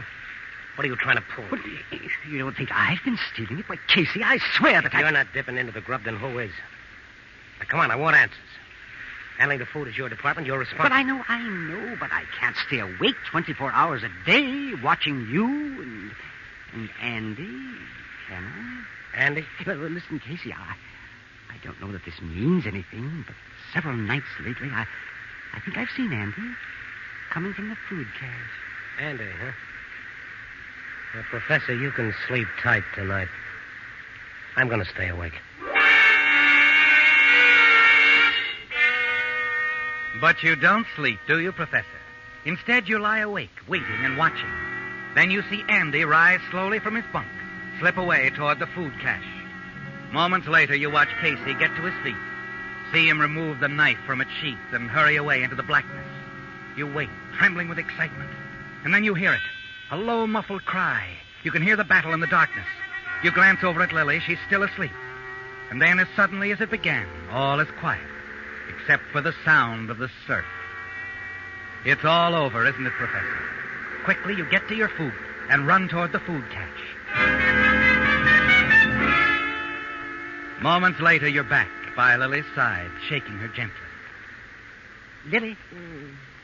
Lily? Yeah? Oh, it's you. Hello, Professor. Lily? Remember those two smart people you were talking about?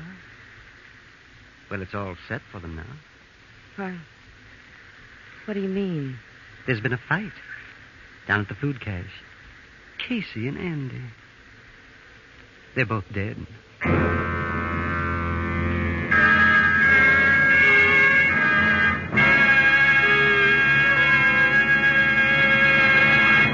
The Whistler will return in just a moment with the strange ending to tonight's story. Many of you are thinking of putting new tires on your car before starting on your vacation trip. So here are some important facts to remember for most value per dollar. In both mileage and safety, your best buy is a first-line, I repeat, first-line tire. And to be sure you're getting first-line quality, you'll be wise to choose a Lee tire made by Lee of Conshohocken, who for 47 years has made only one quality, the finest of first-line tires. Typical of Lee's superior construction, the rugged cold rubber that goes into Lee tires is now toughened even more with patented Fill Black O. That's one reason today's Lee tires actually wear longer than ever before, and why signal dealers can now back every Lee tire with a double guarantee. And best of all, you can now trade your smooth old tires for these extra long-wearing Lee first-line tires at surprisingly small cost. Stop by a signal station and get the facts and figures. You'll find that sign outside signal stations means what it says. Biggest allowance for your old tires. And we do mean biggest.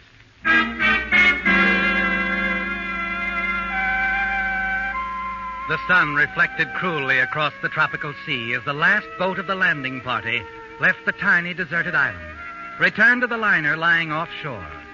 The officer in charge moved quickly up the rope ladder to the ship and hurried along the deck.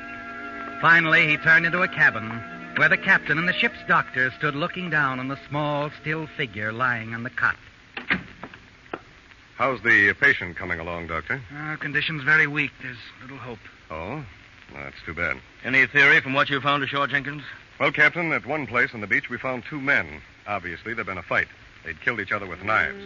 I'm sure... Just a moment. It's coming around again. Easy. Easy now. When time's right, we'll get away together, Andy. Just the two of us. Don't worry. I'll handle the professor. Professor? Say, I wonder if that could be the other man. He looked like he might be... The other man? You mean yes, sir. We found a raft further up the beach, stocked with provisions, ready to go. That's where we found a third party, a little guy. Could have been the professor the girl just mentioned. Any marks of identification? No, sir. Looks like he died of exhaustion trying to push the raft across the beach to the water. His fingernails had dug clear into the wood. Well, he had the right idea, all right, but not enough strength to back it up. That's the thing I can't quite figure. Yes? Why they built that raft way up on the beach instead of down at the water's edge. Why, it would have taken two strong men to get that raft into the water. Whoever built it, well, I guess they just weren't very smart.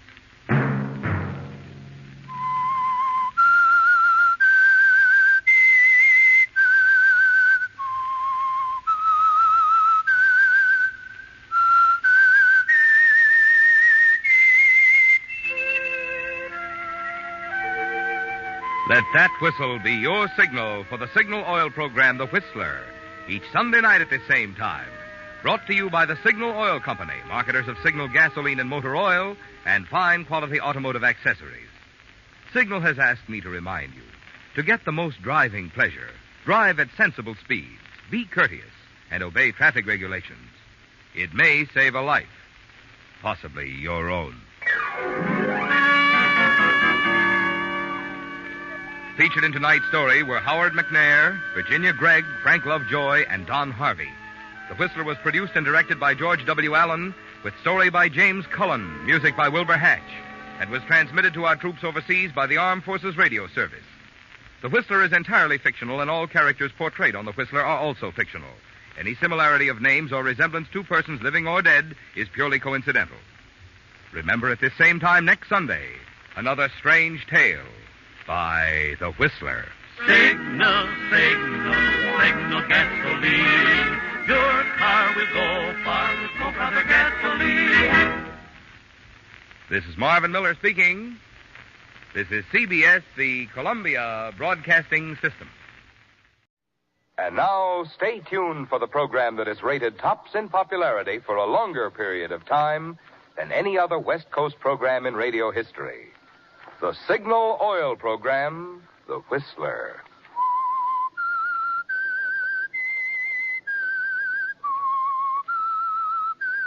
S-I-G-N-A-L, Signal, Signal gasoline. Signal, the famous Go Farther gasoline, invites you to sit back and enjoy another strange story by The Whistler. For extra driving pleasure, the signal to look for is the yellow and black circle sign that identifies signal service stations from Canada to Mexico. And for Sunday evening listening pleasure, the signal to listen for is this whistle that identifies the Signal Oil program, The Whistler.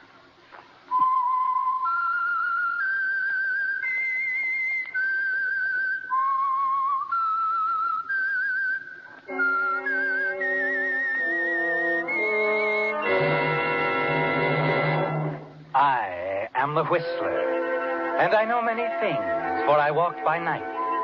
I know many strange tales hidden in the hearts of men and women who have stepped into the shadows. Yes, I know the nameless terrors of which they dare not speak.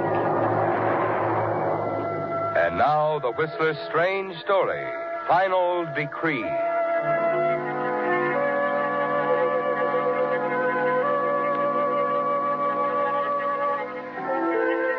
As the two hunters made their way along the base of the canyon, neither was aware of the figure standing well hidden in the trees on the ridge above them. When Gordon Weller reached the small creek, he turned, looked back at his friend Dr. Perryman puffing up the path behind him. Gordon grinned and picked his way across the creek and started up the mountain. As he circled a huge boulder and came into a clearing, at the sound, Dr. Perryman stopped suddenly. An expression of horror crossed his face as he saw Gordon Weller stretched out on the path before him. Gordon! Gordon! Are you hurt? No, I guess I'm all right, Doc. Great Scott, you gave me quite a jolt. Here, let me give you a hand. Thanks. Thanks. I heard the shot. Saw you fall. I just stumbled, that's all. Lucky thing I did. What? Look at that tree there. That branch. Still swaying. A bullet must have nicked it. Good Lord. Shot came from somewhere up along that ridge. Crazy fool. I tell you, Gordon, some of these idiots who go hunting, I've a good mind to chase up there after whoever did this. No, never mind, Doc. Well, I just like to go up there and give him a piece of my mind, by George. Say, you don't suppose it could be anyone in our party, do you?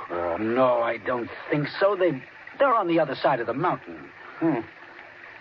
That shot could have killed you, Gordon, if you hadn't stumbled when you did. Sure. Come along, let's go back to the lodge. But doggone, I'd like to go. Get excited. It was just an accident.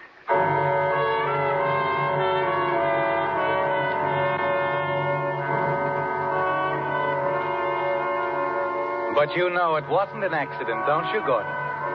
It was another attempt on your life. You're certain of that. And you didn't tell your friend Dr. Perryman that a split second before the shot was fired, you caught a glimpse of reflected light high on the ridge.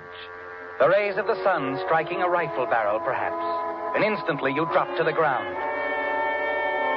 Hours later, back at your lodge high in the mountains, all your guests are assembled in the huge living room before the massive stone fireplace. The Farleys, Bill Kenny and his new wife, Betty, the Wilsons, Dr. Perryman, and, of course, your wife, Joyce. You enjoy entertaining, don't you, Gordon? The smart parties in town, the weekends here at your fashionable mountain lodge. Yes, you like having your friends around. The feeling of security that goes with it. I tell you, Joyce, this husband of yours is lucky to be alive. Gordy leads a charmed life, didn't you know?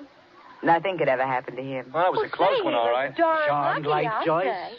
Perhaps it's just that I'm careful. Say, who do you suppose that fool was up there on the ridge? Didn't know there was anyone else hunting in this neighborhood outside of our own little group. Didn't see anyone. Say, Joyce, you were over there on the ridge for a while. Did you see anyone? No, I didn't, Betty. Not a soul. I'm telling you, it's getting to be quite dangerous up around this neck of the woods. Isn't a season goes by without somebody getting killed. I certainly hope something can be done about it. Any suggestions, Doc, like bulletproof suits of armor for all hunters? Oh, wonderful idea. Well, now, perhaps that wouldn't be such a bad idea. Oh, no. I'd like that Say, idea. Billy, wasn't a friend of yours killed up here last year, Martin, Martin Benson?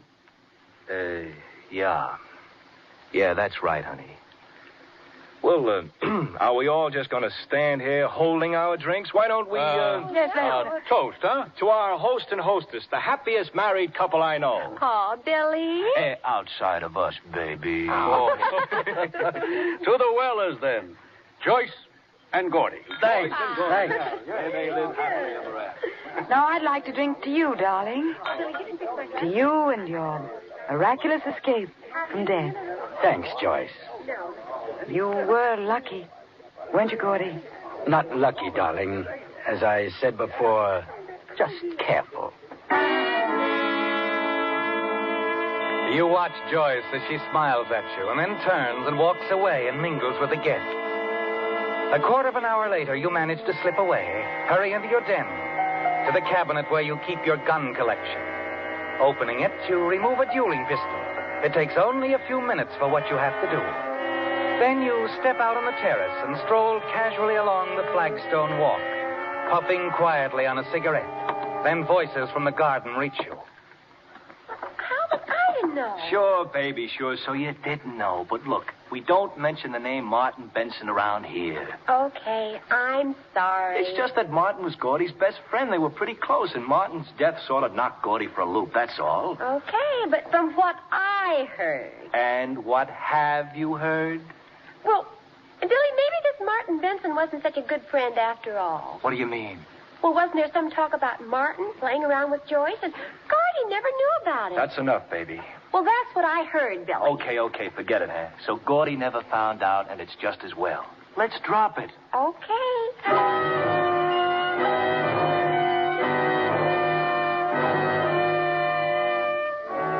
They've known all along, haven't they, Gordon? About your wife, Joyce, and your best friend, Martin Benson. But not once did they suspect that you were aware of that romance, that you were responsible for Martin's death. It had all been so simple getting rid of him, hadn't it? A hunting accident. Martin killed with his own gun. And there had never been any question about that accident. Never a question in anyone's mind, except Joyce. Somehow she knew, didn't she, Gordon, that you had killed Martin, the man she really loved, and she was going to make you pay for it with your own life. You knew long ago that you couldn't run away. She'd follow you to the ends of the earth. And you decided there was only one thing to do. Stay with Joyce and get rid of her before your luck ran out. That evening in your den, as your guests look over your gun collection. Goodness, I've never seen so many guns in all my life. Oh, this isn't all, Betty. Gordy's got another room full in town. He's just mad about guns. Here's a new one I picked up a couple of weeks ago, Bill. How do you like it? Hey, that's a beaut. Real old dueling pistol, huh? Oh, boy. Let me see it, Billy. Hey, don't grab like that, baby. It sure is heavy. It isn't loaded, is it? Oh, don't worry, Betty. Gordon's very careful about things like that. Oh, golly, I don't see how anybody could fire this. You couldn't very well. Not the way you're holding it. Well, why, Gordy? Here, I'll show you. You wrap your hand around it like this. Uh-huh. That's it. And this finger goes around the trigger. Mm-hmm. That's it. Well, look at that. I hardly touched it. Well, that's what they call a hair trigger, baby. Clicks off just like that. Hey, what's the matter, Gordy? Oh, nothing. Nothing at all. Well, it's a good thing it wasn't loaded. Gee, it was pointed right at Joyce. Yeah, it was. Yes, it was. Wasn't it, Gordon?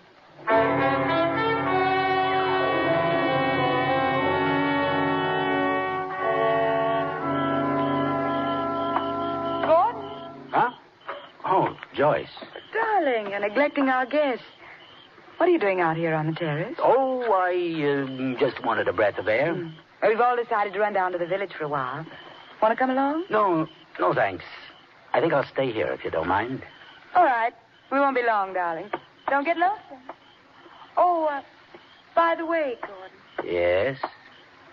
I thought you were the careful type. What do you mean? Do you generally keep loaded pistols in your collection? Of course not. That dueling pistol you were showing Betty a little while ago. It was loaded. What?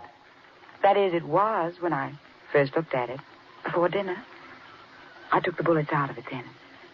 Good thing I did. I might have been killed. I guess this is your lucky day, too. Yes. We've both been lucky today, haven't we, darling? I wonder whose luck will run out first.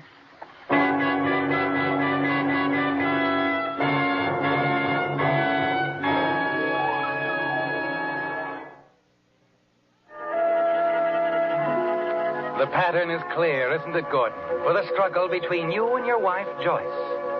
When Martin Benson died, it didn't end anything. Rather, it was the beginning of the quiet tension, the terror. You knew long ago that there would be no running away. A divorce from Joyce wouldn't settle anything. She'd follow you anywhere. She wants to kill you, doesn't she, Gordon? Somewhere, somehow, someday, she'll kill you. If you don't kill her first. It's been touch and go for so long now, hasn't it? Between two would-be killers who appear to everyone else as a comfortably, happily married couple. But now another way occurs to you, Gordon. A frame-up against Joyce. Something to get her out of the way. If only you can make it look as if she tried to kill you. Give her the opportunity and then take advantage of it. You start to set this up in a conversation with your good friend, Dr. Perryman. Oh, come now, my boy. The idea that someone is actually trying to kill you is ridiculous. Fantastic. I don't think so, Doc. And you wouldn't either in my position. But, well, you were along right behind me when that shot came whistling out of nowhere on the ridge yesterday. Of course. A careless hunter, an accident. You said so yourself. Yes, but I've been thinking about it, Doc. Thinking about some other accidents, too. What? You remember several months back on the lake, my motorboat, the explosion? I was lucky to get out of it alive. Well, yes. Then a month ago, coming down the ridge road, my car suddenly going out of control. Hitting that telephone pole was the only thing that saved me from going over. The road is dangerous. Hairpin curves, and the way you drive. Yeah, fortunately, I wasn't speeding. See here, Gordon. Do you mean to tell me that... Yes. Then yesterday in the canyon. But who, Gordon? And why? I don't know. Who would want to kill you? You're not disliked. Your friends, your wife, all loyal, devoted. I wonder, Doc.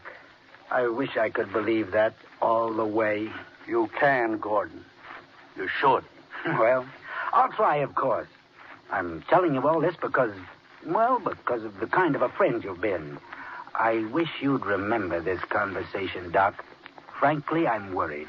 Certainly I'll remember. I'll keep my eyes open, naturally. But you don't believe such things are possible. No, I didn't say that. Look, let's stop this talk, Gordon. You got me worried now.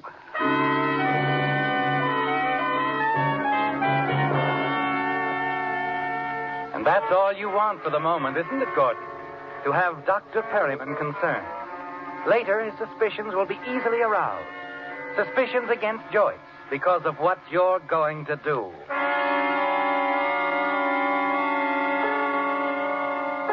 You wait now, casting around in your mind for some plan of action, the frame. It suggests itself a few days later at the lodge. Just a small thing, involving an open gas jet on a gas heater. Gordon, are you all right? Betty, shut that thing off. Mm-hmm. What? Oh, he was only asleep. What is this? What's wrong? Say, isn't that gas I smell? You bet it is. And you better have something done about this jet. It's much too loose. Something must have fallen against it. What's happening? What's the excitement, Bill? Oh, it isn't anything. Oh, yes, it is, Doctor. Gordon was asleep here in the chair, and that gas jet was open. Oh, how do you suppose? Well, it's very loose. Could have been an accident. I suppose. Why, It's dangerous. Kill someone. Oh, let's stop worrying about it. Just an accident. Don't you think so, Doc? Yeah. Oh, yes, of course. What's the matter, darling? You're all right. Sure. We better have this heater fixed. That's all. The jet's loose. Really? I can't understand it. Well, we must have it attended to right away. Yes. You better, Joyce.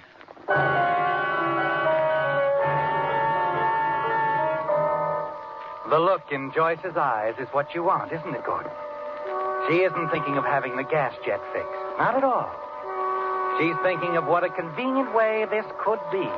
After all the guests have seen it. Yes, very convenient. And you smile to yourself, deciding that you'll help her along with her plan.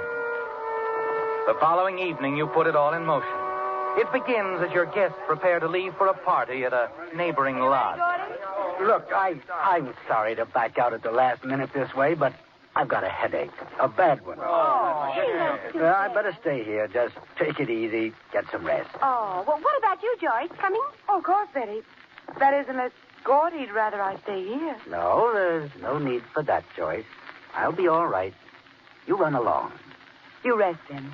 Maybe a little nap, Do you good? Yes, I'll stretch out in the den. Well, come on, kids, let's go. You want to come along in our car, Joyce? No, I'll take mine. I have some things to get in the village first. You run along. I'll join you at the Jellisons later. Okay. Let's away!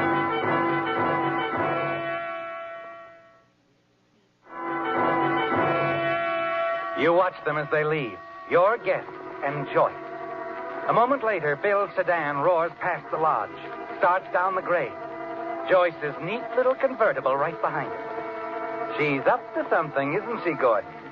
The way she suggested that you rest so all of them could hear.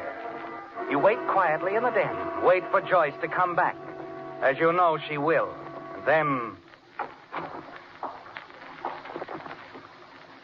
In here, Joyce. You don't seem surprised, darling. That you came back? No, I knew you'd be back. I thought perhaps you'd changed your mind about going over to the Jellisons. I only wanted to see if... I still have my headache. Would a drink help? Why, how thoughtful of you, dear. Yes, it might help very nicely. I'll fix a couple. Let me... No trouble, darling. Thanks. You know, Gordy, sometimes you're hard to figure out. Oh? And you're not at all. That sounds sarcastic. Merely appraising. Joyce. Yes? What sort of sleeping pills did you pick up in the village? Sleeping pills? Whatever are you talking about? Here, your drink. Joyce, you're getting careless. Clumsy. Am I? You wouldn't want to exchange drinks now, would you? Certainly. Here. Satisfied? You anticipated that one, of course. Did I? Let's stop the game, Joyce. I know what you're up to. What am I up to? You want to put me to sleep. Fix it so I'm just sitting here, resting, as you put it. Then somehow the gas jet finds its way on again, and I'm the unsuspecting accident victim. No one will know that you ever came back here from the village. You went directly over to the Jellisons' party. You have it all figured out, don't you? Yes, and it won't work. I guess not. I wouldn't expect such a careless, clumsy plan to work. Well, cheers. Really afraid, aren't you, Gordon? Of the drink, yes. But not of you. I'm not afraid of you anymore, Joyce. Not in the least. It sounds ominous. I might as well tell you how ominous. I intend to take an overdose of sleeping pills and turn on the gas. Suicide? How nice of you, Gordon. Not suicide. Attempted murder. What are you talking about? You do have a box of sleeping tablets in your purse, don't you, Joyce? Of course. I'll only borrow a few. Put the box back in your purse after I've seen you on your way. You're out of your mind. Not quite. But it has to look good, Joyce. Your attempt on my life. You're a fool, Gordon. I'm afraid we'll both have to check our plans for a while. Not me, Joyce. But you will. You see, in a few minutes, you're going to have an accident. Your car is going off the road with you at the wheel. I see. And I'll be found that way with a box of sleeping tablets in my purse. The ones they'll believe you slipped into my drink. Oh, I fully intend to take them, you know. Then just at the right moment, I'll call the hospital. They'll find me here, unconscious, the gas on, but they'll find me just in time. After my car accident, you mean? That's right, Joyce. You have been thinking overtime, haven't you? You know, Joyce, you're forcing me to do this. Am I? If you'd only tried to understand. Understand murder? There was no other way. You could have given me a divorce when I asked for it. I didn't want a divorce. You knew I loved Martin. I thought you knew you did. You knew I did. You knew I loved him. With everything I had. That's why you killed him and made it look like a hunting accident. But you didn't get away with it, Gordon. You cheated the law, but you're going to pay just the same. I'll make sure of that. I'm sorry, Joyce. I hate the idea of punching that beautiful jaw, but you leave me no choice.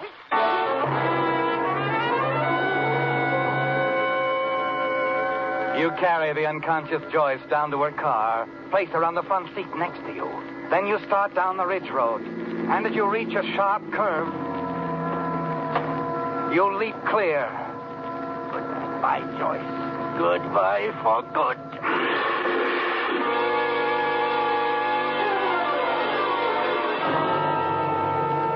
Back at the lodge, you pour yourself another drink. Dissolve the sleeping tablets in it. Then you drink. You step over to the gas jet on the heater and turn it on.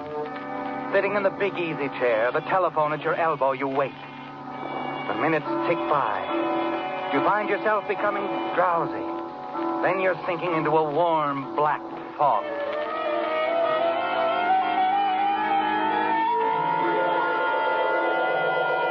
To our host and hostess, the happiest married couple I know. You shake your head. Try to clear the haze from your mind. I wonder whose luck will run out first, darling. You're breathing heavily now. The walls are closing in on you. Gordon was asleep in the chair. The gas was on. The room seems to be swaying beneath you. The black fog sweeps in again, and you fight to keep your eyes open.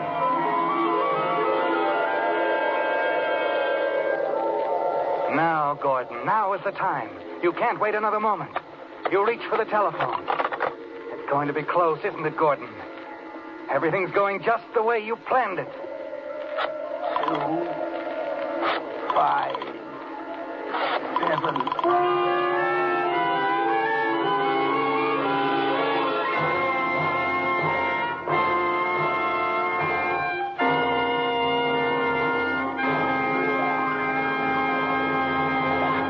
The Whistler will return in just a moment with the strange ending to tonight's story. Do you want a pleasant surprise? Then the next time you're near a signal service station, drive in and ask the dealer how much trade-in allowance he'll give you for your old tires.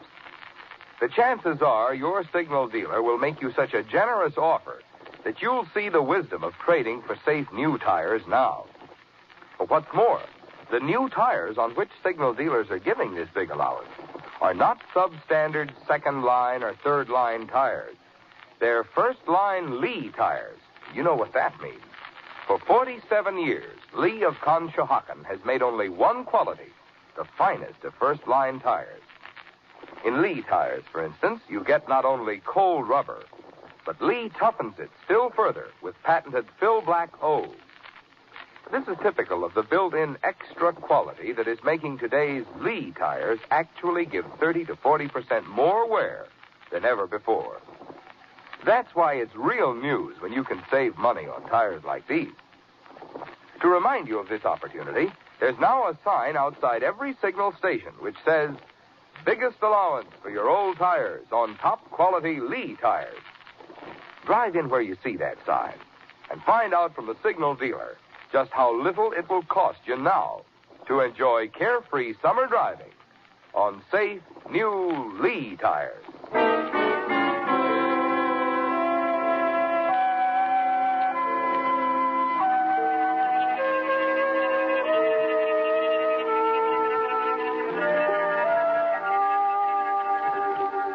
The small crowd around the wrecked car included the party guests. Only Dr. Perryman wasn't there as Joyce's lifeless body was lifted from the crumbled mass of glass and metal. The guests were shocked, spoke in low, nervous tones to one another, horrified by what had happened in the space of a few hours. Presently, a police car returned to the scene. Dr. Perryman and the sheriff stepped out and hurried down the path to join the others. Doc, I thought you went up to get Gordon. Where is... Up at the lodge, Bill. Well? Gordon's dead. What did you say, Sheriff? Accident, I guess. The gas was turned on in his den, where we found him, sprawled out on the floor. His hand still clutching the telephone. He must have tried to phone for help, Bill. But he didn't have a chance. What do you mean? The telephone lines were down. When Joyce's car crashed down the bank, it knocked over a telephone pole and all the phone lines along with it.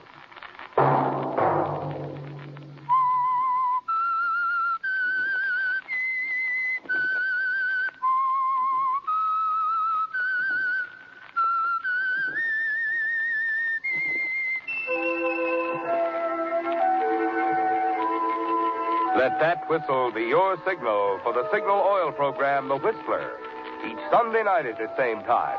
Brought to you by the Signal Oil Company, marketers of Signal gasoline and motor oil and fine quality automotive accessories. Signal has asked me to remind you, to get the most driving pleasure, drive at sensible speeds, be courteous, and obey traffic regulations.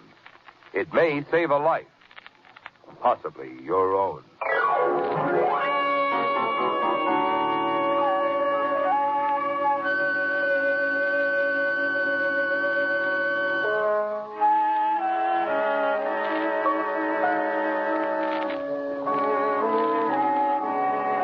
Featured in tonight's story were John Hoyt and Betty Lou Gerson. The Whistler was produced and directed by George W. Allen, with story by Joel Malone and Adrian Jondeau. Music by Wilbur Hatch, and was transmitted to our troops overseas by the Armed Forces Radio Service. The Whistler is entirely fictional, and all characters portrayed on The Whistler are also fictional.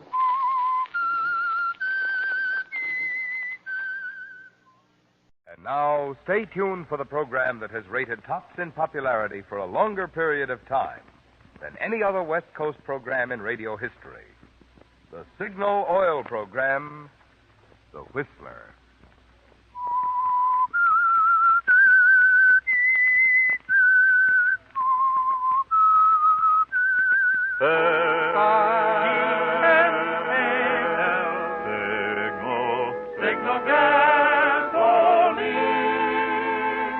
Signal, the famous Go Farther gasoline, invites you to sit back and enjoy another strange story by The Whistler. For extra driving pleasure, the signal to look for is the yellow and black circle sign that identifies Signal service stations from Canada to Mexico. And for Sunday evening listening pleasure, the signal to listen for is this whistle that identifies the Signal Oil program, The Whistler.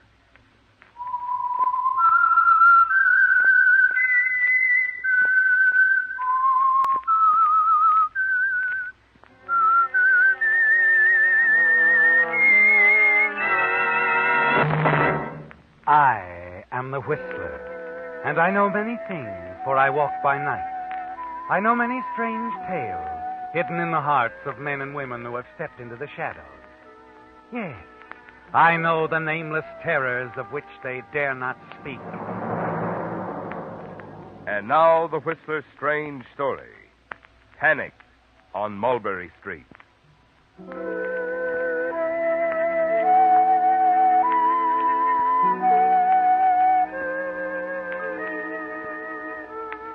Mulberry Street is in the heart of the city, yet it's very quiet there.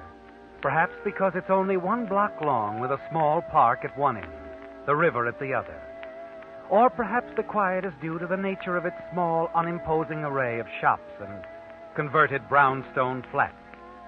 Among the shops is the bookstore belonging to Henry Pettigrew. It's as quiet as Henry himself and equally middle-aged. Some of the books on the shelves reflect Henry's hobby, criminology, a most fascinating subject to Henry Pettigrew. And he spends many an evening discussing various cases with his good friend, Police Lieutenant Perez. It's on just such a night that Henry, rather embarrassed, calls attention to something which he's been anxious to show the officer. What is it, Henry? What have you got on your mind? All right, I'll show you. I've been afraid you'd laugh at me. Have I ever? Here, these newspaper clippings. You see what they are. I see. Well, yes, you have stories here on all the deaths in the city for weeks. For 1 month, to be exact, Lieutenant. But all of those deaths don't interest me. What? Just these 6. See, they're rather unusual. You see here now. We have an unsolved murder on Ashton Street, an accidental death on Carl Street, another on Elm, suicide on Gordon, a disappearance on Iris, and a hit and run on Kirby. So what? Well, the streets in this area are in alphabetical order. Yeah, I know that. Now, these deaths occur on A, C, E, G streets, and so on. Now, if I'm correct in my conclusions, there's a pattern in progress. And the next street in order is M. M? Oh, Mulberry. Your own street. Oh. Oh, so that's it. Well, I see why you're concerned, Henry. I knew you'd laugh. I didn't mean to.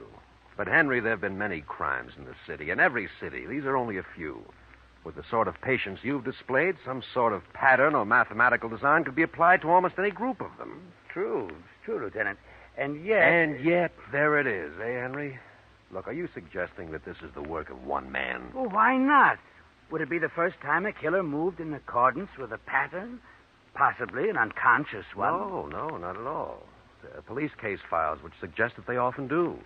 But some of these cases you're talking about were accidents, Henry, suicides. I wonder, Lieutenant. Oh. Henry, you're always trying to worry me. Oh, no. But I refuse to be intimidated. Well, I have to be running along now. Have some things to do. All right, Lieutenant. I'll see you to the door. Okay. But remember, this is Mulberry Street, Henry. You'll be sure to bolt it after me,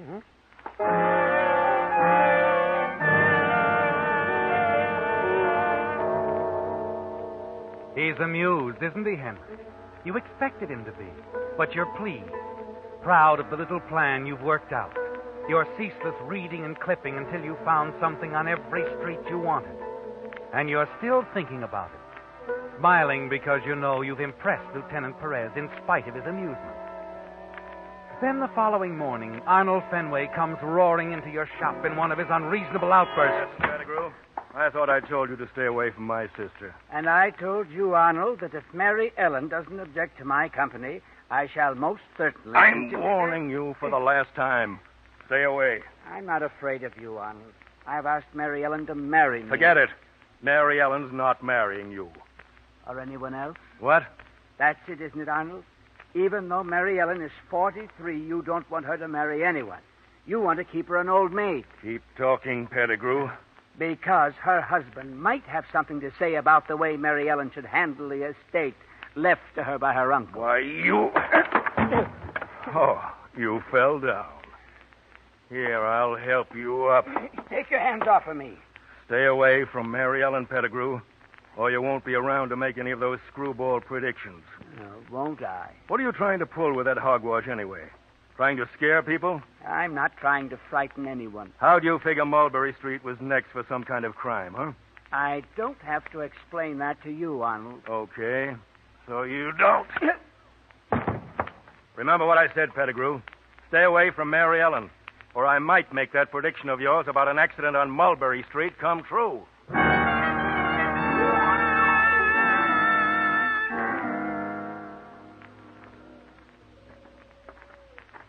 Over here, Henry. Oh, yes. Didn't see you at first, Mary Ellen. Well, it's the same bench, Henry. Sit down. Ah, this is nice. Don't know what I'd do without this little park. Been a good friend for years. And I don't know what I'd do without you to talk to, Henry. How's it been? Still the same? Oh, worse. Arnold is more unmanageable than ever. He has no right to interfere with your life. You're scarcely a child, Mary Ellen. I know that, Henry. It's just that Arnold is so set against you, and he's terribly quick-tempered. I'm afraid of what he'd do to you. Well, I wouldn't worry about it. I'm not going to. His kind of people have to run their course. Run their course? I don't understand, Henry. Nothing, Miriam. Let's forget your brother for now. Henry. Yes? Henry, there's something I meant to ask you. One of the neighbors mentioned it about this theory you have. Theory? The pattern you've worked out. Oh, yes.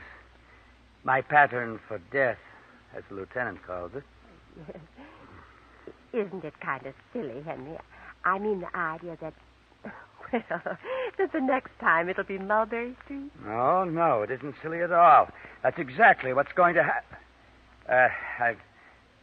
I mean to say, Mary Ellen, that, well, such things are quite possible. Mulberry Street may very well be marked for death.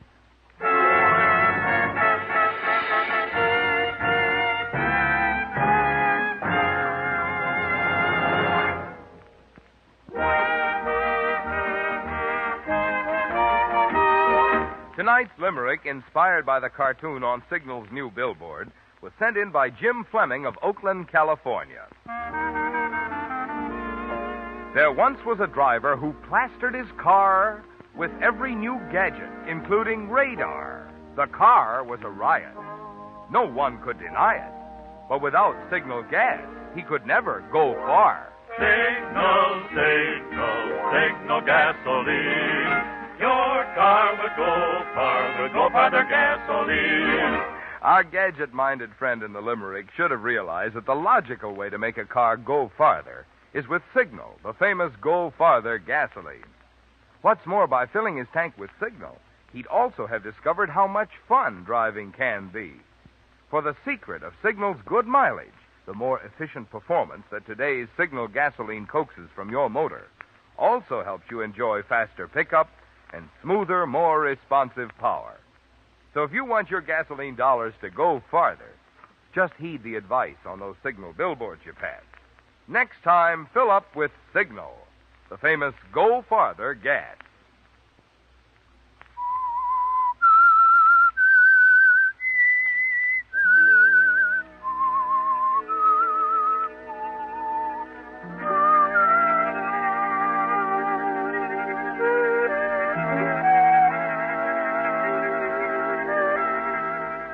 The quiet of Mulberry Street is interrupted now, isn't it, Henry? Not violently. But the street has begun to stir. Conversations at first, that's all. A little questioning here and there as your theory spreads. Then a definite feeling of tension in the air as your idea that something's going to happen takes hold. It's working perfectly, isn't it? Exactly as you knew it would from that day weeks ago when you thought of the pattern for murder and figured out your plan for a perfect cover-up.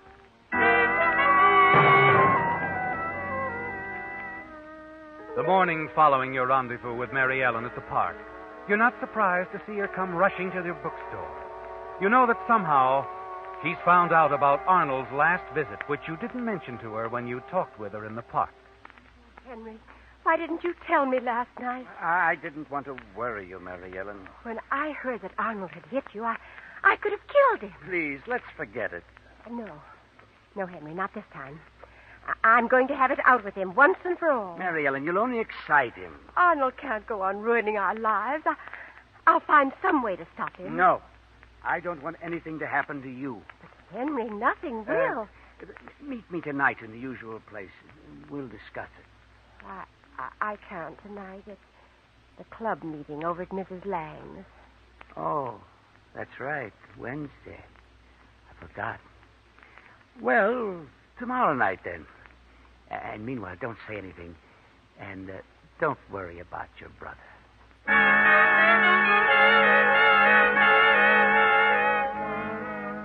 She'll be free of him soon, won't she, Henry? And so will you.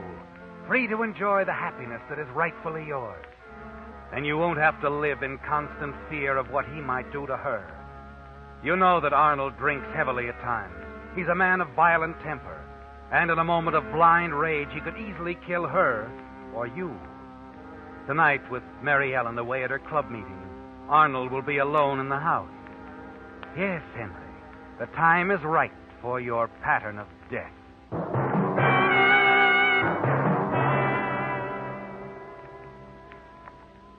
You reach the old brownstone house shortly before 9. You glance around, turn into a tiny delivery alley running between the houses. Inside, near the library window, is Arnold. He's sitting with his back directly to you. Perfect. His back. Couldn't be better. Then Arnold rises suddenly. You duck out of sight as he comes to the window.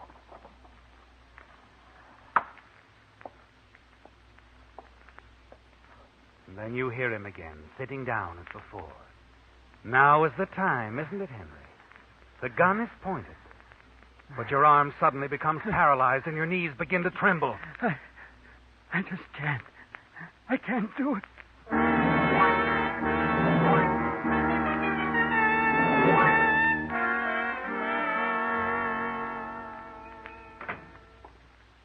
Oh.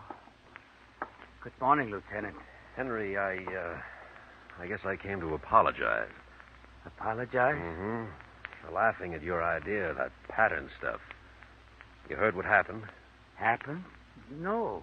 Arnold Fenway disappeared from his home last night under mysterious circumstances. Disappeared? Uh-huh. Maybe you hit something with that crazy idea of yours, Henry. You stand in shocked silence, staring at the lieutenant, your mind spinning crazily. It's fantastic, isn't it, Henry? But it's happened. The theory, the plan you worked out to cover up Arnold's murder, it really exists. Yes, you've accidentally stumbled onto a killer's pattern for death. I just can't believe it, Lieutenant. This theory, it looked good on paper, but I never really thought... Look, Henry, just how much do the people here on Mulberry Street know about this? Well, none of the details, really. Not any more than what I told Frank Ferris. Oh. How much did you tell him, Henry? Just that I'd figured something out, that there might be a crime on Mulberry Street before long. Well, I'm not saying there is anything to this theory of yours, Henry, but if there is a killer at large, we don't want him to know we're aware of this pattern, this blueprint, so keep it quiet. Oh, yes, yes. Well, that's all I had in my mind. I'll be getting back over to the Fenway house. Lieutenant. Huh?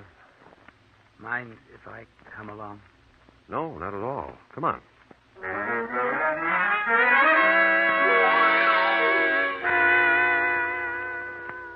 It was around 11 o'clock when I came home, Lieutenant. I assumed Arnold was still working. The lights in the library were on. I didn't want to disturb him, so I went directly to my room. You didn't look in at all? No, I didn't. Miss Fenway, from the appearance of this room, there must have been a struggle here. You're certain you didn't hear anything at all during the night? No, not a thing. Lieutenant, isn't it possible the struggle took place before Mary Ellen came home?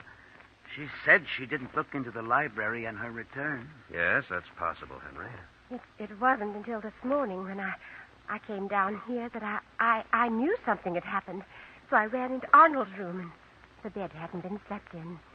That's when I called the police. Uh-huh. You said you came home around 11 last night, Miss Fenway. Now, what time did you leave the house earlier? 10 minutes to 8. It's only a few blocks away to Mrs. Lang's. We meet at her house every Wednesday. Well, you went to a club meeting then? Yes. I see. Now, Miss Fenway, about your brother... Excuse me, Lieutenant. There's a Mr. Cosgrove out here. He says he's Arnold Fenway's boss. Oh, that's right, Lieutenant. I telephoned him a little while ago. I thought perhaps he might know something. Oh, I see. Okay, Radek, send him in. This way, sir. Thank you, officer. Morning, Miss Fenway. Mr. Cosgrove, this is Lieutenant Perez and Mr. Pettigrew. Gentlemen. How do you do? Oh, I hope I'm not intruding, Miss Fenway. Naturally, I'm greatly concerned over all this. Arnold is a fine man, a loyal employee, and more than that, a friend. I think the world of Arnold. I know, Mr. Cosgrove. What sort of work does he do for you, Mr. Cosgrove? Arnold is our chief accountant, Lieutenant. I'm with the firm of Cosgrove and Grant. You've heard of us, I suppose? The brokers, stock and bond. That's right. If there's anything I can do. Sure. The books here on the desk. They're ours, Lieutenant. Arnold's been working on them. Just a routine check. I see. Likes to have everything in top order, you know. A good man. Mary Ellen, shall I get it? Would you, Henry? Now, Miss Fenway, do you know of anyone who would want to harm your brother? Hello? That you, Arnold? Oh, this is Henry Pettigrew. Oh, Henry, this is Mrs. Lang. Is Mary Ellen there? Yes, but she's rather busy at the moment. Well, don't bother. It's not important. I just called to see if she was ill or something. She isn't, is she? Why, no. Well, the reason I asked, she never misses a Wednesday night meeting, and when she didn't come last night, I just wondered. Well, you tell her I called, Henry. Henry? Yes, I'll tell her, Mrs. Lang.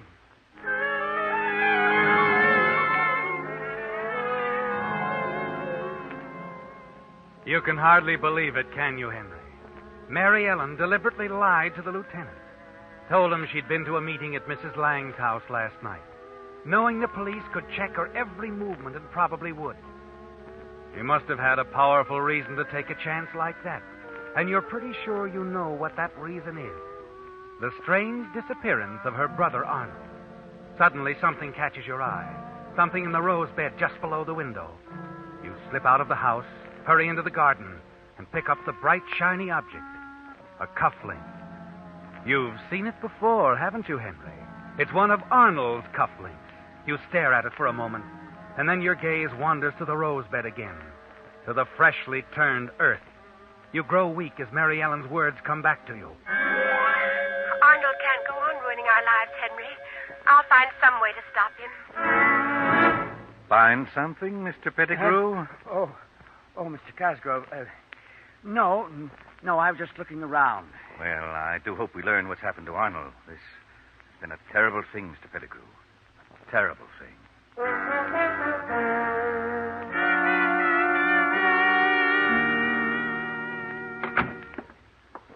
Is that you, Henry?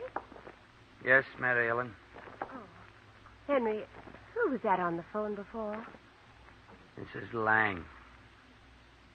Oh. What did she want? I told her you were busy. Said for you to call her when you can. All right. Mary Ellen. Yes, Henry. Why, Mary Ellen? Why did you lie to the lieutenant? Tell him you went to Mrs. Lang's. Well, I don't know, Henry. Where did you go? Arnold and I, we had a quarrel last night, and he became very angry. He struck me. Mary Ellen. Oh, Henry. Henry. Oh, now, my dear. He's never hit me before, and I was so confused, so angry. I don't remember what happened. I was suddenly walking along the river. It was like a nightmare. And then suddenly I was back at the house, Mary Ellen. Oh. No one answered my ring, so I came around back. Thought there might be someone in the garden. Mr. Cosgrove. Good evening, Miss Fenway, Mr. Pettigrew. I happened to be in the neighborhood. Just wondered if there'd been any word about Arnold. No, there's been no word at all. I see. Well, these things do take time, I suppose. Police doing all they can, of course. Well... We were just going in, Mr. Cosgrove. You'll have a cup of coffee with us? Why, I think that would be Don't fine. bother, Mary Ellen. You've had a very trying day. Now, you need your rest. Mr. Cosgrove and I will just run along. Oh, yes, of course. Mr. Pettigrew is right. Well, it's no trouble. See you tomorrow, Mary Ellen. Coming, Mr. Cosgrove?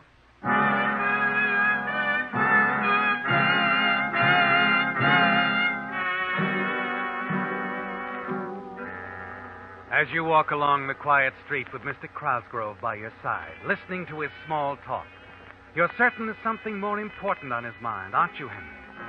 You're sure he overheard your conversation with Mary Ellen in the garden, He knows she quarreled with Arnold the night he disappeared, that Arnold had struck her.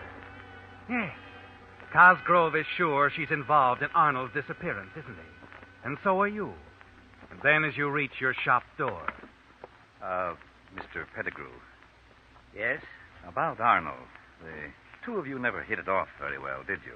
Oh, I don't know. He's told me quite a bit about you, his objections and all. Arnold didn't get along with his sister either. What are you driving at, Mr. Cosgrove? Arnold Fenway is a friend of mine, trusted employee and good friend. I'll do anything in my power to find out what's happened to him. I understand that, If you know anything about his disappearance, even if you think Miss Fenway, his sister, does. Are you insinuating that she... I believe she knows more about this than she cares to tell. So do you. And if you're shielding her... Why, that's ridiculous. Is it? Perhaps the police won't think so. Good night, Mr. Pettigrew.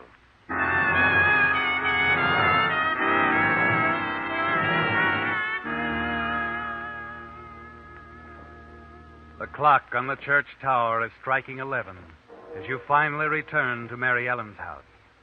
You wonder if Mr. Cosgrove has been to the police. You ring the bell and wait. You ring again. There's no answer. And then a voice from the house next door. Mary Ellen ain't home, Henry. Oh, Mr. Griffin. She left a few minutes ago, Henry. The police came for her. The police? Oh, I see. I see.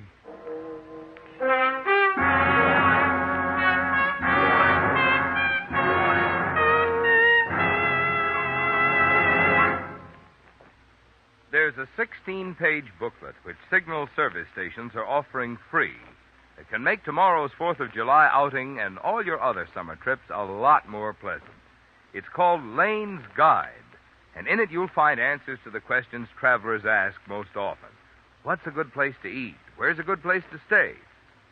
In addition, this handy pocket-sized booklet, which was prepared by an independent travel organization, contains much other useful information, such as whether prices are low, medium, or high, whether the lodging place is on a beach or has a swimming pool, and in the case of motels, whether kitchens are available.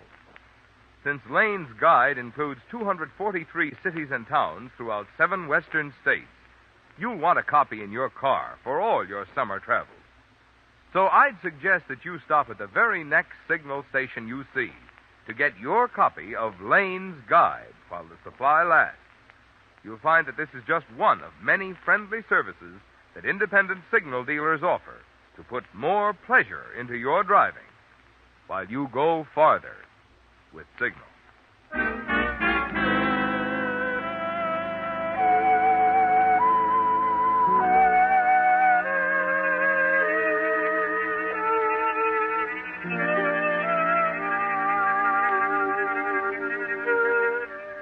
It's all over, isn't it, Henry? You're certain Mr. Cosgrove has told the police what he suspected, that Mary Ellen is involved in her brother Arnold's disappearance. And now they've come for her, taken her away for questioning. You walk over to your bookstore and sit there in the back room for a long time. There's no doubt in your own mind either. You're sure that Mary Ellen is involved.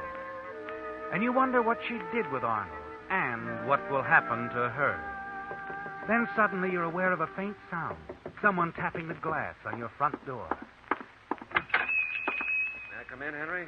Oh, of course, Lieutenant. Come in. Well, that alphabetical design of yours worked out fine, Henry. Huh? We found Arnold about an hour ago. He was dead? No, on the contrary. He was very much alive. But he wouldn't have been for long if it hadn't been for your alphabetical street idea. My idea? That's right. He used that idea for his own ends, Henry. When you insisted Mulberry Street was scheduled for the next crime, he decided to be it. Then his disappearance was strictly phony. He messed up his library to make it look good. He was trying to get away. But why? The night Arnold disappeared, he dug up some of the firm's money he'd hidden in the rose bed. The cufflink. Yeah, the cufflinks. That's what made you think Mary Ellen had had something to do with it. That's how Cosgrove knew Arnold was planning a getaway. Cosgrove just told us the whole story.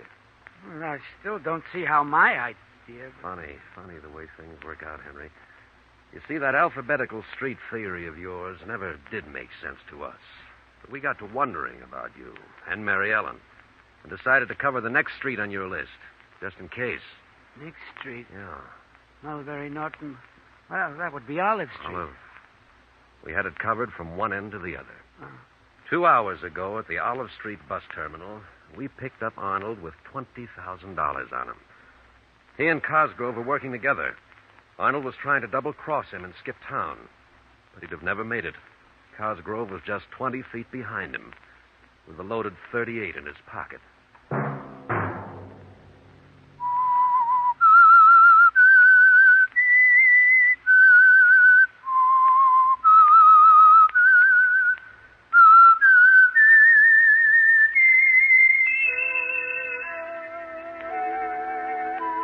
Let that whistle be your signal for the Signal Oil program, The Whistler, each Sunday night at this same time.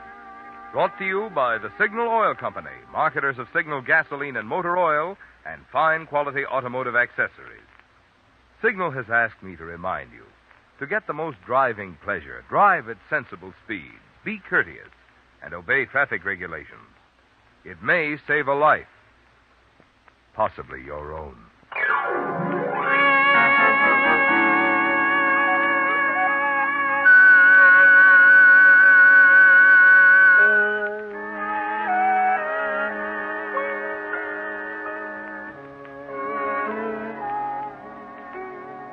Featured in tonight's story were Wilms Herbert, Sarah Selby, and Hal March. The Whistler was produced and directed by George W. Allen, with story by Steve Hampton, music by Wilbur Hatch, and was transmitted to our troops overseas by the Armed Forces Radio Service. The Whistler is entirely fictional, and all characters portrayed on The Whistler are also fictional. Any similarity of names or resemblance to persons living or dead is purely coincidental. Remember, at this same time next Sunday, another strange tale by The Whistler.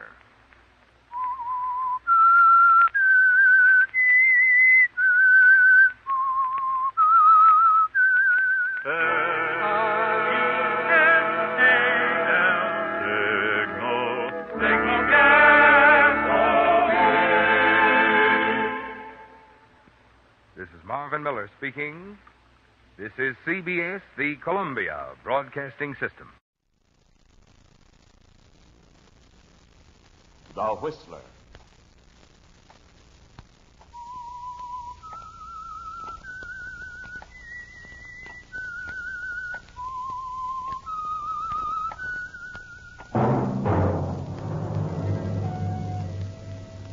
And now, The Whistler's strange story. Frontman.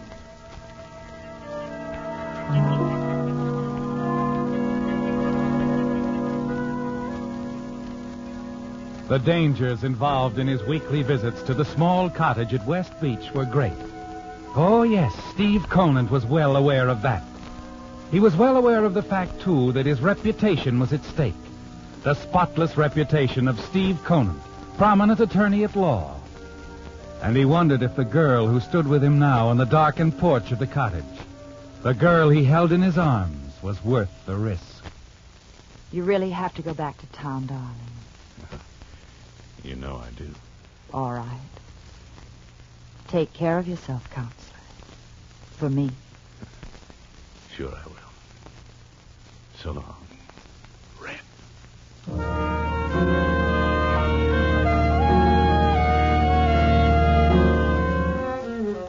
Steve Conant hurried down the path to his car. He looked back once and waved to the girl on the porch, and then drove off into the night.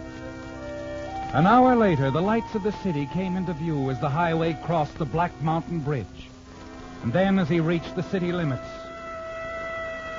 glancing into the rearview mirror, he saw the police car approaching.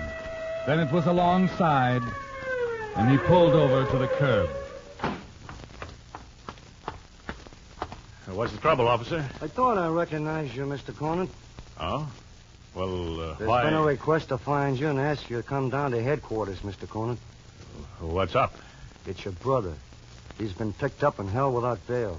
Johnny? What's the charge? Suspicion of murder? He wants to see you. What for? He knows I won't do anything. He says you're his alibi.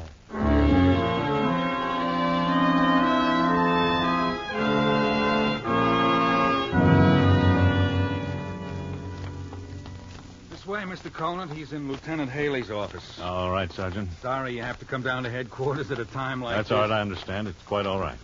Sure, Lieutenant. Go ahead, rave on. So you think I killed Tolman? Lieutenant. Yes, what? Oh, Mr. Conant, come on in, come in. Hi, Stevie. How are you, Lieutenant? I'm sorry about this, Mr. Conant, but Johnny here tells us... Yeah, I told him you were with me, Steve, all afternoon at my place. Buzz Tolman's been killed, Mr. Conant. We think Johnny did it. Now, I know he's your younger brother, but this is murder. Were you with him all afternoon? I haven't seen Johnny in a month. Well, Johnny.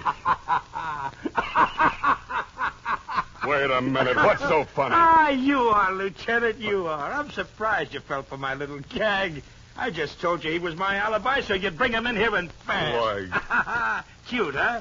I was afraid of that. Now, how about it, Stevie? Come on, get me out of this pillbox, huh? Sorry, Johnny. Get yourself another lawyer. What did you say? You heard me. I told you a long time ago we were washed up.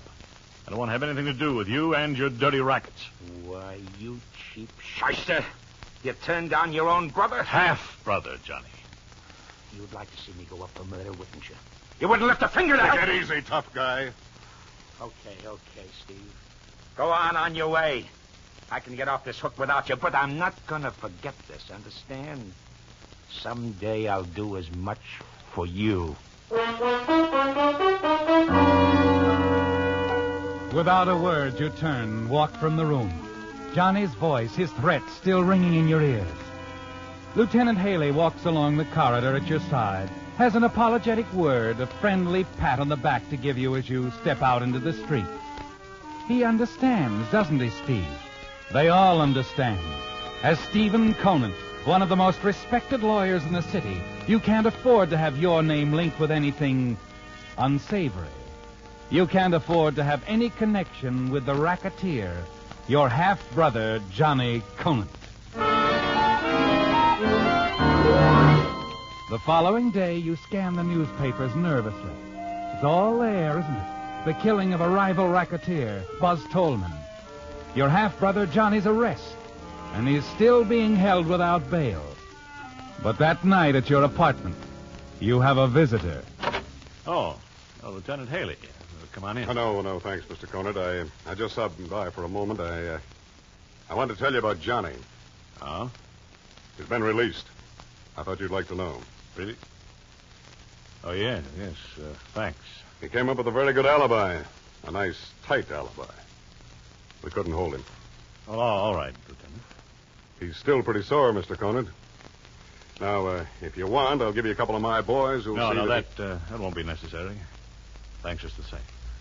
Okay, whatever you say.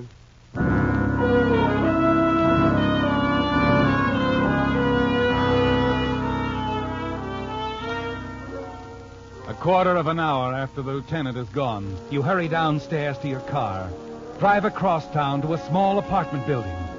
You ring the bell under the nameplate Edna Watkins, then climb a flight of stairs to apartment 202.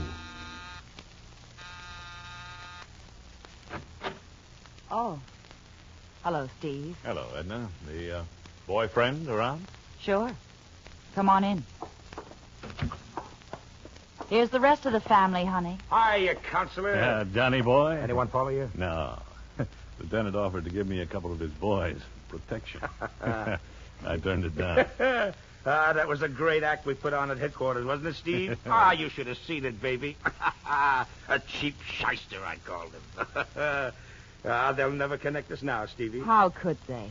A big shot lawyer like Steve here, mixed up with a dirty racketeer. Hey, now watch that, baby. What a front for little Johnny's bigger and better business. And watch us grow, baby. Bookmaking, numbers, slot machines, punchboard, protection. With Tolman out of the way, little Johnny takes over. The whole lucrative business will be coming over our desks, Steve. Yeah, sure, Johnny. Only we gotta be careful. And speaking of being careful, you sort of got your signals crossed up yesterday afternoon, didn't you, Steve? What do you mean? You were supposed to be here in town. What were you doing up at West Beach? How'd you know I was at West Beach? Checking up on me? No. One of the boys saw you heading that way. Well, I had business there. Well, okay. Only the next time let me know, huh? Well, I gotta run out for a while. Edna, how about a beer for Steve? Sure. Where are you going, Johnny? I gotta see Lou about the payoff of that Tolman alibi. I won't be long. Keep our boy entertained, will you, Edna? Okay, John. Johnny. Yeah? I've been wanting to talk to you about Lou. Can you trust him? Sure. Up to a point. But look, I don't really trust anybody in this outfit. That is, outside of you and Edna. The three of us are the only ones any of us can count on. Well, I'll see you later. You hear that, Edna? He trusts us. Here's your beer, Counselor. Thanks, Red.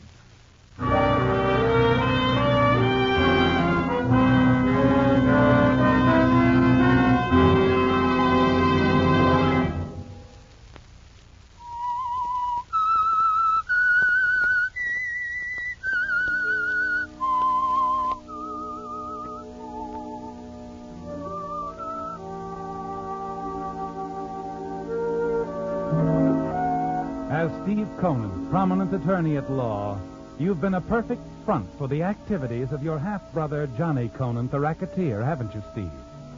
Yes, and so far, no one has suspected that this partnership exists.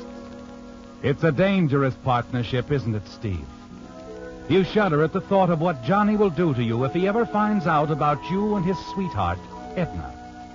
You know how ruthless Johnny can be when something stands in his way. He'll get you, just as he got rid of Buzz Tolman, the rival gang boss, with a bullet.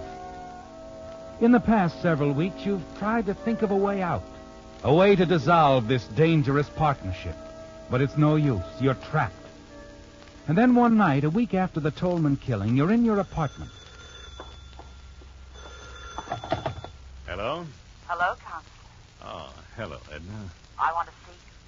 Can you come over right away? Too risky, Edna. Never bothered you before, Don. Yeah, well, look, we can't take any chances. Johnny won't be around. Right now, he's hiding out in a little apartment over on 76th Street. Hiding out? What's happened? Suppose you come over, Counselor. I'll tell you all about it. Oh, and you better use the back stairs. Just in case.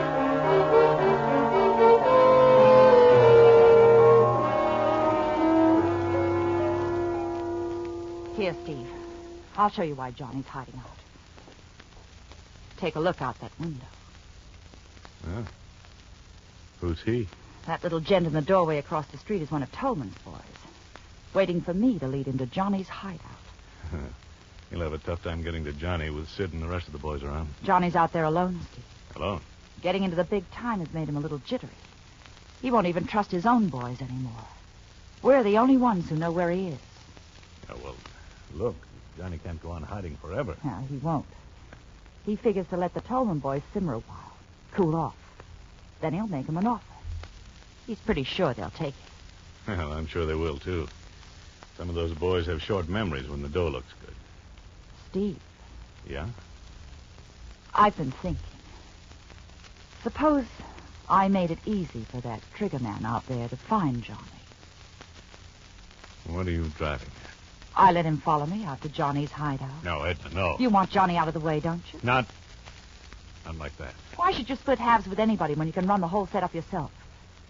But we'll never have to be afraid of Johnny finding out about it. Use your head, Edna, so Johnny gets it.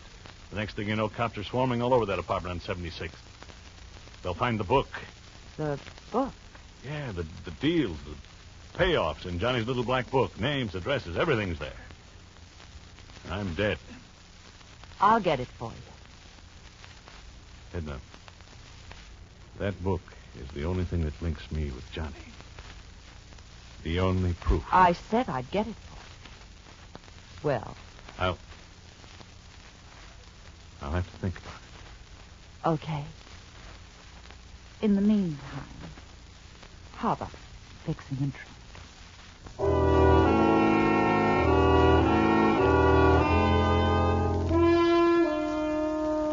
Edna has hit on the solution, hasn't she, Steve? The way out you've been looking for. It will cost Johnny his life, but you'll have the black book. And that's more important than anything else. Yes, even more important than Edna. Without knowing it, she's solved another one of your problems, hasn't she, Steve? Something else that's been on your mind for a long time. That evening, before you leave her apartment, you made up your mind. Edna, Yes, darling. when can you get the book? Tomorrow. Do I put the finger on Johnny? Yeah. You put the finger on Johnny.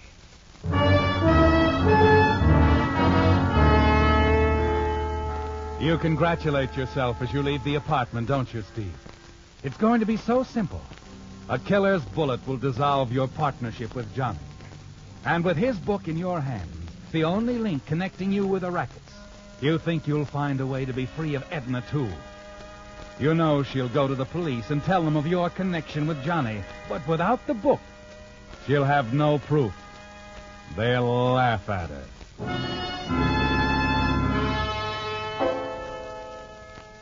The following day, you wait anxiously for some word from Edna, but nothing comes.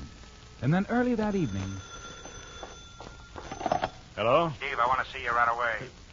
Something wrong, Johnny? Suppose you get over here and we'll talk about it, huh? Oh, sure, but I... Johnny!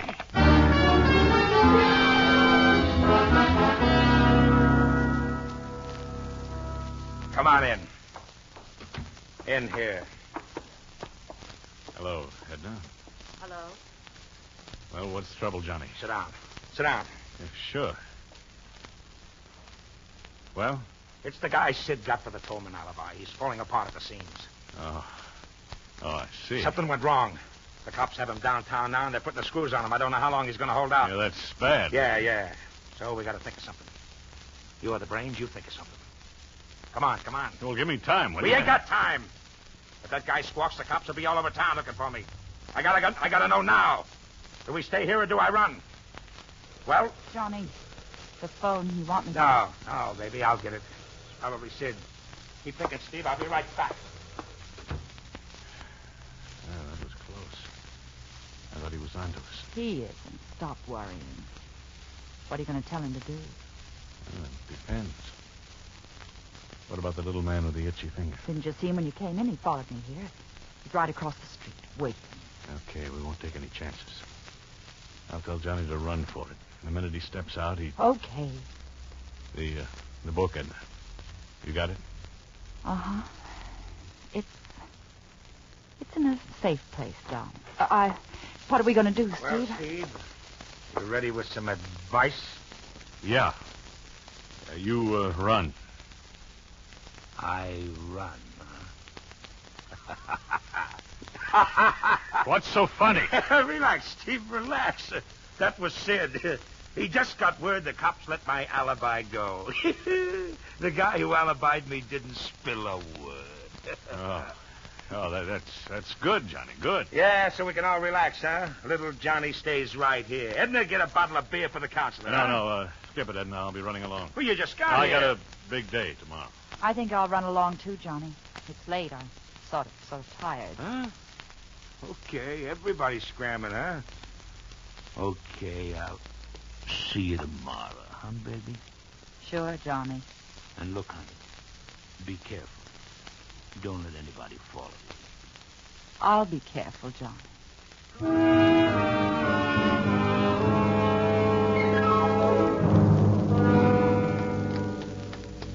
Steve, see him across the street? Yeah, that our boy with the itchy finger? Uh-huh. Yeah, go on. I'll get in. Yeah. Notice he's got a good view of both the front and side entrance to the apartment house. Yeah.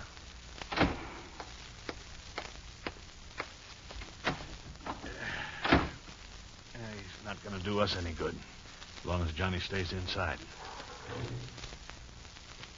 Edna? Yes, Don. About the book. It's in a safe place, Steve. Don't worry. I want it. You'll get it. Tonight? No. Well, what's the idea?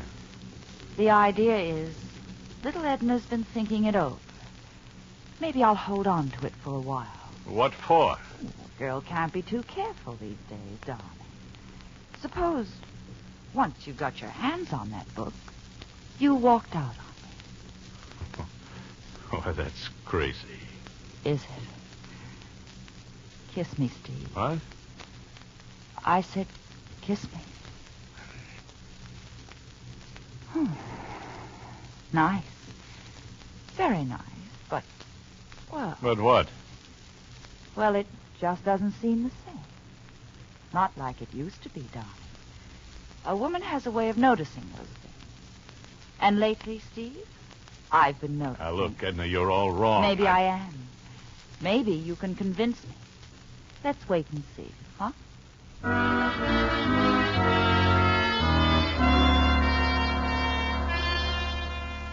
She suspects, doesn't she, Stevie, that your only concern now is getting the little black book. Once it's in your hands, you'll be free of any connection with Johnny and the racket, and you hope of Edna, too. You realize you're going to have to proceed cautiously. Do your best to convince her she's wrong. And later that evening at her apartment. But it'll work, Steve. I know it will. Sure, but why me, Edna? You'll have to be the one to call Johnny, Steve. He'll run like a frightened rabbit. Okay, but I have to drive by the apartment and make sure that trigger man is still there. He'll be there, darling. You don't have to rush away right now, do you? Fix me another drink. Hmm? Yeah, sure, Ed. Anything you say.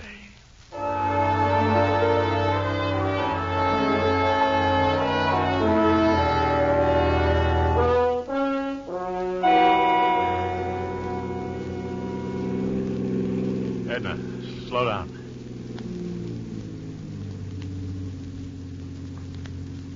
Well? Yeah, he's still there. Waiting for Johnny. Now all you have to do is phone. Where am I going to find one at this time of the morning? There's an all-night drugstore around the corner. Yeah, okay. I'll drive on out to West Beach tonight, Steve. You'll come down in the morning? Yeah, sure. Will that give you enough time to think it over? That I'm on a level with you? Still worrying about the little black book, huh? I'll think it over. Seriously. Well, there's your drugstore. Sure you can get back home okay? Yeah, I'll grab a cab up in the avenue. Night, Red. Night, darling. Oh, that's better. So much better.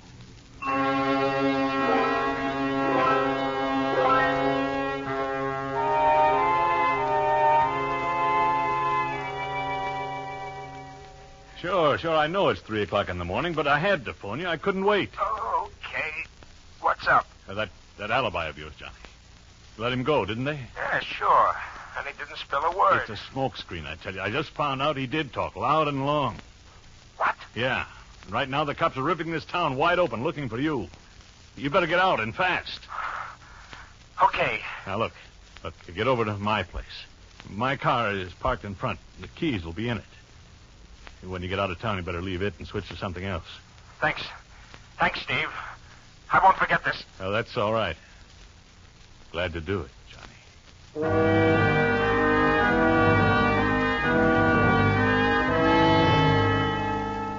You leave the drugstore, hurry down the street toward Johnny's apartment house, and arrive just in time to see Johnny step out the front door and turn into the alley. Then a figure slips out of the shadows, crosses the street, and darts into the alley after Johnny.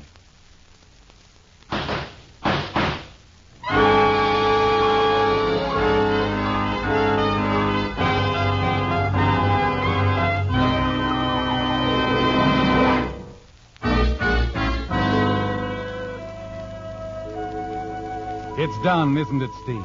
You're certain Johnny is dead, shot down in a dark alley by a rival gunman. Now there's only Edna to worry about, and the little black book containing the complete record of your activities as the front for Johnny's racket. It's the only link between you and Johnny and the rackets, isn't it? And once it's destroyed, you'll be free. And getting the black book from Edna isn't going to be a difficult task. You're thinking about that as you return to your apartment. Fix yourself a drink, and then... Hello, Stevie. Johnny. Let me in. Let me in. Johnny, what happened? He messed me up pretty hard. One of Tolman's torpedoes waiting for me in the alley. But I got him, too. Yeah, let me sit down. Yeah, sure. Sure, but I... Thanks. Thanks for the offer. The car. But I ain't gonna make it. I had to tip you we've been double-crossed. Double-crossed? She did it, Steve. Edna. She tipped that trigger man. And the black book, it's gone. She must have taken it. She's gonna take over with some other guy. And use you. Yeah, no, you're wrong, Johnny. Edna wouldn't... Look, I know. She's been meeting some guy out at West Beach. Sid found out. She's probably on her way to him now. Hey, wait a minute. Johnny, put that gun down. I never thought of it before. You've been going to West Beach a lot. Are you crazy? I've always been on the level with you. Sure. Oh, sure, I must be nuts to think you'd cross me. You're a good guy. Find out who that is. Yeah. Who's there? It's me, darling. Edna. I've changed my mind about keeping the black book. Edna, no! Edna. The book's yours. You win, Steve. I have it with me now. The book. That sort of clears up everything, doesn't it, pal? No. Johnny, wait! All nice and clear.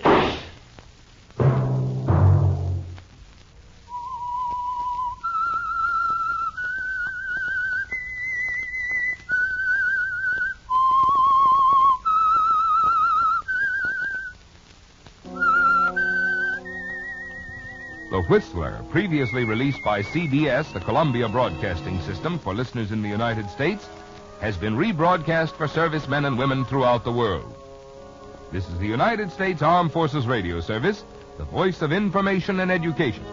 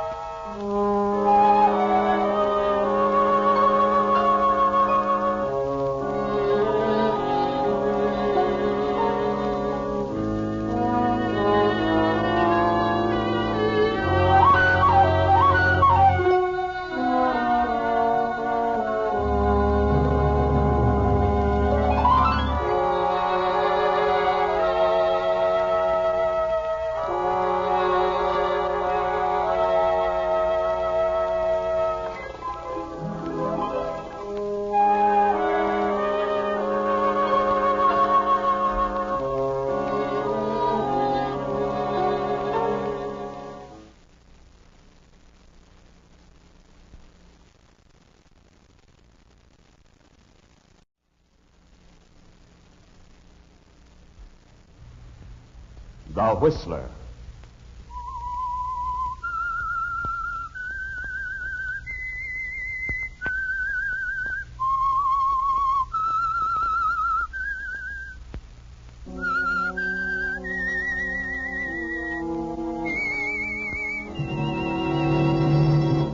I am the Whistler, and I know many things, for I walk by night. I know many strange tales hidden in the hearts of men and women who have stepped into the shadows. Yes, I know the nameless terrors of which they dare not speak. And now the Whistler's strange story. Death in 16 millimeter.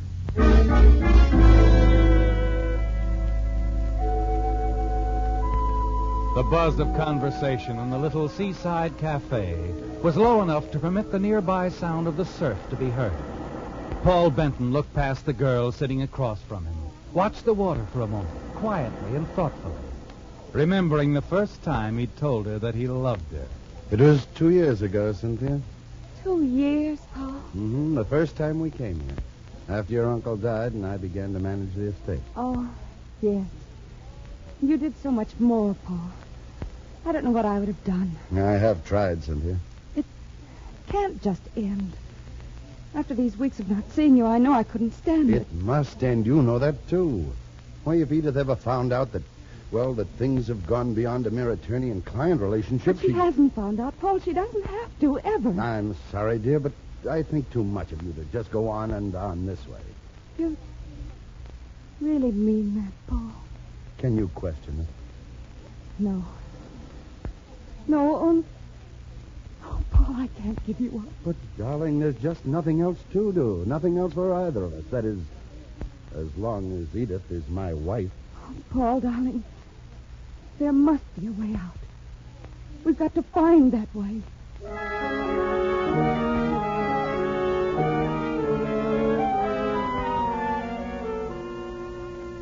There must be a way out.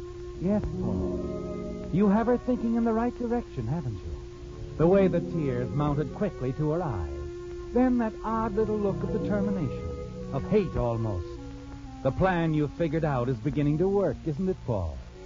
It's like those waves outside the Cove Cafe, almost ready to break out into the open, smash against the rocks, wash everything clear. Your unhappy marriage, your confused, disinterested relationship with Cynthia, a relationship that would have remained strictly attorney and client if it hadn't been for Cynthia's money. Wouldn't it, Paul? Yes.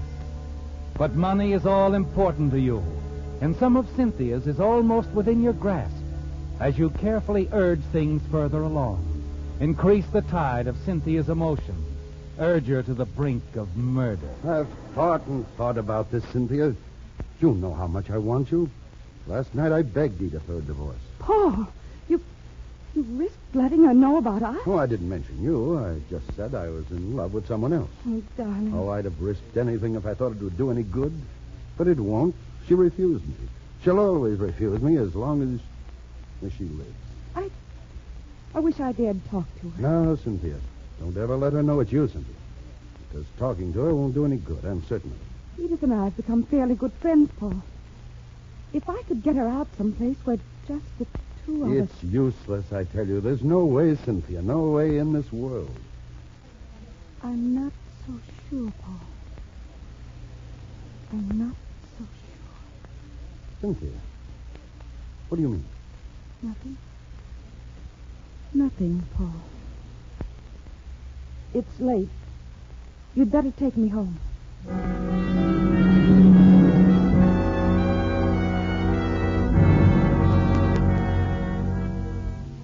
It's going well, isn't it, Paul?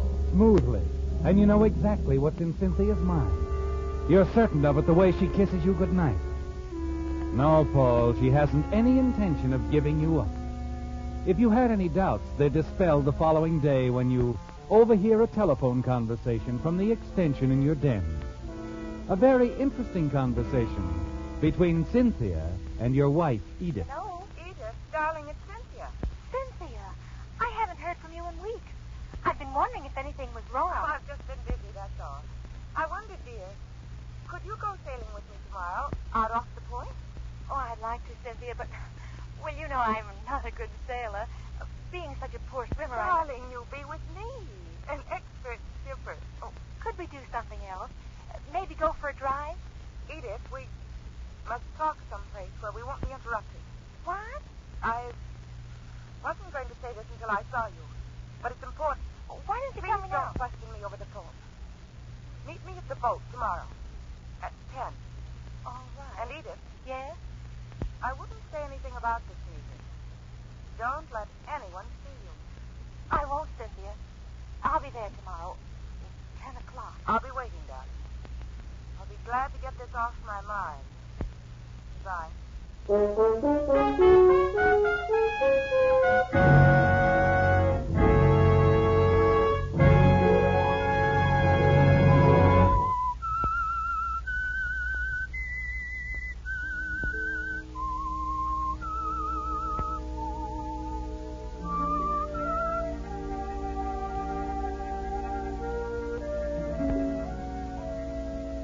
Well, Paul, so Cynthia is planning a sailing trip with Edith.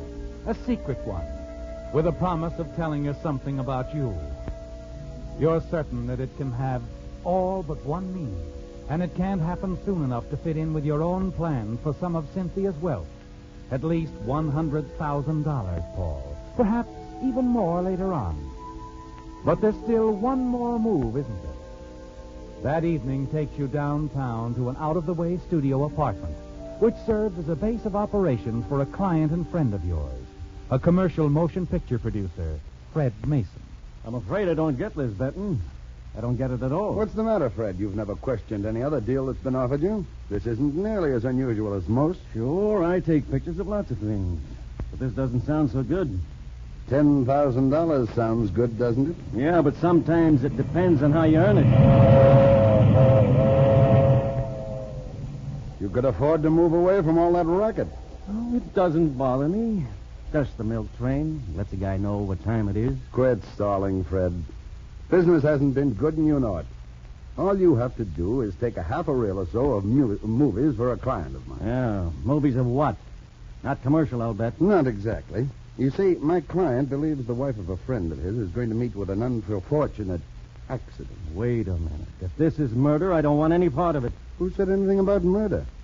Besides, you wouldn't be involved. I just want your pictures for proof in case it should happen. Why doesn't your client's friend save himself a lot of trouble and just get himself a divorce? He thought of that. His wife won't give him one. Now, it seems that he has a girlfriend who's the jealous type, and she's taking the wife sailing tomorrow. Where? Off Fisherman's Point. You know the spot. Tomorrow morning, sometime after 10. My friend has a feeling something will go wrong. So I want you around in another boat with a movie camera to get pictures of the whole thing. What for? Well, like I said, for proof. Sounds more like blackmail. Look, suppose I did go along and nothing happened. There's still $1,000 in it for you. But if there is an accident, your client will pay me $10,000 for the picture? And for keeping your mouth shut. Why don't you do it yourself? I've seen some pretty good stuff you've shot. I want a professional job. It's safer. Then there's the developing of the film. Look, I'll do a lot for dough, but like I said, you can handle it. I don't figure getting mixed up in any murder. You're forgetting something, aren't you, Fred? What? That little hit-and-run accident you were involved in last week? The one you came to see me about? You told me to keep quiet unless something came up. Yes. At the time, silence seemed like the best defense. But since the victim died, I'm not sure it isn't my duty to report it to the authorities. You can still count me out, Paul. There's not enough money in the world to mix me up in a deal like that. But I'll forget you were here tonight, if that'll help any. All right, Fred. If that's the way you feel about it, just forget it. Forget the whole thing.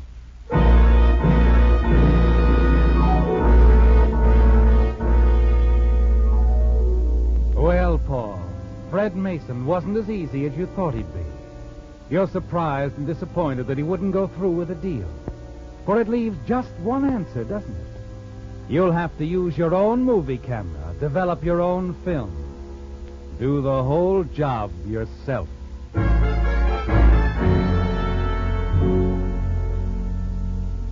In a rented fishing boat, you follow Edith and Cynthia's course.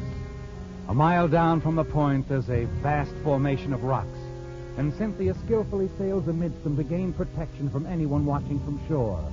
Approaching the area behind them, you cut the motor. Allow the current to carry you along quietly until you drift into a commanding but protected position. A telescopic lens does the rest as the whole scene appears in the camera finder. Cynthia pointing suddenly to divert Edith's attention, then quickly shifting the sail. Edith is hit squarely and topples overboard. Cynthia dives in as if to help, but actually she merely watches Edith's feeble struggles until she goes under. Then it's all over, with Cynthia sailing off, alone.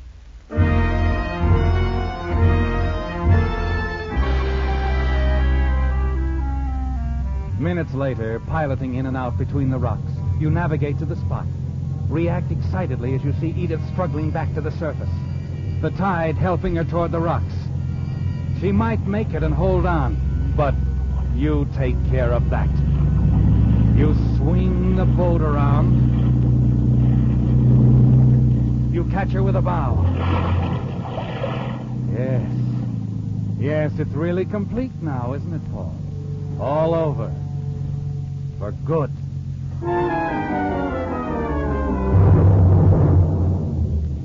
It isn't easy in the week that follows. The recovery of the body. Your seeming grief, the funeral. A couple of weeks later, you decide it's time. Phone Cynthia and drop by her apartment. Another cocktail, Paul? No, thanks, Cynthia. Just a cigarette. Light? Thanks. Why did you ask me to set up my movie projector, Paul? I have some pictures, some last shots of Edith. Oh, I developed them myself. Quite a process. poor Edith. The stuff came out a little rough, but clear enough to make me glad I have them. I understand, dear. Paul, you do need a drink. I'll get more ice. Okay. Maid's off tonight, isn't she? Right. Taking advantage of Cynthia's absence, you open a desk drawer, take out Cynthia's .22 revolver, and slip it into your pocket. Cynthia bought it a year ago after a series of robberies of wealthy women. She has never touched it since. You're sure she's even forgotten it. But you feel safer knowing it's no longer in her possession. You're sitting down again as she comes back into the room. There. Just help yourself if you want anything. Okay, thanks, Cynthia. Paul, you've been wonderful about everything. I know what a shock Edith's death was to you. Was to me, too. I can't help but feel I'm to blame. Drop the act, Cynthia. Edith's death wasn't an accident. Wasn't an accident. I don't know what you mean. Oh, yes, you do, Cynthia. And I have the evidence to prove it. Paul, you're not inferring that... As I said, I have the evidence. I'll switch off the light and you'll see what I mean.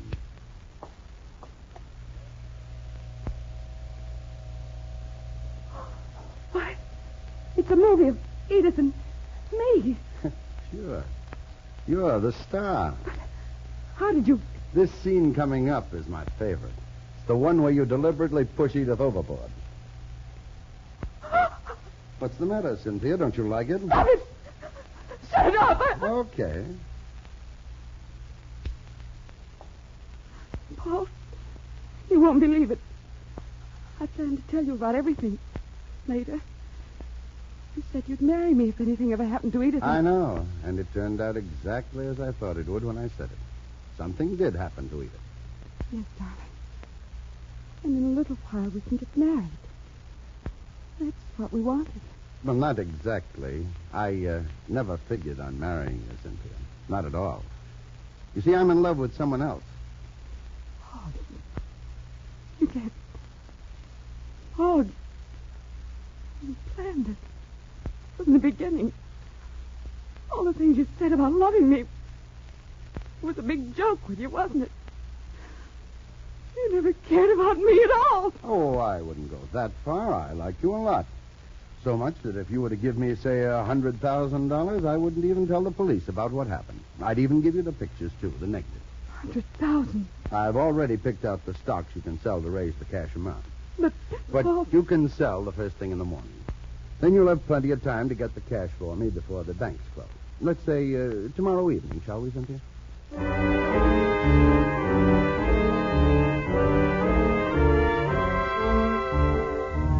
Back at your apartment, you congratulate yourself. The money is as good as yours, isn't it, Paul? You pour yourself a drink, settle back in your favorite chair, and think of all you can do with $100,000. And then... Hello, Paul. Well, Fred Mason. How about asking me in? Oh, sure, come in. Sit down. I'll mix your drink. Oh, no, don't bother. This isn't a social visit. I got to thinking over the little deal you offered me. Decided it was an easy way to pick up $10,000 after all. You're a little late, Freddie. I didn't want to disappoint my client, so I took the pictures myself. Maybe you like mine better. What? I was fishing further down, you see. You took pictures, too? Mm-hmm. Of you, Paul. Finishing Edith off with your boat. How much do you want? $10,000. When? Tomorrow, soon enough. And if I can't raise the $10,000? Oh, I know another party who'd come across right away. A lady named Cynthia Windy. Okay, Fred. I'll have it for you tomorrow. Good. Bring it to my apartment. Around 5 o'clock. I'll be there.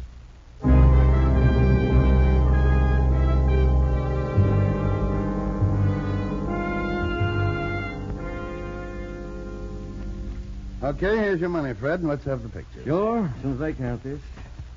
Oh, looks pretty. Well, okay. Your film's on the desk. Projector's in the other room. If you want to run it, make sure it's all there. I'll check on that later. Right now, there's a little favor I'd like to ask you to do for me. What kind of favor? I want you to write a letter to Cynthia saying you won't give her the print or the negative of the film she wants unless she pays you $100,000.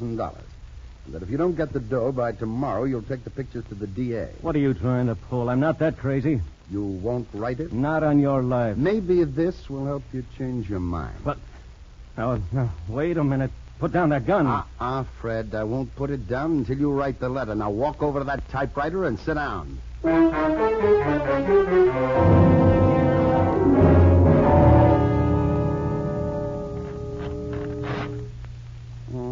Very good.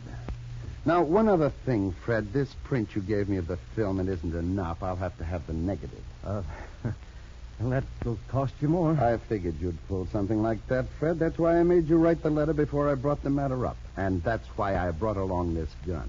You won't shoot as long as you don't have the negative. You're wrong. I will. You'd never get away with it. Somebody would hear you. You've forgotten about the milk train, Fred. The one that tells you what time it is. I timed it over very carefully. It'll cover the sound of a shot easily. No. And this is Cynthia's gun. They'll pin this on her. Maybe figuring you were blackmailing her. You've got it all figured, haven't you? Uh-huh. There's still the negative. Oh, I know it's here in your apartment someplace. You'd better play it smart, Fred, and give it to me. Then I won't have to shoot. You're bluffing. There's not much time left. How about it? Okay, Fred, if that's the way you want it. No, wait, don't. I'll give it to you. The negative's there in the middle desk drawer. Yeah. You're all right? Well, thanks, Fred. That's all I wanted to know. Oh, wait, you said you wouldn't do it. Sorry, Fred. I say a lot of things.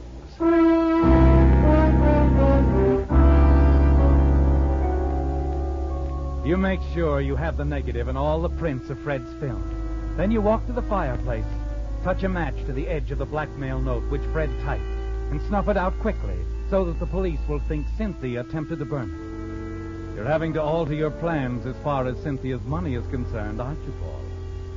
You'll have to be satisfied with $100,000 because Cynthia's arrest for the murder of Fred Mason will close the source of any future supply. You decide to get the money as soon as possible. You're sure Fred's body won't be discovered for several hours. So you look quickly around the studio, wipe the fingerprints from everything you've touched, shut the door, and hurry outside. You hurl Cynthia's gun into a small flower bed as though Cynthia had hidden it. But where you're sure the police will find it. Then you hurry home, destroy Fred Mason's films, and phone Cynthia.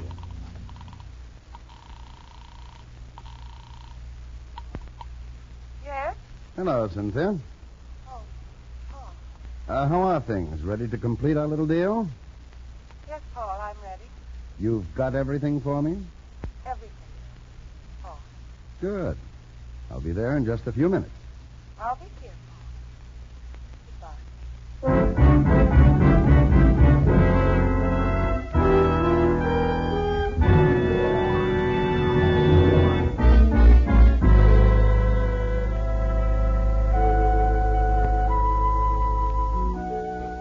So, Paul, at last your plan is going to pay off.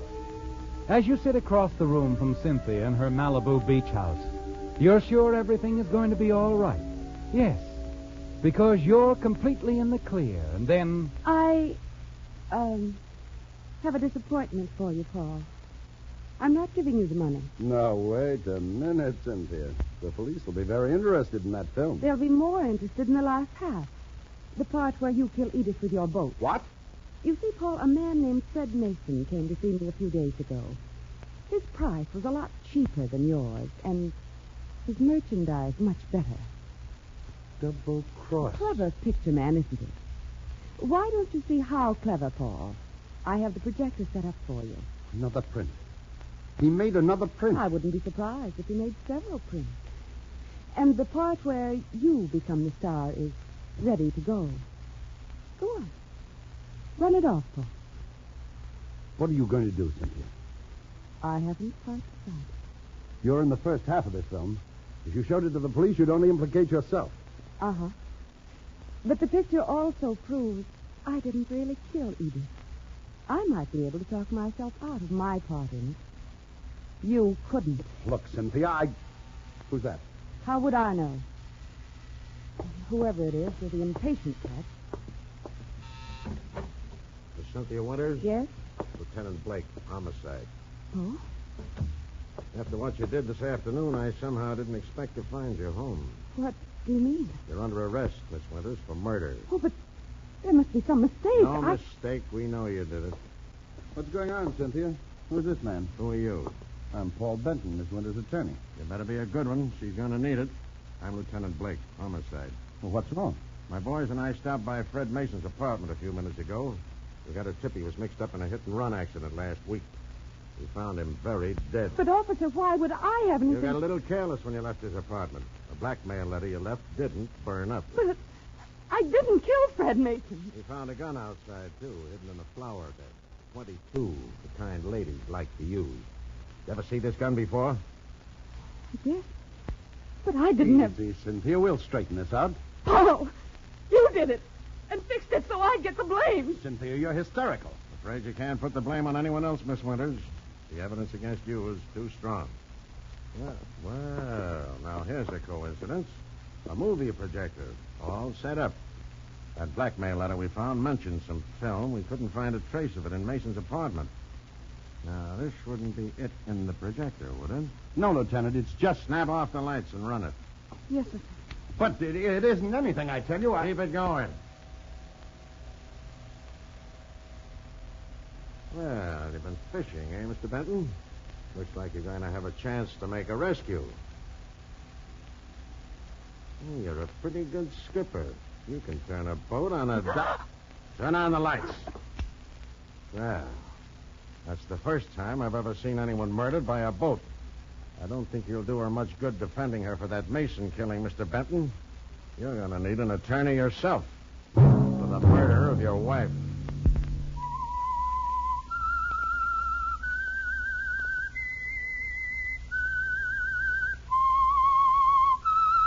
This is the United States Armed Forces Radio Service, the voice of information and education.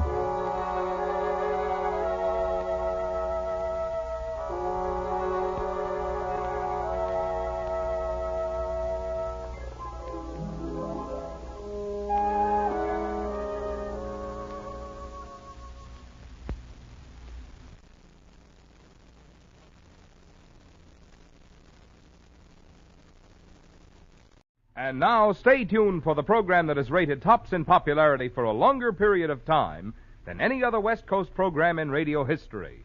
The Signal Oil program, The Whistler.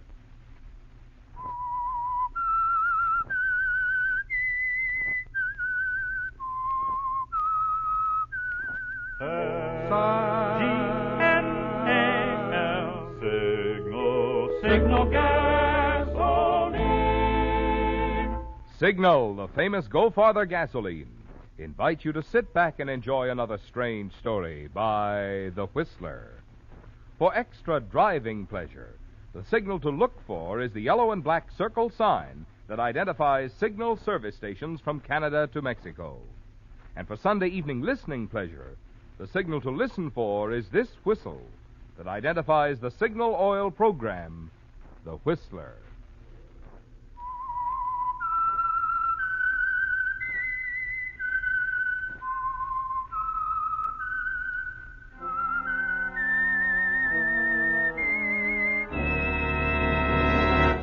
I am the Whistler, and I know many things, for I walk by night.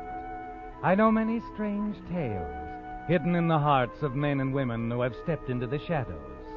Yes, I know the nameless terrors of which they dare not speak. And now the Whistler's strange story, The Hermit.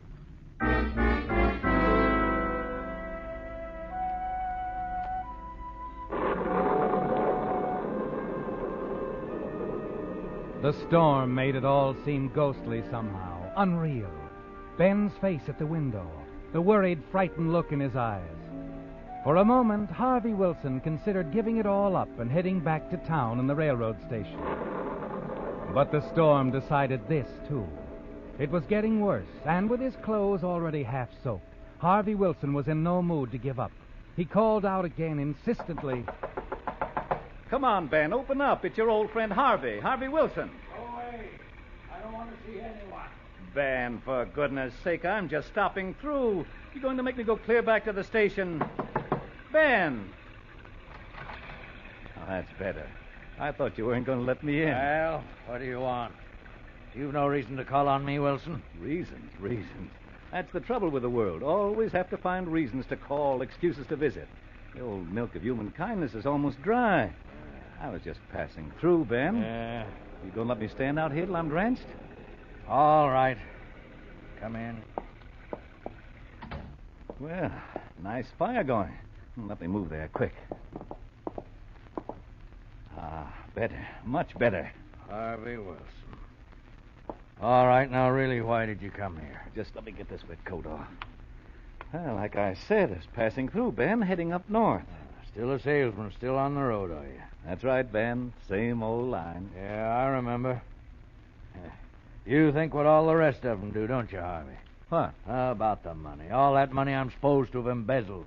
You'd know plenty about it, Harvey. You talked to people from the company. Heard how they fired me. Ben, that was years ago. It's not too many years ago. I know what you're thinking. That I've been afraid to spend it, and I still haven't. I think no such thing. You always were a sly one, Harvey. Just passing through. Just took you this long to find me, that's all. Ben, let's get one thing straight right away. I don't think you had anything to do with taking that money. Yeah. You don't believe me, do you? I'd like to. I'd like to think somebody believed. But you don't. Go ahead, say you don't. I can see, Ben. I know you. Maybe you do, Harvey. I think I know you. Always did. You haven't changed much. Certainly not around the eyes. Still eager, aren't you? Now, let's be friends. It's only for a few hours. Till morning, huh? You want to stay overnight? If you really don't mind. I do, but that's all right. I'll put you up, Harvey. Just this once. Now, there's a good friend. You're all right, Ben. I always knew it. And you won't be sorry. No, sir.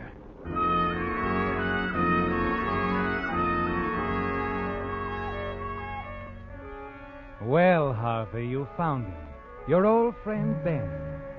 He's living like a hermit here, isn't he? Afraid to spend the money he embezzled. But you're sure he has it, aren't you? And that it must be hidden somewhere in this old house. You wait a couple of hours after he shows you upstairs to a room. Then, when you're sure he's asleep, you let yourself out, slip quietly down the hall to the stairs. The fire is still throwing a good light, and you move around the room, searching systematically, checking the floorboards, the walls, when suddenly... Ben. Yes, Harvey. Your friend, Ben. You believe me. You're like all of my relatives, the people who worked with me. Stay away from me, Ben. Oh, you're getting out of here. I'm putting you out. Ben, I warn Put you. it down, Harvey. That's my collection, Just a bookend, Ben. One that I'll use on you if... Put it down, I say. I'll put it down, all right. Harvey, no!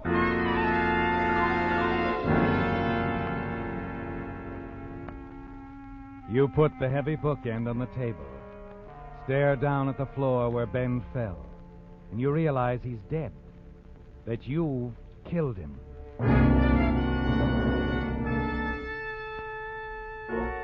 It's a terrible feeling at first, isn't it?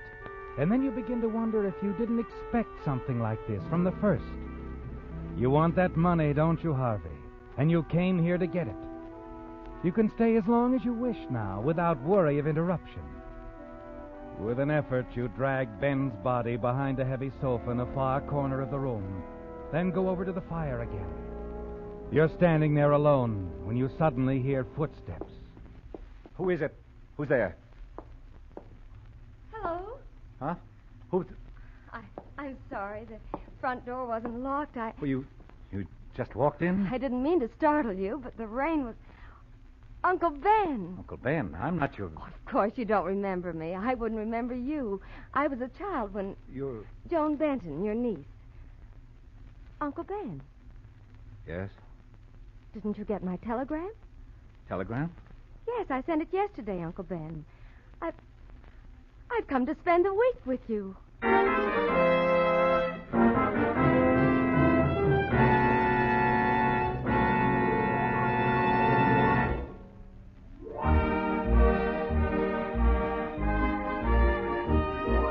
As Jimmy Durante would say, everybody wants to get into the act.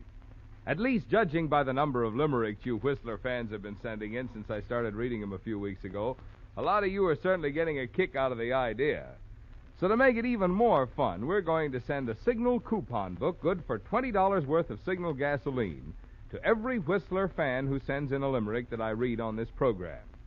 Now, understand, this is not a contest. That $20 Signal coupon book is merely a token of our appreciation of your interest. But your real fun comes later, after your friends hear your limerick read on the Whistler. If you'd like to try it, just write a 5-line limerick about Signal's famous Go Farther gasoline, such as this. There once was a driver named Archibald Fry who bought the wrong gas, and of course he ran dry. Said he in disgust as he missed the last bus, next time it's Signal Go Farther I'll buy. On your limerick, be sure to print clearly your name and address, and then mail it to this address: The Whistler, Signal Oil Company, Los Angeles, California. Signal, signal, signal gasoline. Your car will go far with Go Farther gasoline. And now, back to the Whistler.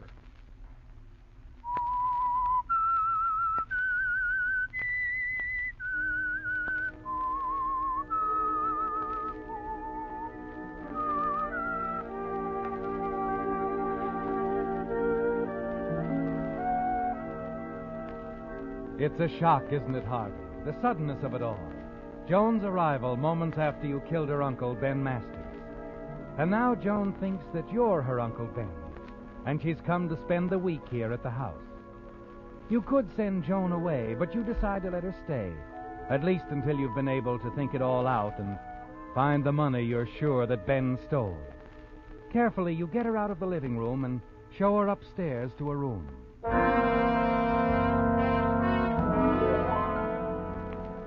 Now, Harvey, you've got to move Ben's body. You decide on the cellar as the safest place. It's a struggle moving him that distance, but you manage it. Carry him into a small furnace room down there. Then you close the door of that furnace room, step back carefully, avoiding some freshly dug holes for new water pipes, and then... Huh? Who is it? It's me, Uncle Ben. Joan, I thought I said... I'm sorry. I can't sleep, Uncle Ben. Please? Well, don't come down here. I'll be up. Fine thing, bursting into my house, wandering around. Just trouble, that's all. Relatives, just trouble. Uncle Ben, please. Can't we go in, fix the fire, and talk a while? I'm just dying to talk to you, Uncle Ben. Please? All right. For a while, Joan. We'll talk.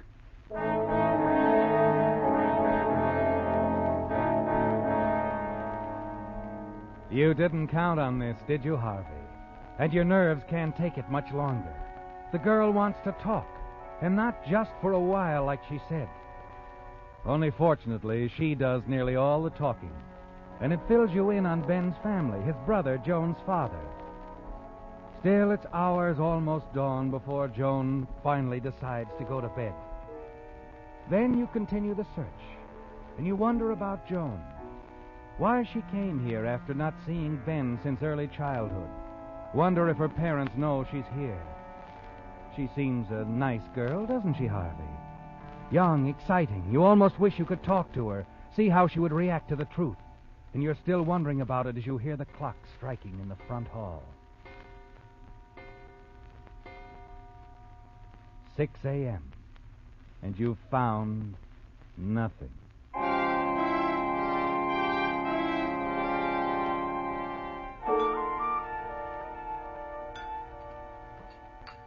Oh, wonderful breakfast, my dear. You're an excellent cook. Thank you, Uncle Ben. I did have a little trouble getting everything together. You know, finding things. I didn't want to disturb you. Very good jam, miss, don't you think? Mm-hmm. You must be terribly fond of jam, Uncle Ben. Goodness, I never saw so many jars in anyone's cellar. Cellar? Why, yes.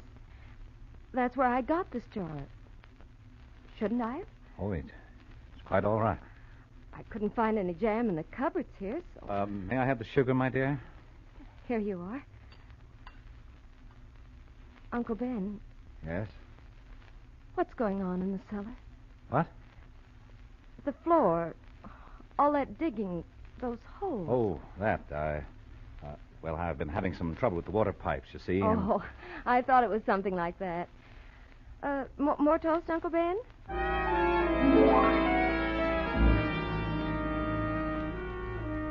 It was close, wasn't it, Harvey? And later you have cause for more concern. Writing a letter, my dear? Just a note to Mother. You know how she worries. Promised I'd write as soon as I arrived here. Telling her all about your trip, eh?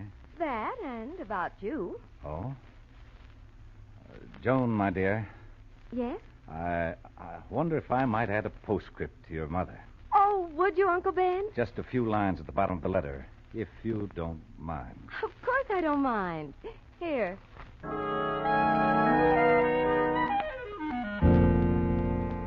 You have no intention of adding just a few lines.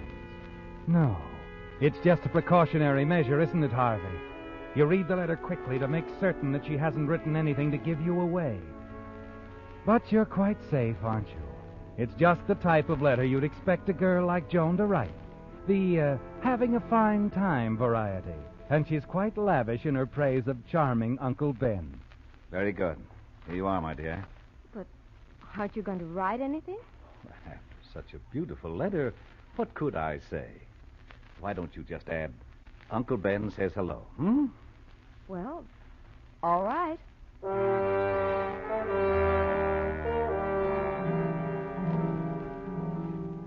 That evening, the opportunity to continue your search of the house presents itself. It's difficult to do much during the day, isn't it, Harvey? With a girl, Joan, always around you, you have so little time alone. You leave Joan at her bedroom door, say good night, and then hurry down the hall to your own room. Sitting in the darkness, you wait till finally the hall clock strikes 11.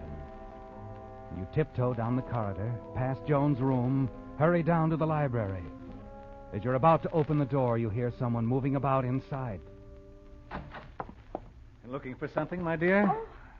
Oh, Uncle Ben, you frightened me. May I help you? I hope you don't mind my going through your desk like this. I was just looking for some writing paper. I seem to have used all mine. I see. Have you found any? Yes, here. It's all right if I take it, isn't it? Of course, Joan. Of course. Thanks. Well, good night again, Uncle Ben. Good night.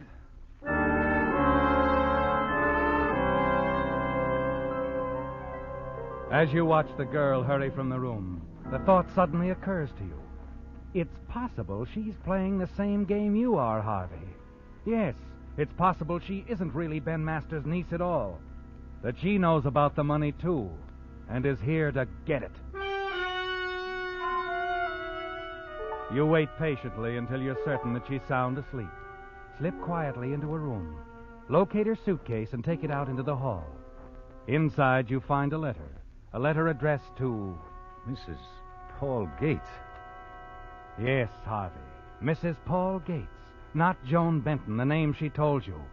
Another name.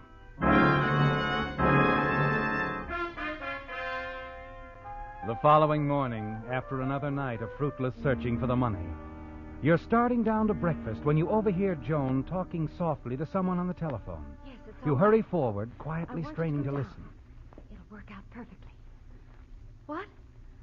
No, he doesn't suspect a thing. I've got to ring off now. He may hear me. Yes, I'll be careful. Bye. Oh, you startled me, Uncle Ben. Oh? Sorry. Have a nice sleep? Not too nice, no. Oh? Nightmares or something? As a matter of fact, it was a nightmare, Joan. I dreamt you turned out to be someone else. Not really my niece at all. Oh, really? Fantastic thing. You were here to steal my money. I became so angry when I found out, I wanted to kill you. Uncle Ben. Oh, I'm sorry. I'm frightening you. That bacon smells good. Would you like scrambled eggs this morning? Fine, Joan. Fine.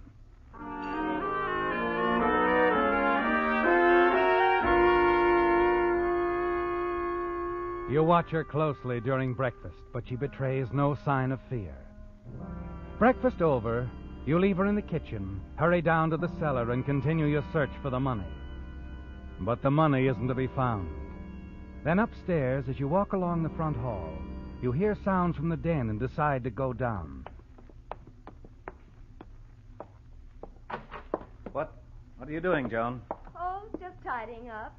Dusting. You shouldn't be moving that heavy furniture, child. Oh, it's nothing really. You don't mind, do you, Uncle Ben?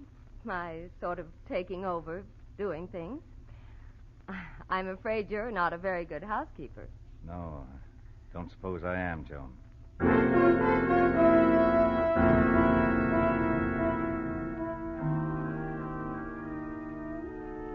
It's a smart move on her part, isn't it, Harvey? If she's really looking for the money. Cleaning house gives her the perfect opportunity to search each room carefully, inspect every piece of furniture. After she's gone, you begin to move the pieces of furniture back into place. And then it happens. Suddenly, quite by accident. As you slide a small bookcase into place, one of its edges strikes the wall sharply. A section of the paneling gives away and swings back on rusty hinges. Quickly, you slide the bookcase out of the way, and then you see it. The small wall safe. Unlocked and empty. Joan got here before you, didn't she, Harvey? You whirl around, hurry from the den, and as you step out into the hall... Oh, Uncle Ben! You stop suddenly. Joan is standing by the front door, and there's someone with her. Uncle Ben, this gentleman's car ran out of gas. He wonders if he might use the phone. I want to call the signal station down the road. Why, of course, my dear. Go right ahead, young man. The lucky thing for me, I stalled practically outside your door. Sorry to disturb you. It's quite all right. You turn, walk back into the den, and close the door, trying to act unconcerned. Then you hurry to the den window, see the young man's car parked off the road behind a tree. You slip into a raincoat, hurry outside. At the car, you find the key still in the ignition. You turn it on. The gas gauge shows that the tank is half full. And then something else. The registration on the steering post. Paul D. Gates. I knew it. Yes, you're certain, aren't you, Harvey? Paul D. Gates, the girl's husband. Her partner in a clever ruse to take Uncle Ben's stolen money. You consider taking the car and running, but the thought of the money holds you. You came here for it, didn't you? You're going to get it at any cost. Oh, Uncle Ben, come in. The man at the station is sending someone out right away. You don't mind if he waits here a while, do you, Uncle Ben? No, of course not, my dear. I'm sure they'll be along soon. In no hurry anyway. I'm rather enjoying the conversation with your niece. Well, get on with it then. You don't mind if I sort of horn in, do you? Why, no. No, of course not, Uncle Ben.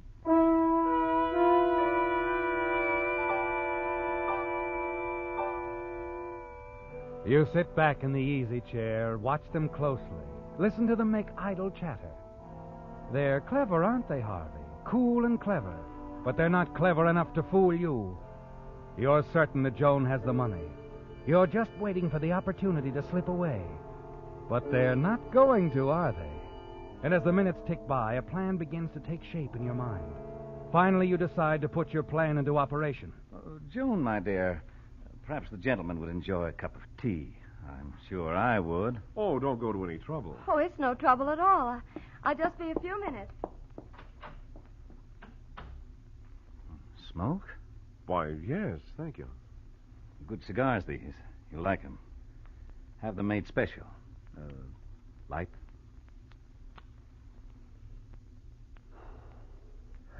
Thank you.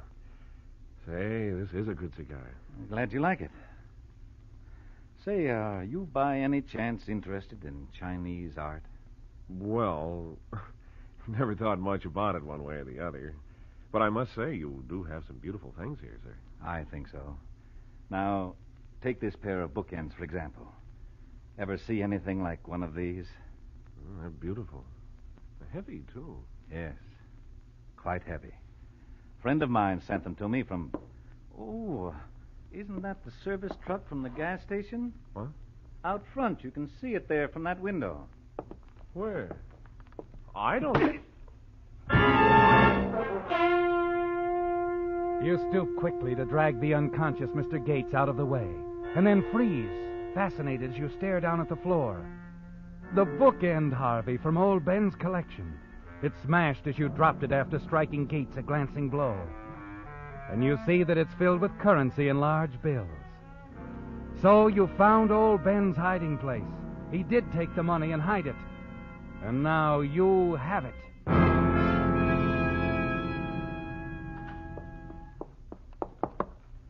Uncle Ben. Huh? Oh, Joan. It's all right. You can drop the act now. What have you done to him? Your friend is out for a while, my dear. The money. You have it? Yes, most of it. I imagine there's a good deal more in that other bookend. No wonder they were made so large. I don't understand why you hit him. You're a very clever young lady, Joan. Or rather, Mrs. Paul Gates. Yes, clever. But you don't fool me one bit. What? You and your Mr. Gates. I suspected from the start. You better sit down, my dear, while I decide what to do with you and your husband. This money is mine, and I'm keeping it.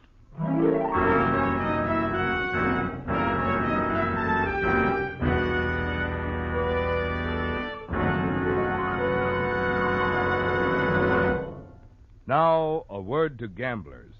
I mean those of you who are gambling with your own life and the lives of your passengers by trying to squeeze that last 1,000 or so miles of wear out of smooth old tires.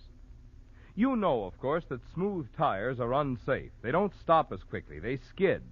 And they puncture or blow out more easily. In fact, records show that in 1 year, almost 6,000 vehicles involved in fatal and non-fatal accidents had either punctures or blowouts. So much for what you stand to lose. The next question is, what do you save by gambling on old tires? Well, right now, the answer is nothing. In fact, it's actually costing you money. Because now, signal dealers are giving today's biggest trade-in allowance for old tires. What's more, the Lee tires your signal dealer is now selling are made of cold rubber, toughened still further with patented Phil Black O, and actually give 30 to 40% more wear than ever before. So it's just penny wise and pound foolish to keep driving on smooth old tires. It's time to find out how little it will cost to trade your unsafe old tires for safe new Lee tires at signal stations now.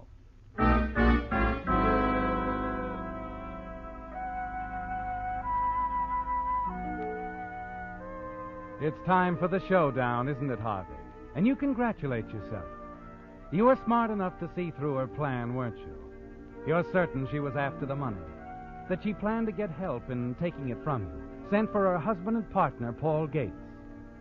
But he can't help her now, can he? You've taken care of him. He's unconscious.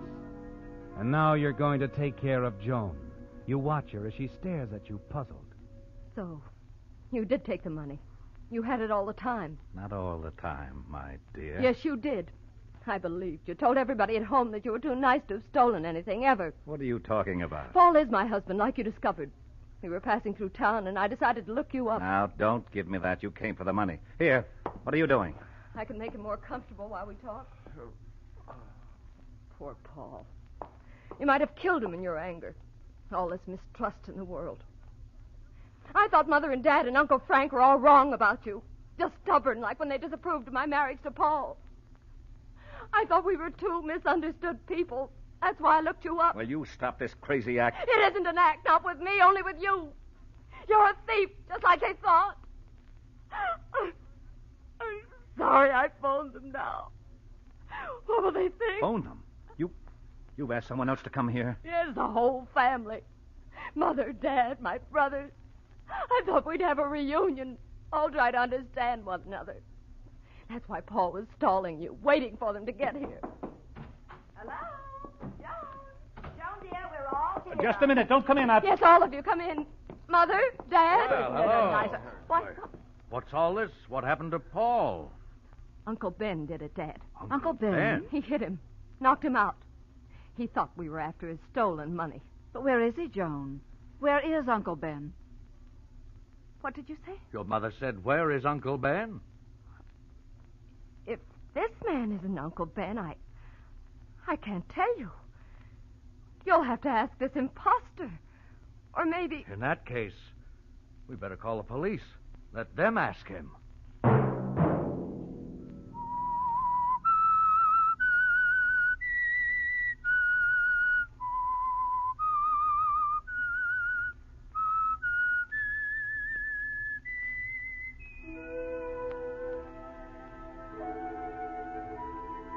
Let that whistle be your signal for the Signal Oil program, The Whistler, each Sunday night at this same time.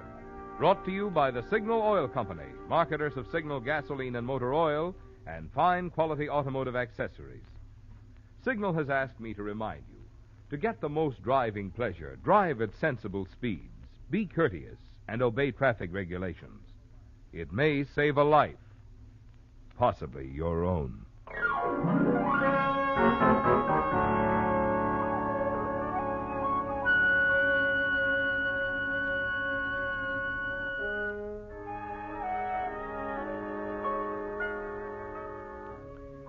Featured in tonight's story were Ed Begley and Betty Moran. The Whistler was produced and directed by George W. Allen, with story by Ben S. Hunter, music by Wilbur Hatch, and was transmitted to our troops overseas by the Armed Forces Radio Service. The Whistler is entirely fictional, and all characters portrayed on The Whistler are also fictional. Any similarity of names or resemblance to persons living or dead is purely coincidental. Remember, at this same time next Sunday, another strange tale by The Whistler.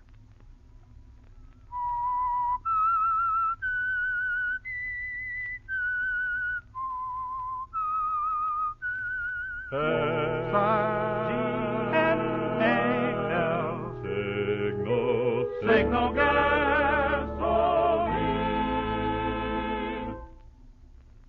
Your announcer has been Marvin Miller. This is CBS, the Columbia Broadcasting System. And now stay tuned for the program that has rated tops in popularity for a longer period of time than any other West Coast program in radio history. The Signal Oil program, The Whistler.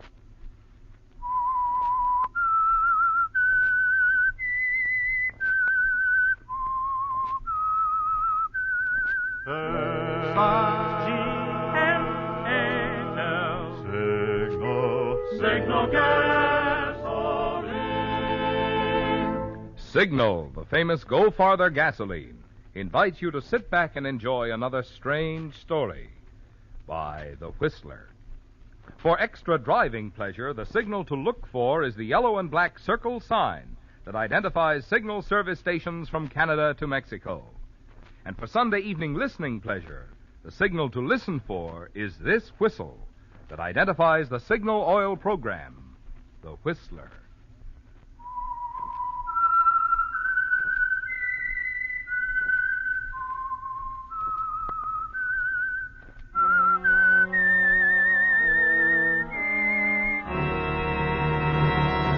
I am the Whistler, and I know many things, for I walk by night. I know many strange tales, hidden in the hearts of men and women who have stepped into the shadows. Yes, I know the nameless terrors of which they dare not speak. And now the Whistler's strange story, Brotherly Hate.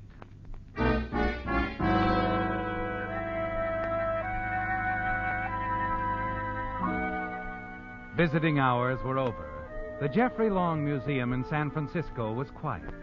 And in the private office of the owner, Jeffrey sat at his desk, staring at the note in his hands. A note that was damp, almost wet with his own perspiration. The hands trembled and there was a tight, nervous feeling in the pit of his stomach.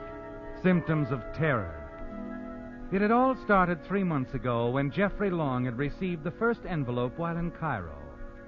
Then followed days and weeks of mounting fear. Because each Saturday thereafter, like a gentle stabbing before the final thrust, came an identical note, and the message was always the same.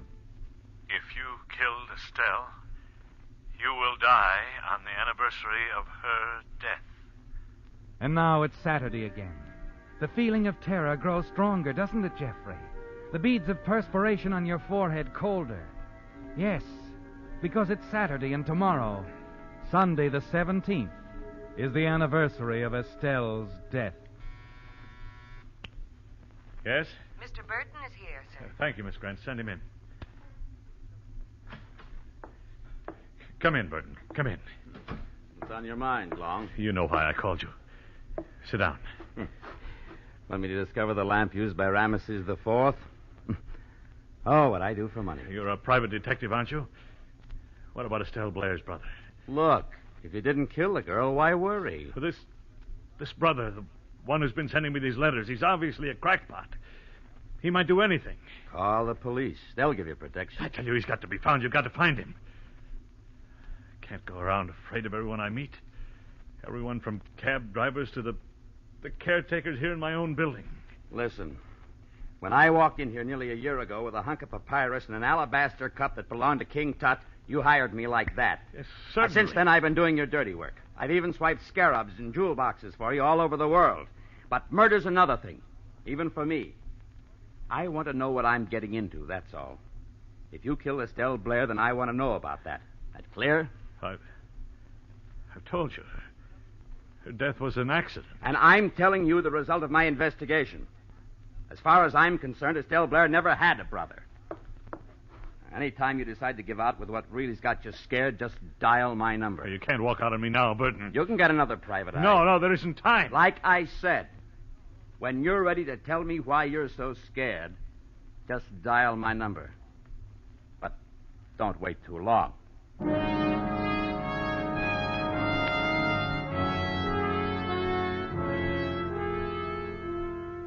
It's turned out as you feared it would, hasn't it, Jeffrey? Yes. Burton, the private detective, hasn't been able to find Estelle Blair's brother. And now there's only one thing to do. You know there's too much to lose if you are murdered. The resultant investigation would certainly reveal the ugly facts surrounding your former assistant's death. You have immortality to lose, Jeffrey. Your name is the greatest private collector of Egyptology in the world. The proud name that shines brightly from the brass plaque on your great museum. The museum you intend to will to the city on your death. Quickly, you get to your feet. Hurry to the small cabinet and take down a bottle marked poison. There is a way out, isn't there? A way you can preserve the honored name of Jeffrey Long. Excuse me, Mr. Long. Yes? Oh, what is it, Miss Grant? You won't be needing me anymore this evening, sir. I thought I'd run along. No, I won't be needing you, Miss Grant. You get... No. On second thought, perhaps you'd better stay a few minutes. There is something you can do. Yes, sir? I'll call you. As you walk back to your desk, you unscrew the cap on the bottle of poison. A Herculean force drags at your arm as you try to lift the bottle to your lips. Finally, you succeed.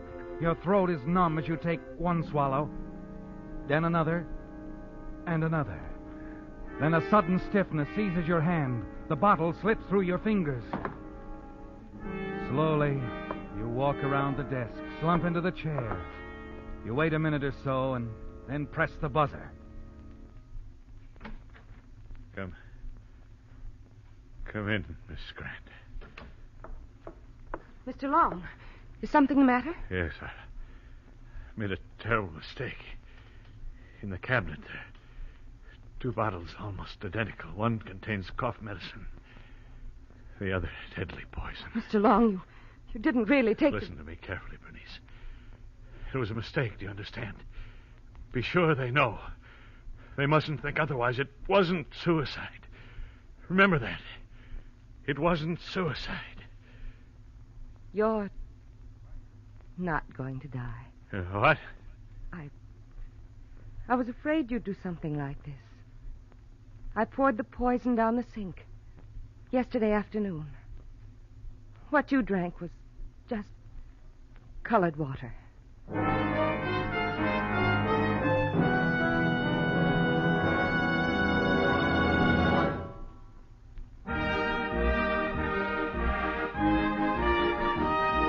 Ed Stevens of Long Beach, California, is the Whistler fan who receives a $20 Signal gasoline book this week as a token of our appreciation for sending in this limerick. There once was a driver named Abbott whose car took off like a rabbit. Signal Ethel, said he, is the fuel for me. From now on, I'll make it a habit. Signal, signal, signal gasoline. Your car will go far with Go Farther gasoline. If, like our friend Abbott, you like pickup that's quick as a rabbit, then Signal Ethel is a gasoline for you.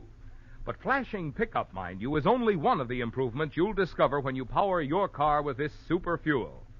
In addition, you'll enjoy Signal Ethel's extra power that makes cars fairly fly up hills and makes passing safer. And you'll be amazed at your engine's contented ping-free purr. For Signal Ethel is scientifically engineered to bring out the very peak of performance your car is capable of, regardless of age. So why not discover how much fun driving can be? Next time, treat your car to a tank full of the gasoline that's packed with more go. Next time, fill up with Signal Ethel.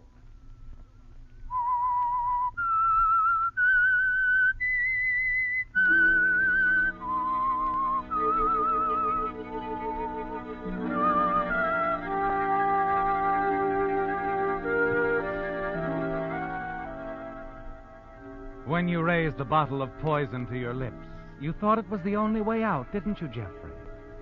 You would cheat Estelle Blair's brother, the man who had sworn to kill you, if you took your own life and make it appear as an accident. And you would preserve the honored name of Jeffrey Long. Then, as you sat at your desk waiting for death, your secretary, Bernice Grant, informed you that you wouldn't die because she'd poured the poison out of the bottle the day before, replaced the deadly contents with harmless colored water. I was afraid you'd try to kill yourself. You see, I've known about the letters. You knew all along? Yes. I've seen the fear, the worry in your eyes, the torture. But I couldn't let you do it. I'll do it again. You or no one else can stop me. No, you mustn't. Please. I can help you. Please leave me alone, Bernice. Promise me you won't Leave try. me alone, Bernice, please. I can help you. I want to help you. I said... What'll I do, Bernice? What'll I do? We must find Estelle Blair's brother. You could talk to him. Tell him it was an accident. Yes. Yes, I could tell him how she slipped. Fell off the boat. I could show him I wasn't to blame. I'm sure I could find him. I know if you'll trust me. No, it's impossible. What if I told you I'd already located Estelle Blair's father? You what? Yes. I learned about him the other day. He's living in the old men's home in Santa Peralta. I know if I can talk to him. Oh, please, let me try. Well, You promise not to try again to take your life. Are you sure you're not making all this up just... I tell you, I know I can find Estelle's brother. Now, promise me. All right. Then go to the King Tut room in the basement. There's a telephone there and a couch. Stay there until I call you. I'll bring you some food later. Will you go? Yes, Bernice. If you say so. And please, no matter what happens, trust me. You must trust me. You see, I love you, Jeffrey.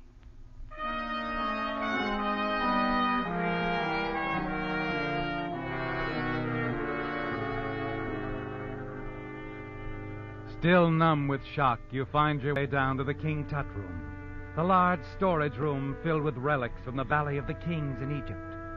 Without even taking off your tie, you lie down on the couch and drop into a deep sleep. You awake much later, and when you look at your watch, you see that it's Sunday morning, the morning of the day you expect to be killed. Your thoughts fasten on the tiny bit of hope Bernice gave you yesterday. You quickly reach for the phone.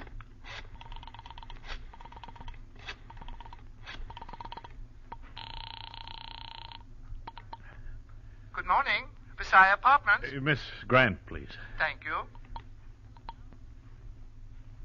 Hello? Bernice, this is Jeffrey. Have you found anything more about Estelle's brother? Not yet, but Jeffrey, I've made progress. I definitely know she had a brother. He's somewhere in San Francisco. But today is the anniversary of Estelle's death. The day it's going to happen. I can't just wait. You've got to wait. You must be patient, Jeffrey. At any moment, I may have some news.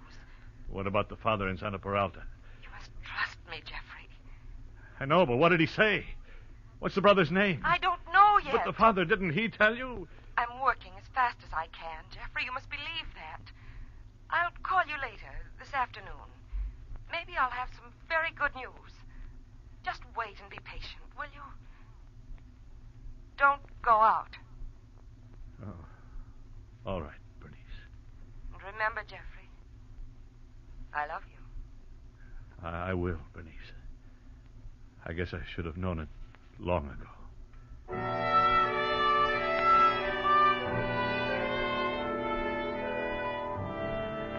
She convinces you to wait, doesn't she, Jeffrey?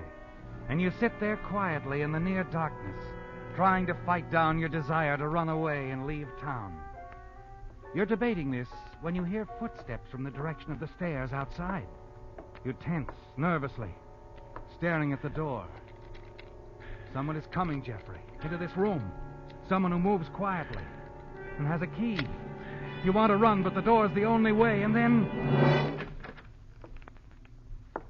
Good morning, Mr. Long. Carruthers, what are you doing here? Why, Grady, the regular caretaker, is on his vacation, sir. I'm relieving him this week. But this is Sunday. You're not supposed to be here on Sunday. Miss Grant instructed me that you were here, sir, doing some special work. She asked me to bring this breakfast tray. Oh, yes, of course, I didn't see it.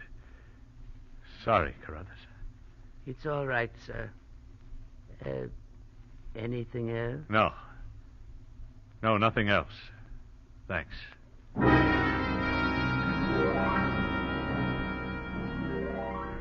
You watch him leave, stare at the food, suddenly realize you're unable to eat it or to even think of hunger. Your nerves are getting the best of you, aren't they, Jeffrey? And you decide to take a chance and drive to Santa Peralta yourself at once. Talk to Estelle's father. You're sure you can make it and be back before Bernice calls you.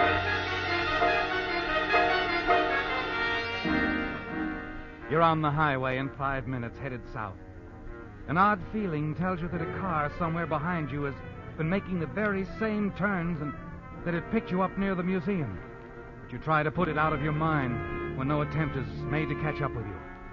Hours later, you pull up before an ancient stucco building bearing the sign, Santa Peralta Home for the Aged.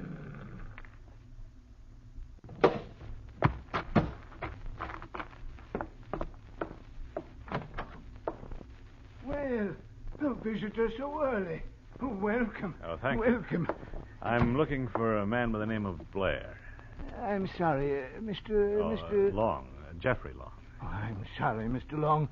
No one here by that name. Maybe he's here under another name. He had a daughter named Estelle. No one here with a daughter named Estelle. She's a pretty girl, blonde. Tragically killed about 2 years ago at sea, the Mediterranean. She fell overboard. Oh, a pity. Yes. But I'm afraid you have the wrong place. We have only 10 gentlemen here, and I know their records very well. We've never had your Mr. Blair here in San Peralta. You're sure? Absolutely, Mr. Long.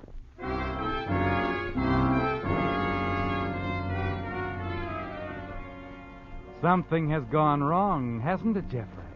Bernice told you Estelle's father was in the old men's home at Santa Peralta, but apparently she was lying.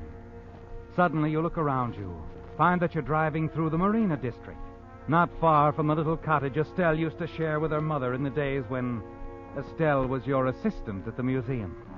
You turn left, then right, and you see the house. Hardly recognize it after all these years. You stop and get out of the car and walk toward a tall woman who is watering the lawn next door. Hello. It's a lovely day, isn't it? If you like 'em hot, this is going to be a scorcher. You live here long? 9 to 15 years. You're not a collector, are you? Oh, no. No, I'm neither a bill collector nor a process server. An old friend of mine used to live next door. Andrews, maybe? No, the name was Blair. Oh, them. Mother, big woman. Arms like the posts on that porch. Yeah, well, the girl, Estelle, was my friend. Sweet little thing, blonde as corn silk. She was killed, you know. Fell off a boat somewhere near Europe or Asia or somewhere like that. Worked for a museum. Well, I've been trying to locate her brother. Brother? I don't seem to remember any man in the Blair family. Seems like there was just Estelle and her mother. Oh, I see. Well, I've got to be going. There was a girl, though, used to live with the Blairs, a friend of Estelle's.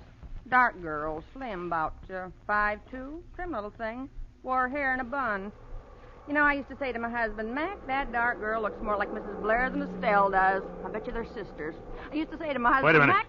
Be quiet. What? That car. He went past and now it's turning around down the street. Oh, no law against... Well, what is it? What's the matter?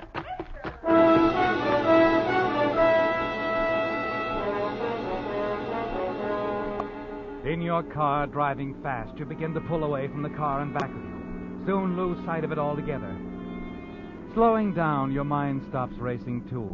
And then it hits you, Jeffrey. Something that woman back there said. Dark girl, slim, about 5'2", trim little thing, wore hair in a bun. You know, I used to say to my husband, Mac, that dark girl looks more like Mrs. Blair than Estelle does. I bet you they're sisters. That's it. Sisters. Of course. Yes, Jeffrey, that's it. An exact description of Bernice, your own secretary. Suddenly it all becomes very clear to you, doesn't it? You noticed it the first day she came to work for you.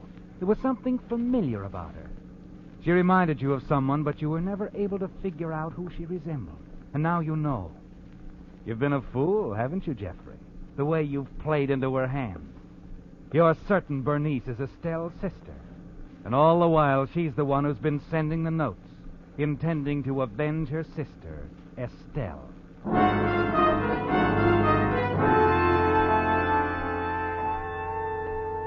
Back at the museum, you see no sign of the other car. But you're no longer worried about it, are you, Jeffrey? You're certain now that Bernice is your would-be assassin. You hurry inside and wait for her call. The hours drag by, and then...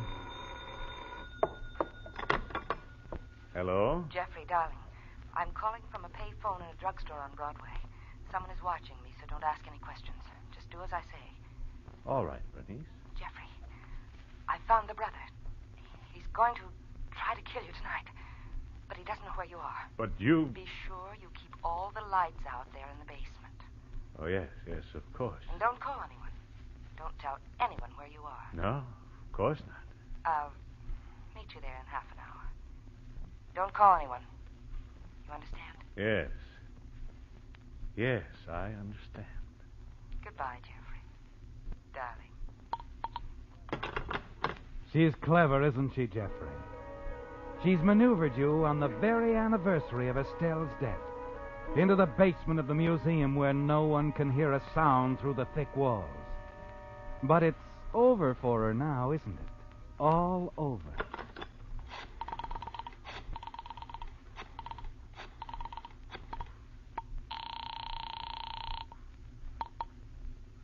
Burton Detective Agency, Burton speaking. This is Jeffrey Long, Burton.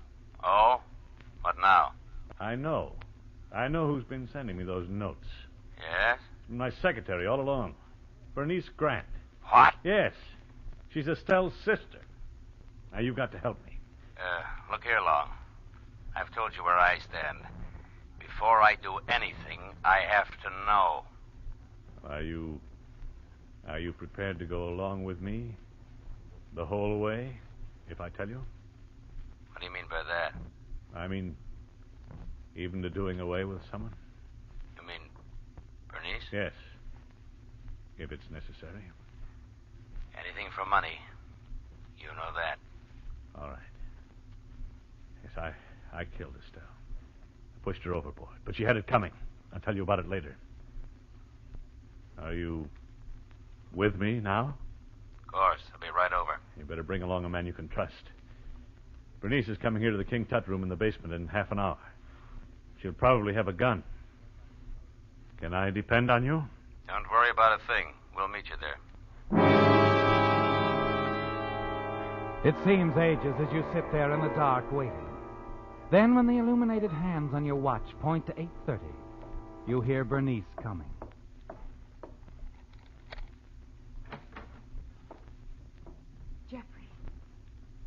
Jeffrey, what are you? I'm here. Oh, I've been so worried. Here, let's turn on the light.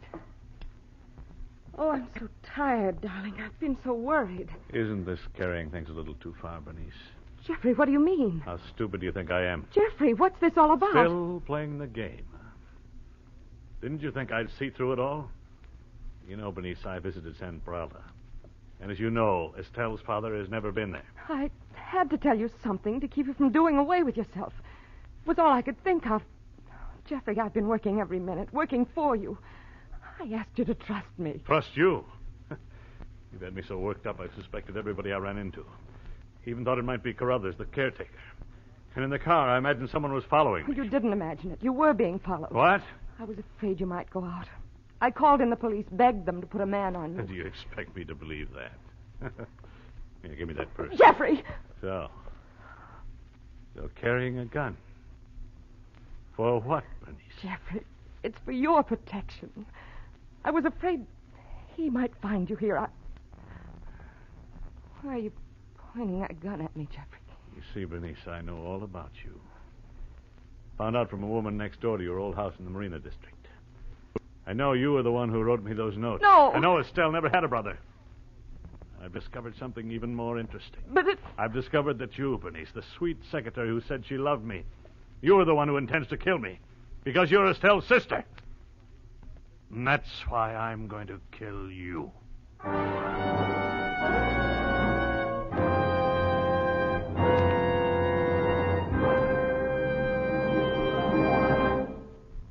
There are two ways to buy new tires. One way is to keep driving on smooth, unsafe treads until one day you're sailing down the highway, probably miles from nowhere, when all of a sudden, broomp, broomp, broomp, you've got a flat.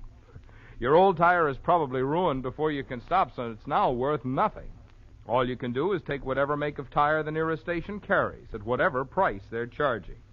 Well, there must be a better way to get new tires. And there is. That way is to trade in those remaining unsafe miles to your signal dealer now, while he's giving today's biggest allowance. What's more, the new tires on which signal dealers are giving this generous trade-in allowance are first-line Lee tires, famous over 47 years for long mileage. And today's Lees, made of cold rubber, toughened still further with patented Fill Black O, actually wear 30 to 40% longer than ever before. So from a dollars and cents standpoint, you just can't afford to keep on driving on threadbare old tires. Not now, while Signal service stations will trade them for new Lee tires at such surprisingly small cost. Stop in at your nearest Signal dealers tomorrow. Get his generous trade-in offer, and you'll know what I mean.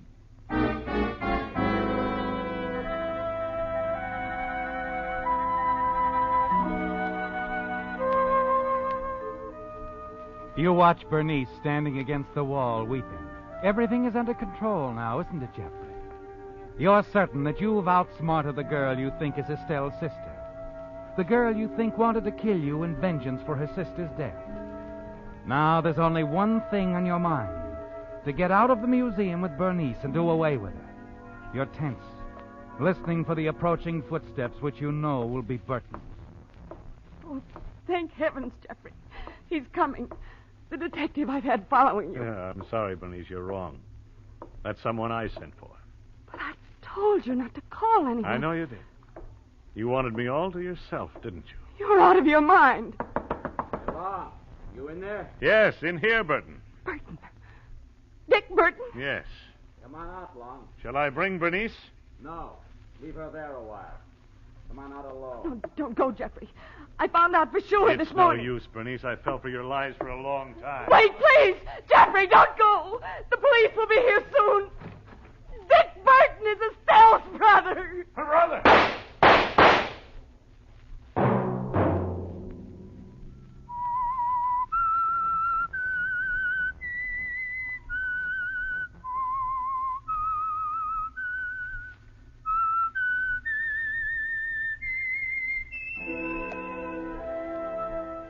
Let that whistle be your signal for the Signal Oil program, The Whistler, each Sunday night at this same time. Brought to you by the Signal Oil Company, marketers of Signal gasoline and motor oil, and fine quality automotive accessories. Remember, friends, if you'd like the fun of having your friends hear a limerick of yours read on The Whistler, the address to which to send it is Signal Oil Company, Los Angeles, California. Your limerick must be your own composition. It will be judged on the basis of originality, humor, and suitability, and the decision of the judges is final. All entries become the property of the Signal Oil Company.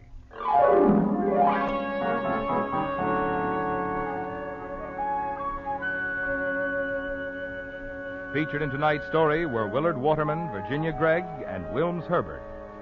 The Whistler was produced and directed by George W. Allen, with story by Harrison Negley, music by Wilbur Hatch, and was transmitted to our troops overseas by the Armed Forces Radio Service. The Whistler is entirely fictional, and all characters portrayed on The Whistler are also fictional. Any similarity of names or resemblance to persons living or dead is purely coincidental. Remember, at this same time next Sunday, another strange tale by The Whistler.